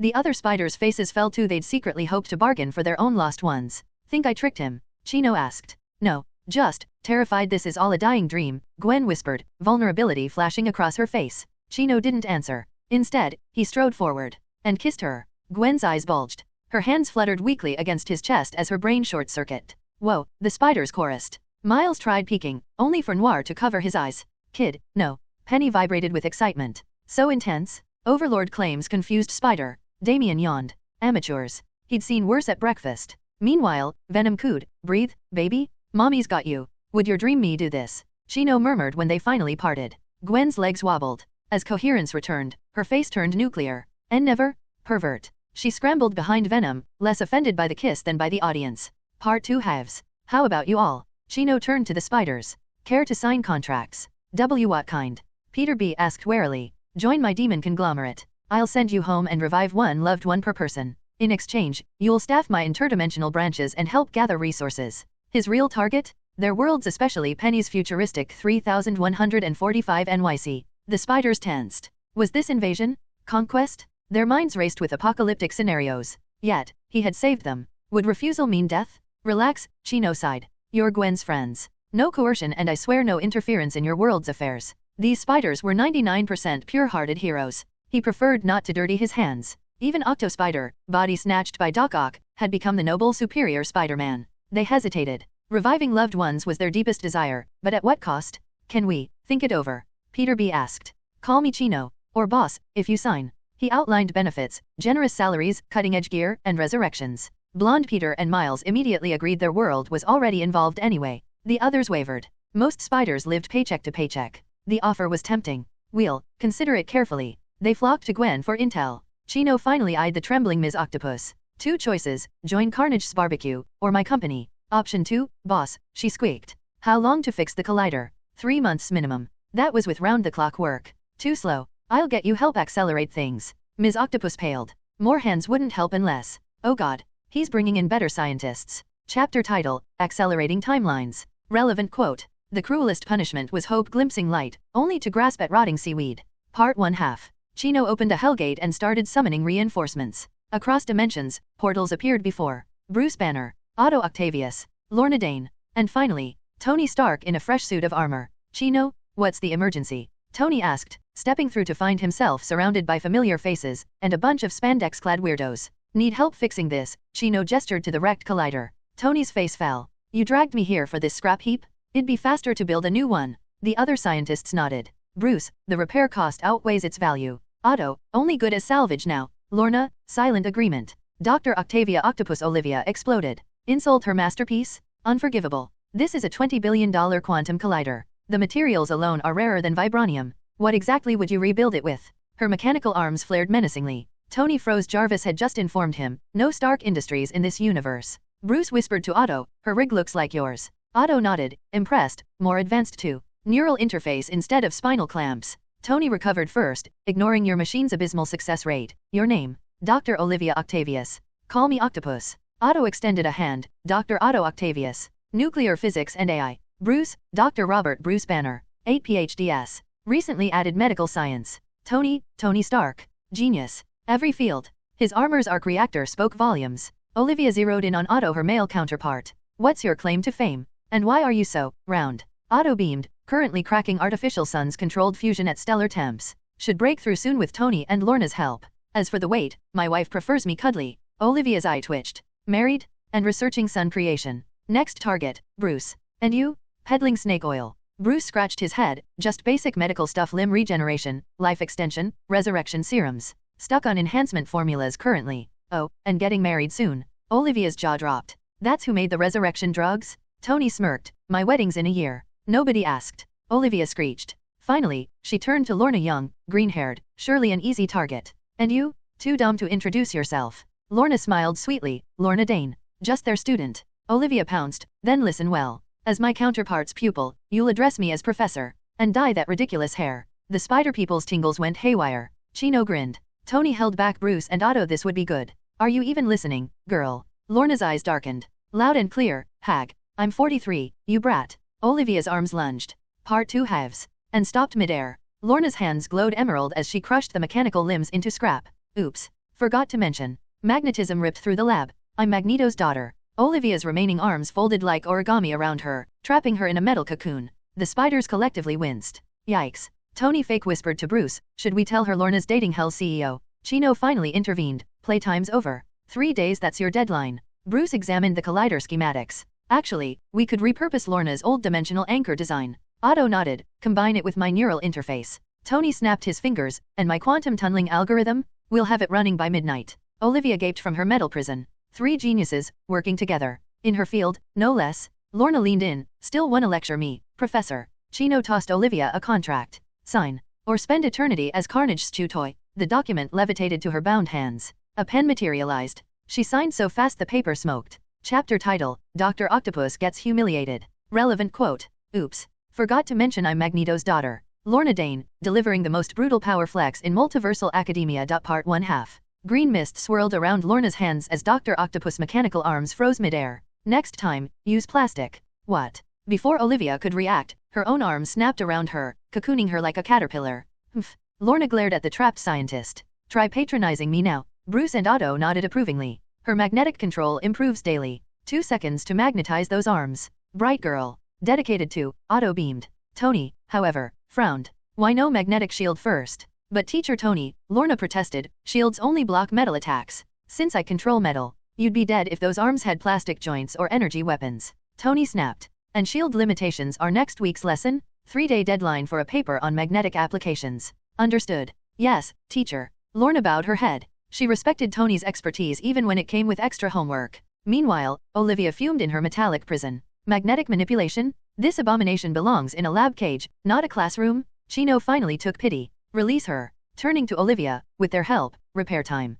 3 days. Tony schemed the collider schematics she transmitted. Innovative but sloppy. Energy efficiencies abysmal. No containment protocols. How hasn't this place collapsed into a black hole? And zero safety measures? Cross-dimensional travelers would die from particle trauma within hours. Olivia gaped. He'd diagnosed fatal flaws at a glance. Chino smirked. If you're this world's geniuses, he's the monster eclipsing you all. Hey, Tony protested. Relax. I brought you a gift. Chino pointed to Peony Parker. That girl's from 3145. Tony's eyes lit up like Christmas came early. A millennium of technological leaps. How many worlds represented here? 5 though one's anthropomorphic animals. I'm opening branches in their dimensions without interference. Count me in. Tony grinned. Why do I feel like I'm the one getting employed? Must be your imagination. Part 2 halves. The spiders, having grilled Gwen about Chino's operations, affordable medicine, world-bettering corporations, now regarded him as some capitalist angel. Meanwhile, Tony's team worked miracles. Bruce and Otto redesigned the collider. Lorna reshaped metal components at the molecular level. 3 hours tops, Tony declared, watching Lorna work. Such wasted potential before using cosmic powers for construction. Why'd you take her as student anyway? Chino asked. Tony shuddered. Watching her build houses with magnetism was like seeing someone grill burgers in a particle accelerator. Chino burst out laughing. Leave architecture to Magneto. Your idea, obviously. But she's got passion. Good kid. Oh, Tony, you're engaged. Pepper's bridesmaids include Poison Ivy and Venom. Tony rolled his eyes. Not that kind of fondness. Though someone should warn you she's got a crush on you. Me? We've exchanged 10 sentences max. You saved her life 3 times over. Tony ticked off fingers. Rescue. Job offer. Mutant revolution. Most women would propose after 1. Chino blinked. But Venom, Pam, she, Gwen, Jean, Dark Phoenix, they pursued me. Wait. Jean Grey and Phoenix? Since when? Focus, matchmaker. Lorna's just grateful. She'll outgrow it. You're barely legal yourself, Uncle Chino. Then gimme allowance money. In your dreams, you corporate overlord. Chapter title, The Love Guru. Relevant quote. Most women would propose after 1 life-saving. You racked up 3 and still missed the signs. Tony Stark, certified genius, except in recognizing his own romantic blunders. As the collider repairs progressed, the Spider People finalized their contracts with Chino. Noir clasped Peter B.'s shoulder. Fighting alongside you all. I'll remember it forever. Same here, brother, Peter B. replied gruffly. Spider-Ham waved a hoof. Why the long faces? We're co-workers now? Interdimensional coffee breaks. Anyone? Blonde Peter turned to Miles. You did good, kid. I messed everything up, Miles mumbled. Broke your goober, got your house destroyed. Wait. My house. Meanwhile, Peony handed Damien a flash drive. Games from my timeline. Damien reciprocated with 5 seeds. Water them weekly. Good security system. The rebuilt collider hummed to life, its particle flow now stabilized. Goodbye, friends. Till next time. Later, Gators. Bye, Damien. With flashes of light, 4 spiders vanished. Chino stored the collider in hell before sending Tony's team home. Olivia, Chino instructed, you'll oversee Fisk's assets until my people arrive. Peter, new identity, your choice, Spider-Man or scientist. Miles finished school first. Both nodded gratefully as Chino's family returned home via portal, only for Damien to be tackled by the waiting children. We missed you. Are you hurt? Can't breathe. Damien wheezed beneath the pile. Venom finally intervened. Squish her flat and you'll do her chores. Nearby, Pam examined Gwen. You okay? What happened? Gwen blushed, glancing at Chino. It's a long story. Meanwhile, Dark Phoenix launched herself at Chino like an overexcited octopus. I protected everyone? Reward me. What do you want? Let me try what Jean's memories MMPH. Jean yanked her away. She needs no rewards. Liar, you haven't even. Their squabble was interrupted by Hela stomping on Chino's foot. Liar. Chino braced for contract complaints, but Hela surprised him. New terms, help me return to Asgard. Keep the old deal. Her eyes burned with ambition. Pass. Too troublesome. Hela's face darkened. What'll you do after regaining power? Chino interrupted. Crush Odin? Conquer the 9 realms. Then the universe. And then I'll. Hela faltered. She'd never thought beyond conquest. Part 2 halves. You've no real goals, Chino said softly. Even ruling the cosmos was Odin's programming. Venom and Pam exchanged glances. Ah, the classic Chino mind reprogramming. Hela lifted her chin. Revenge is my goal now. Short-term fix. Another problem, you can't beat Odin even at full strength. Then you'll help? Where's the pride in that? Chino tsked. 10 years until your seal breaks. Spend them obsessing over daddy issues. He placed a hand on her head. Or try living. Find something you want. Hela didn't even swat him away, too busy wrestling with the concept. Another life? But battle's all I know. Chapter title, Hela's ambition. Relevant quote. Even ruling the cosmos was Odin's programming. Chino casually dismantling millennia of godly indoctrination over afternoon tea. Chino secretly caressed Hela's hair, gently running his fingers through it. The smooth texture felt as soft as the finest silk. What are you doing? Hela coldly asked. Cough, cough, nothing. I saw some leaves in your hair, just helping you remove them. Caught red-handed, Chino quickly turned away, his face flushing with embarrassment. Hela snorted coldly. This is a beach, where would there be trees? However, her mind was preoccupied with the question she had just been pondering, so she couldn't be bothered to question Chino's actions any further. She continued to fall deeper into her thoughts, her expression alternating between contemplation and confusion. Chino watched as Hela, still absent-minded, ran upstairs. Chino, how does it feel? A voice asked. Great. Chino replied. Then I want to try to. Wait until tomorrow. You can use the excuse to braid her hair. MMHM. Chino watched as a few small figures circled around Damien, then said, all right, kids, it's getting late. Time for you to take a bath and go to bed. Got it. Damien, let's wash together. This feels too. Damien agreed to it. Oh. Chino laughed softly, shaking his head as he saw Damien helplessly being dragged along. Pamela, Gwen, you two go check on them. Don't play in the bathroom too much, or you'll catch a cold. Pamela and Gwen answered, we know, and headed toward the bathroom. Chino then turned his attention to the other two. She, help me scrub my back. Yes, young master. Is that all you want me to do? Venom blinked, her tone playful. 2 hours later. After the bath, Venom and she had already left, leaving Chino soaking in the pool, his eyes closed as he savored the lingering sensation. Feeling the water cooling down, Chino got up and took a towel to dry himself off. Who will it be tonight? He muttered expectantly. Usually, there were rarely big group sleepovers. It was typically Venom plus Pamela, or Venom plus she, or Venom plus Pamela plus she. Yes, Venom was always present. Chin was still a bit shy. Aside from that one time in hell, she only agreed to sleep with Chino if he specifically asked, and sometimes Black Phoenix joined in. Black Phoenix was indifferent, as long as she wasn't dragged by Chin. They shared a special bond due to being two parts of the same soul. It was already midnight, and everything was quiet. The kids had already gone to bed. Chino arrived at his room, where a note was conspicuously pasted on the door. Do not use X-ray vision. A new play. Chino smiled, murmuring softly. He opened the door to find the room pitch black, no light at all, as if soaked in thick ink. Black light ring, Venom, you still use this, he called out. But there was no response, only dead silence. All right, I'm coming in. Chino stepped into the darkness. Although he couldn't see anything, he quickly navigated his way to the bed, his hands searching around. His fingertips brushed against something soft. He poked it lightly, and the object immediately shrank away. Whose small foot is this? There was no answer. Chino wasn't shy, so he pounced in that direction. She hadn't expected Chino to jump right on top of her. Wasn't he supposed to take it slow? In the darkness, her startled cry broke the silence. Gwen. Chino immediately recognized the voice. Once she was discovered, Gwen deactivated her ring, and the room suddenly lit up.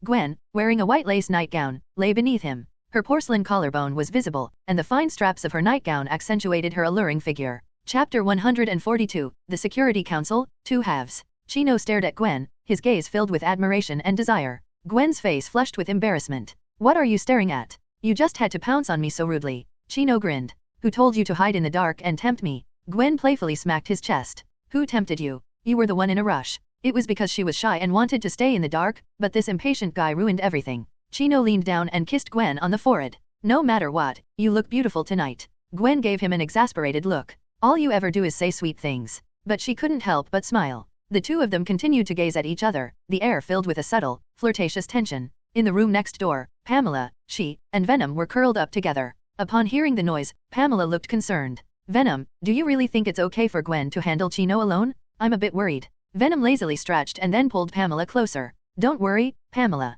She and I have already helped Gwen prepare. She can handle it from here. She nodded from beside her. Also, Gwen's physique is stronger than some demons. That's good to know. Venom, what are you doing? Pamela, I'm hungry. I want to drink some flower nectar. All right, she, would you like to try some? Sorry, Pamela, it's so sweet. Meanwhile, at the World Security Council. What? $1 trillion? Do you know how much that is, Mr. President? Senator Singh demanded. Of course, Senator Singh. Why do we have to be involved in this? Asked Senator Hawley, frowning. Because I don't have that kind of money, the president replied. It's impossible to give him that. Mr. President, find some excuses to delay this, Senator Singh insisted. There are no excuses. That's the Demon King, and if we don't pay him in 3 days, this country will be destroyed, the president responded. Quote of the chapter, in the face of temptation, even the mightiest can falter. Please support me if you can. Demon Corporation Hotel. The mutants had just finished their battle for the day and earned a considerable amount of contribution points. In the task of subjugating mutants, contribution points are assigned based on the difficulty and battle conditions, with each individual receiving a different amount.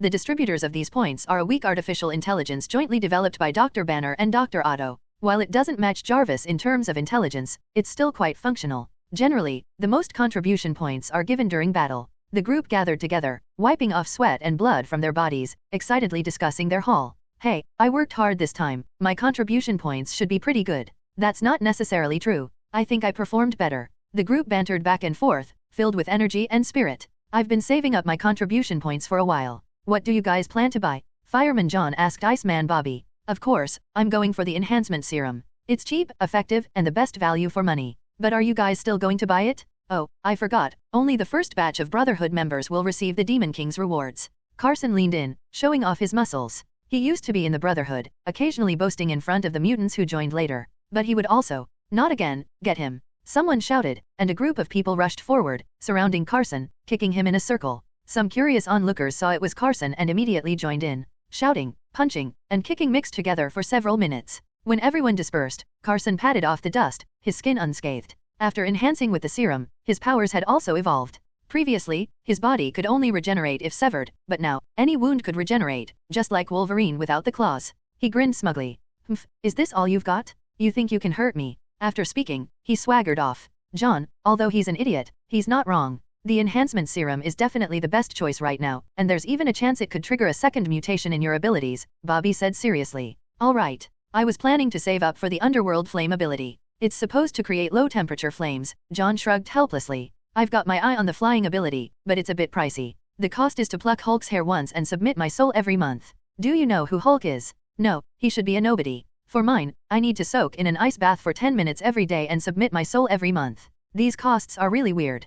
Compared to gaining new abilities, these costs are pretty simple. Yours is simpler. I still need to find Hulk, John countered. Yours is simple. I only have to pluck some hair. I need to take an ice bath, Bobby shot back. Yours is easy. I still need to look for someone. Ice baths are quite comfortable, Fireboy. Icehead. Upstairs, Eric was unusually troubled. Ugh, Eric, could you stop sighing? It's getting annoying, Raven said helplessly, setting down her wine glass and furrowing her beautiful brows. In the luxurious hotel, with fragrant red wine and delicious food, the future of mutants seemed bright. But Eric, sitting in front of her, was enveloped in a shadow that completely ruined the pleasant atmosphere. Chapter 143, The White Queen, 2 halves. That child hasn't answered my calls, not even picking up the phone. The one named Lorna. Yeah. Eric's tone was full of helplessness and sorrow. His usually stern face was now filled with worry. Now, 3 people were in charge of mutant affairs. Eric was responsible for subjugation, using his immense strength and authority to bring scattered mutants back into the organization. Charles managed the mutants, using his wise mind and gentle nature to comfort every new member, helping them adapt to their new lives.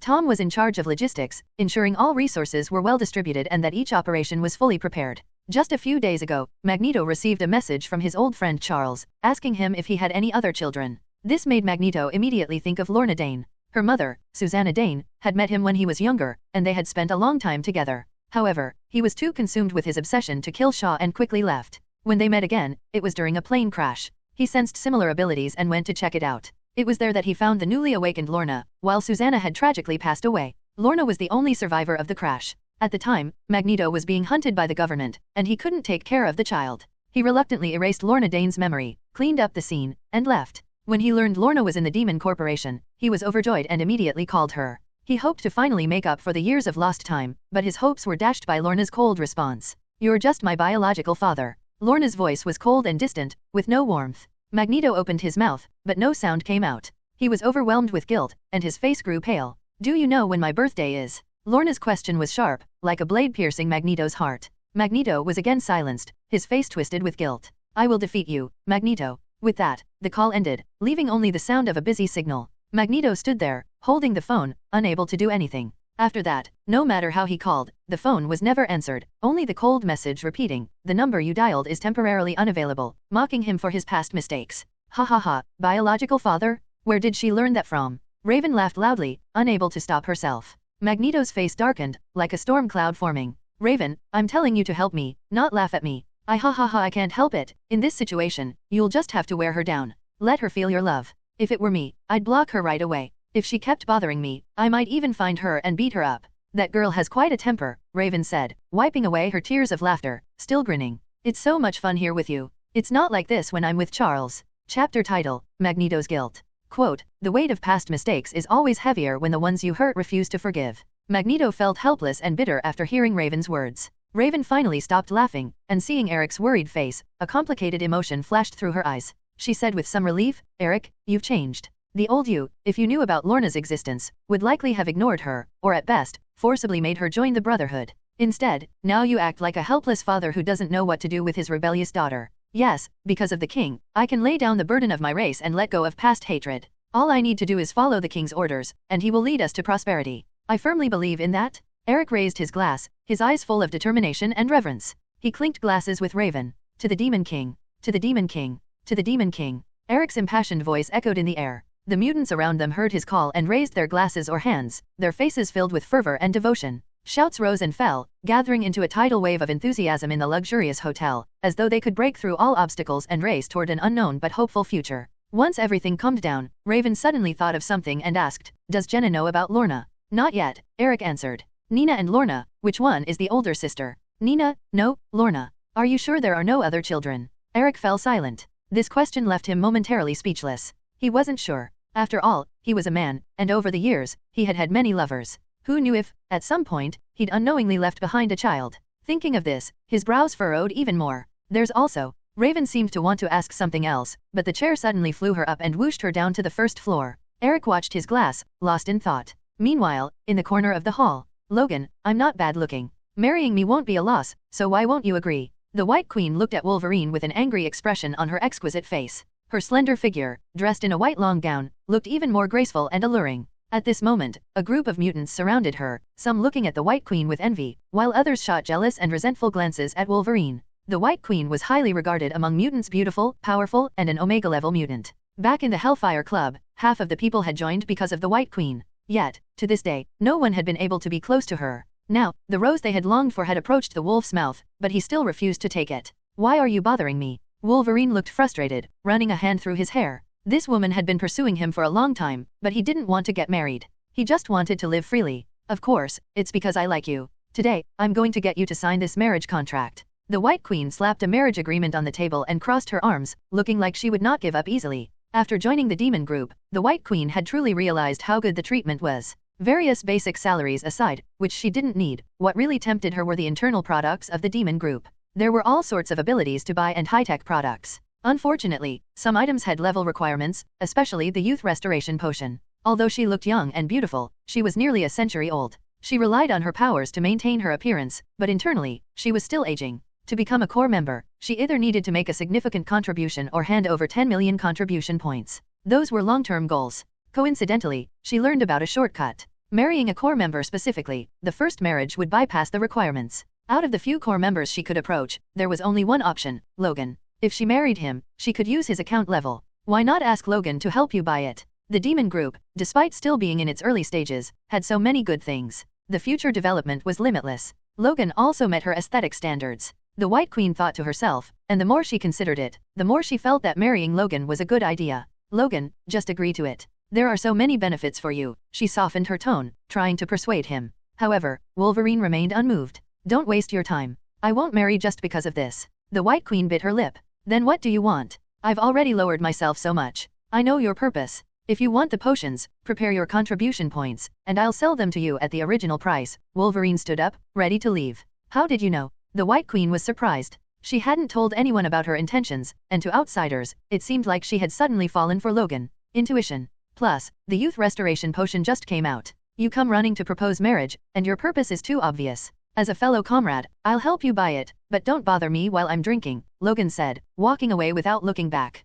Only the White Queen stood frozen in place, but after a moment, she curved her lips into a seductive smile. "Logan, you wait for me." The next day, suffocating, uncomfortable, silent, unable to move. It felt like being back in the place Odin had sealed her. Hela suddenly opened her eyes, her gaze filled with a hint of panic. She looked around. Nina was locked around her neck, resting on her shoulder. Penny was sleeping soundly with her head on her belly. Little Yu was hugging her leg. The few of them were sprawled across her in all directions. Terrible sleeping habits, Hela sighed, carefully breaking free and walking outside. The sky was only just beginning to brighten, and very few people had woken up. Hela reached the door, feeling the cool breeze from the sea. Although her divine power was sealed, it was still nice to be able to leave the dead silence of hell. The sea breeze brushed across her face and tousled her hair. She slightly squinted her eyes, enjoying this moment of peace and freedom. Whoosh! Hela's ears twitched. This was the sound of a weapon slicing through the air. Following the sound, she walked behind the house. She arrived at an open field, where Damien was training with a small katana. The weapon whipped through the air with a whoosh sound, as if he was battling an invisible enemy. Sweat poured down his face, showing that he had been training for some time.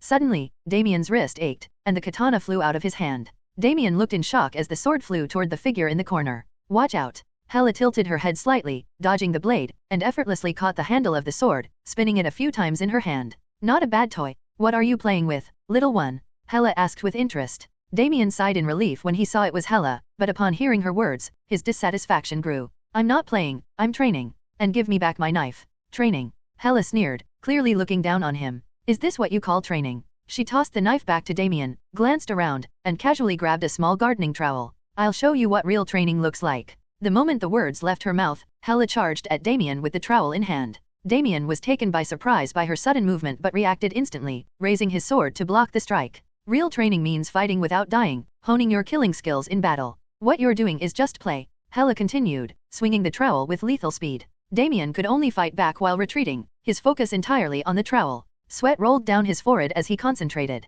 Don't just focus on the weapon. Hela's trowel blocked the sword, and her other hand struck toward Damien's face. Bam! Damien felt a sharp pain in his face as though struck by a heavy hammer, and instinctively, his grip on the sword loosened. By the time he recovered, Hela had already placed his sword at his throat. Never let go of your weapon unless it can fly back to you on its own. Hela stabbed the sword into the ground. Damien looked at her retreating figure and, without hesitation, drew his sword again and ran in front of her, blocking her path. What's this, little one? You want to keep going? Hela teased him. Yes, please fight me. Damien bowed, his eyes full of determination. Why should I? I'm not wasting my time playing pretend with you. Hela shook her head, her gaze scanning Damien's weak body. A light tap had already left a bruise on his face. Once I'm stronger, I'll be able to help you, Damien said seriously. Fine, but don't cry later. Hela frowned and agreed reluctantly. Just then, a voice echoed in her ears. Your job is to fight Damien. As long as he doesn't die, do whatever you want. I can't deal with your godfather, but I can deal with you, can't I? If he doesn't die, perfect.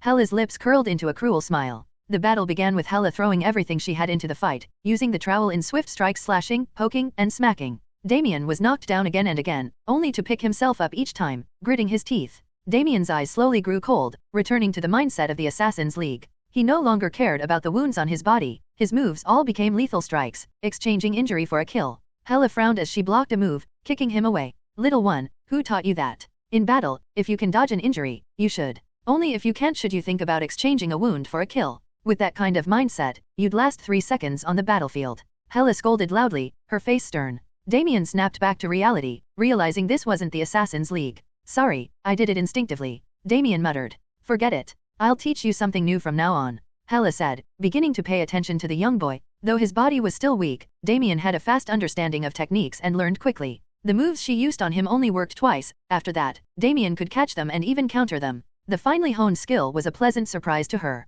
Chino, watching from the window, also saw their sparring. Footsteps came from behind. Gwen, sorry I woke you up. Chino turned around to see Gwen wrapped in a blanket with her hair disheveled. It's okay, I was about to get up anyway. Gwen walked over to the window, watching Hela beat Damien and looking puzzled. Chino, why are we letting Damien go through this training? We could protect her. Chino wrapped his arm around Gwen's slim waist, speaking gently. Damien is different from the other kids. She knows the path she wants to take. All I can do is support and help her along that path, not decide for her. Gwen nodded slightly, her gaze still fixed on Damien and Hela's sparring. Maybe you're right, but watching Damien fall again and again, it still hurts a little. Chino picked Gwen up around the waist. Then let's not watch. How about we take a bath together?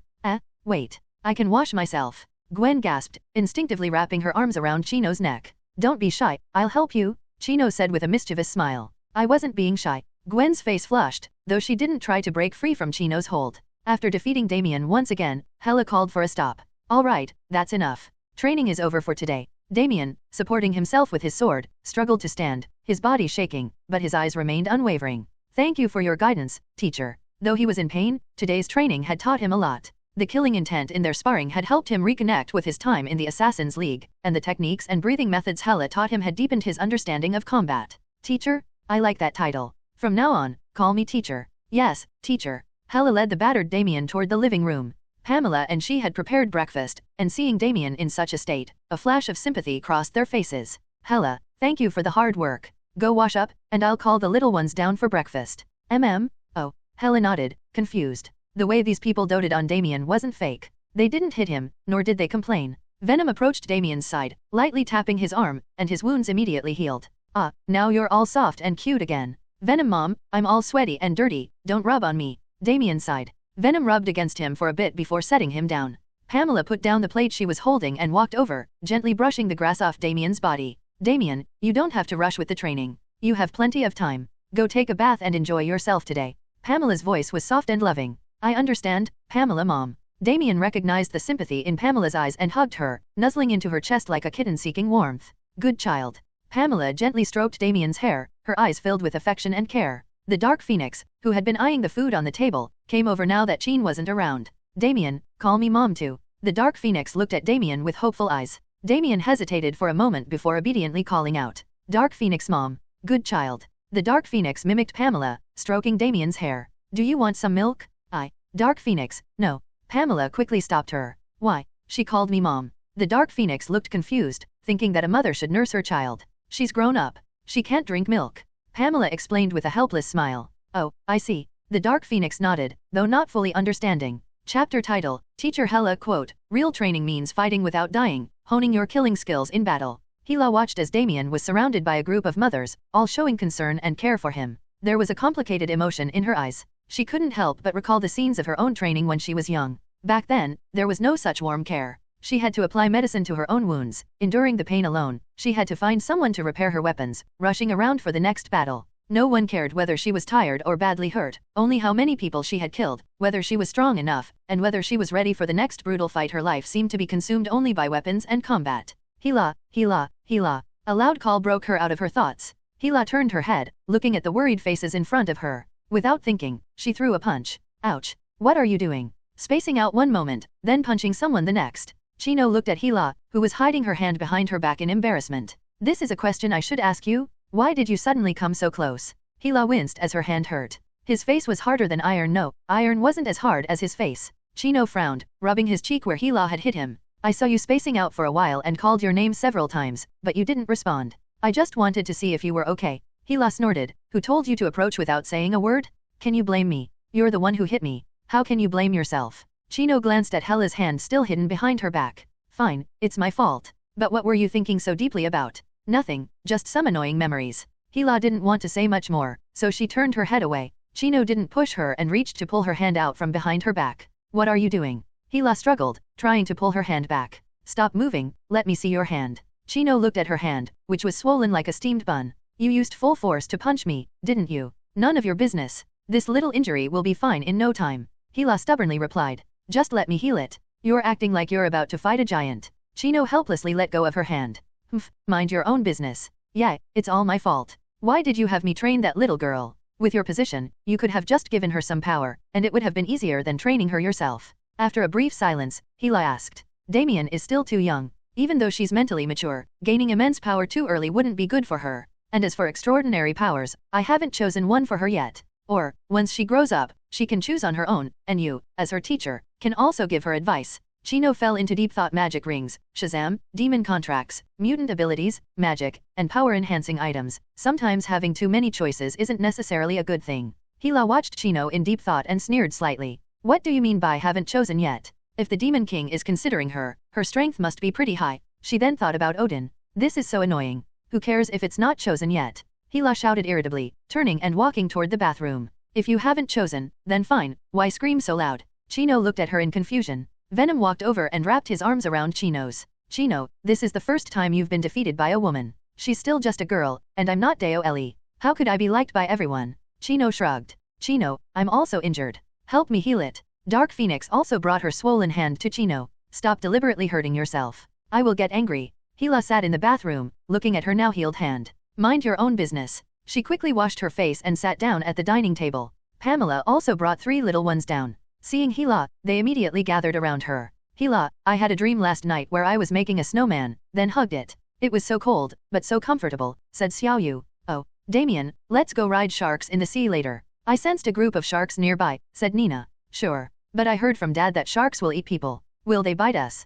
Penny asked. Don't worry, I can control them. Plus, with you and Hela being so powerful, if they bite, we'll turn them into grilled fish, Nina said. Hela and Damien are so strong, Penny added. Damien and Hela exchanged a glance and sighed helplessly. The joyful vacation had to come to an end. The little ones, downhearted, returned to school. Even Nina was sent in. Originally, they had wanted to send Hela as well, but after seeing her murderous gaze, they realized she would kill anyone who dared to send her. So, they reluctantly placed her in the magic item team, where on her first day, she beat everyone except Frank. She then became the coach of the magic item team. Hela was also quite interested in their weapons. The strange and powerful magic items fascinated her, and she thought they would come in handy when attacking Asgard.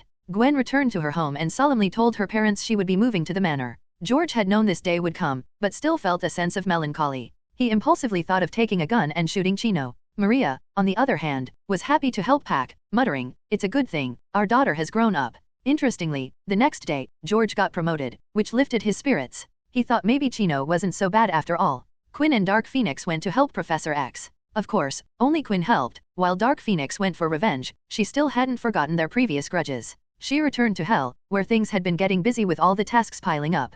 Pamela continued to cultivate various plants, enjoying herself immensely. Among them, the busiest was Tom. There wasn't much going on in the main world, so he was assigned to open branches in other worlds. The time flow in those worlds wasn't adjusted by Chino, or else Tom might not have been able to keep up. Chino felt a little guilty and gave him a rejuvenating potion. Tom, however, said, "I will not disappoint the boss's trust." Chino's conscience was slightly pricked. He marveled again at how useful the demon contract was. Without it, Tom wouldn't be so devoted to working so hard. Although Tom wasn't around, someone still needed to manage the company. Therefore, Chino had to step in and experience the joy of being the boss. During this time, he met Lorna a few times and exchanged some words. Lorna only nodded coldly in response, making Chino wonder if Tony had been lying to him. Was that what liking someone looked like? However, each time Lorna appeared in front of him, she was dressed in various styles and had perfume on. Oh, right. Lorna also met Jenna and Nina, and the three got along well, with Nina sweetly calling Lorna sister. Only Eric was kept in the dark. Meanwhile, Captain America, in order to earn contribution points, went to be a test subject for Banner's enhanced serum.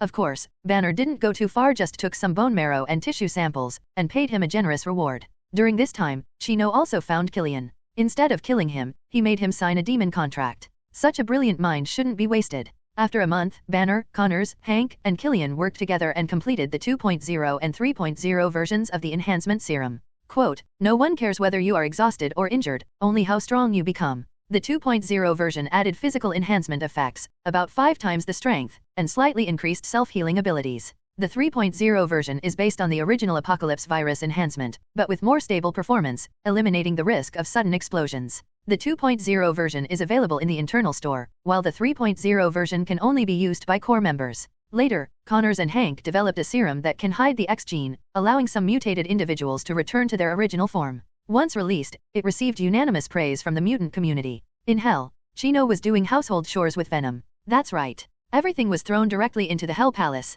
Chino had never bothered to clean it. With some free time, he decided to tidy up. "Chino, why do you throw everything in here?" Pamela's stockings, Gwen's Spider-Man mask, 11's leather jacket, Jean's dress, and half-eaten roast meat. Venom grumbled as they cleaned. "It's a habit. The roast meat is Black Phoenix's. After we finished, she was hungry, so I gave her a plate. I went to find Jean, but she came over too, so I just tossed the roast meat into Hell," Chino replied. "Is Hell a garbage bin?" Venom asked. "I'm cleaning it now, aren't I?" Chino replied. After sorting through the junk, only a few containers remained. Damien's containers. "But I don't think we've ever used them," Chino remarked. "Let's open them and see what's useful. The rest can be discarded," Venom suggested. Chino and Venom opened the container. Inside were beautiful clothes, of various sizes for different age groups, all sealed in bags. "These could work. We can even play dress up with Damien later," Venom said excitedly. "Yeah," Chino nodded. They opened another container, this one full of jewelry and accompanied by dresses. "This is too much for Damien at the moment. Let's leave it for later, when he's older, and then play dress up," Venom planned. Chino sounded confused. They opened another container, revealing various weapons, including a Batmobile. "Did Batman send the Batcave here? But Damien might need this later, so let's keep it," Chino said. "Yeah," Venom agreed. They opened the final container. As they opened it, it seemed like they triggered some switch, and yellow warm lights illuminated the container. Bruce's magnetic voice echoed. "Damien, my daughter, I'm sorry I couldn't accompany you as you grew up. I'm happy with the time we've spent together these past few days. My expressions may scare you, but I just don't know how to interact with my own child. But my daughter, I love you. Although I can't be there with you, I've prepared a gift for you for every year of your life. I hope they can make up for my love for you. Love, your father, Bruce Wayne." For a moment, the container was silent, and only the deep words of love echoed in the air. Chino and Venom stood silently, both feeling the weight of Bruce's deep love. "Do you know what this is?" Chino raised an eyebrow. "Bruce's love." Venom answered uncertainly. "Wrong. This is Bruce's black history. I'll never again hear Bruce deliver such an emotional speech with that magnetic voice. Quickly find the recording equipment. I'm going to play this at the formation of the Bat family and the Justice League, Chino said with a mischievous smile. How cruel. I like it. Venom excitedly agreed. So they began to rummage through the container carefully, making sure not to touch Damian's birthday gifts. They had initially thought there would be birthday presents for Damian up until his 18th birthday, but there were about 100 gifts. At the back of the pile were gifts including a denture maker, a multifunctional wheelchair, and a wig. After finding the recording equipment, Chino carefully placed it in a separate room in the palace. But Damian's birthday is coming soon, Chino remarked. Yeah, calculating the time, it's just a few days away. Let's prepare a birthday party for him, Venom suggested. Chino nodded slightly, a glimmer of anticipation in his eyes. Okay, let's make sure to prepare well. We need to give Damian a big surprise. Let's first think about who we should invite, then prepare the gifts and food. Yeah, we should invite Tony and the others, along with the Spider-Man. Chino began to mentally list the people to invite. Without delay, Chino and Venom started dividing tasks. Venom was responsible for contacting friends and family and preparing the party decorations, while Chino took charge of buying the food and gifts. Though these tasks could be delegated to others, Chino found it more fun to do it himself. While they were busy organizing, Damian had no idea about the surprise awaiting him. Damian had noticed that recently, Xiao, Penny, and Nina had been huddling together in a corner, whispering to each other. He was curious and walked over. What are you talking about? He asked. They responded in unison, as if they had planned it. Nothing. Damian shrugged and returned to his desk to continue his notes. At home later, Damian noticed that Pamela mom wasn't busy researching her plants. Instead, she was talking on the phone, looking very excited. As soon as she saw Damian, she quickly hung up. Venom mom, too, didn't greet him warmly as usual. She was hurriedly carrying a box of balloons, seemingly not noticing Damian's return. Gwen mom had been busy with decorations, occasionally handling colored paper or fiddling with trinkets. Even his godfather had been missing for days. Damian looked at everything around him, feeling like he was being left out, and his heart sank with a sense of loneliness. He quietly returned to his room, closed the door, and his small figure radiated a hint of sadness. Back in his room, Damian considered playing a game, but after browsing through hundreds of games on his computer, he couldn't find one that caught his interest. Guess I'll sleep. I'll wake up early for training tomorrow, Damian said, about to get into bed when there was a knock at his door. Knock, knock, knock. As soon as Damian opened the door, boom, boom, boom.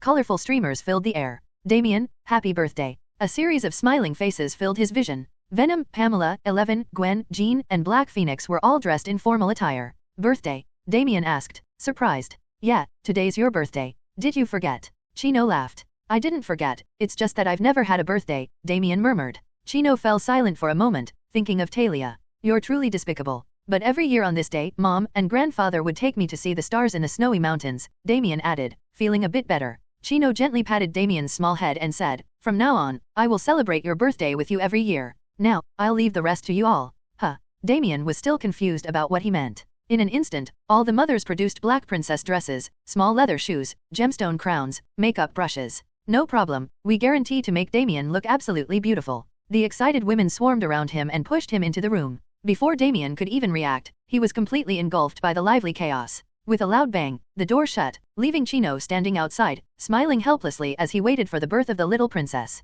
When Damian finally stepped out, he awkwardly lifted the hem of the small dress. Godfather, wearing this will affect my combat ability. There's no need for you to fight today. Chino looked at the adorable Damian with amusement in his eyes and nodded in satisfaction. Exactly. Our little cutie should always dress like this. Venom cupped his face with both hands and grinned mischievously. This look truly suits you, Pamela said warmly as she adjusted the small crown on Damian's head. The others also nodded in agreement. Damian sighed in resignation but couldn't do anything about them. He simply pouted and stood there. Let's go. Everyone is waiting for you. Chino opened a portal and stepped inside first. Everyone. Damian was puzzled. Who else was there? Venom and Pamela held Damian's hands on either side and led him inside, with the others following closely behind. As soon as Damian entered, his eyes lit up. The once imposing palace was now decorated in vibrant colors. Balloons of various hues pink, blue, yellow floated across the ceiling, intertwining like a dreamy cloud. Colorful ribbons draped from the ceiling, swaying gently in the breeze, reflecting dazzling light. Banners adorned the walls, each displaying Happy Birthday, Damian in bright letters.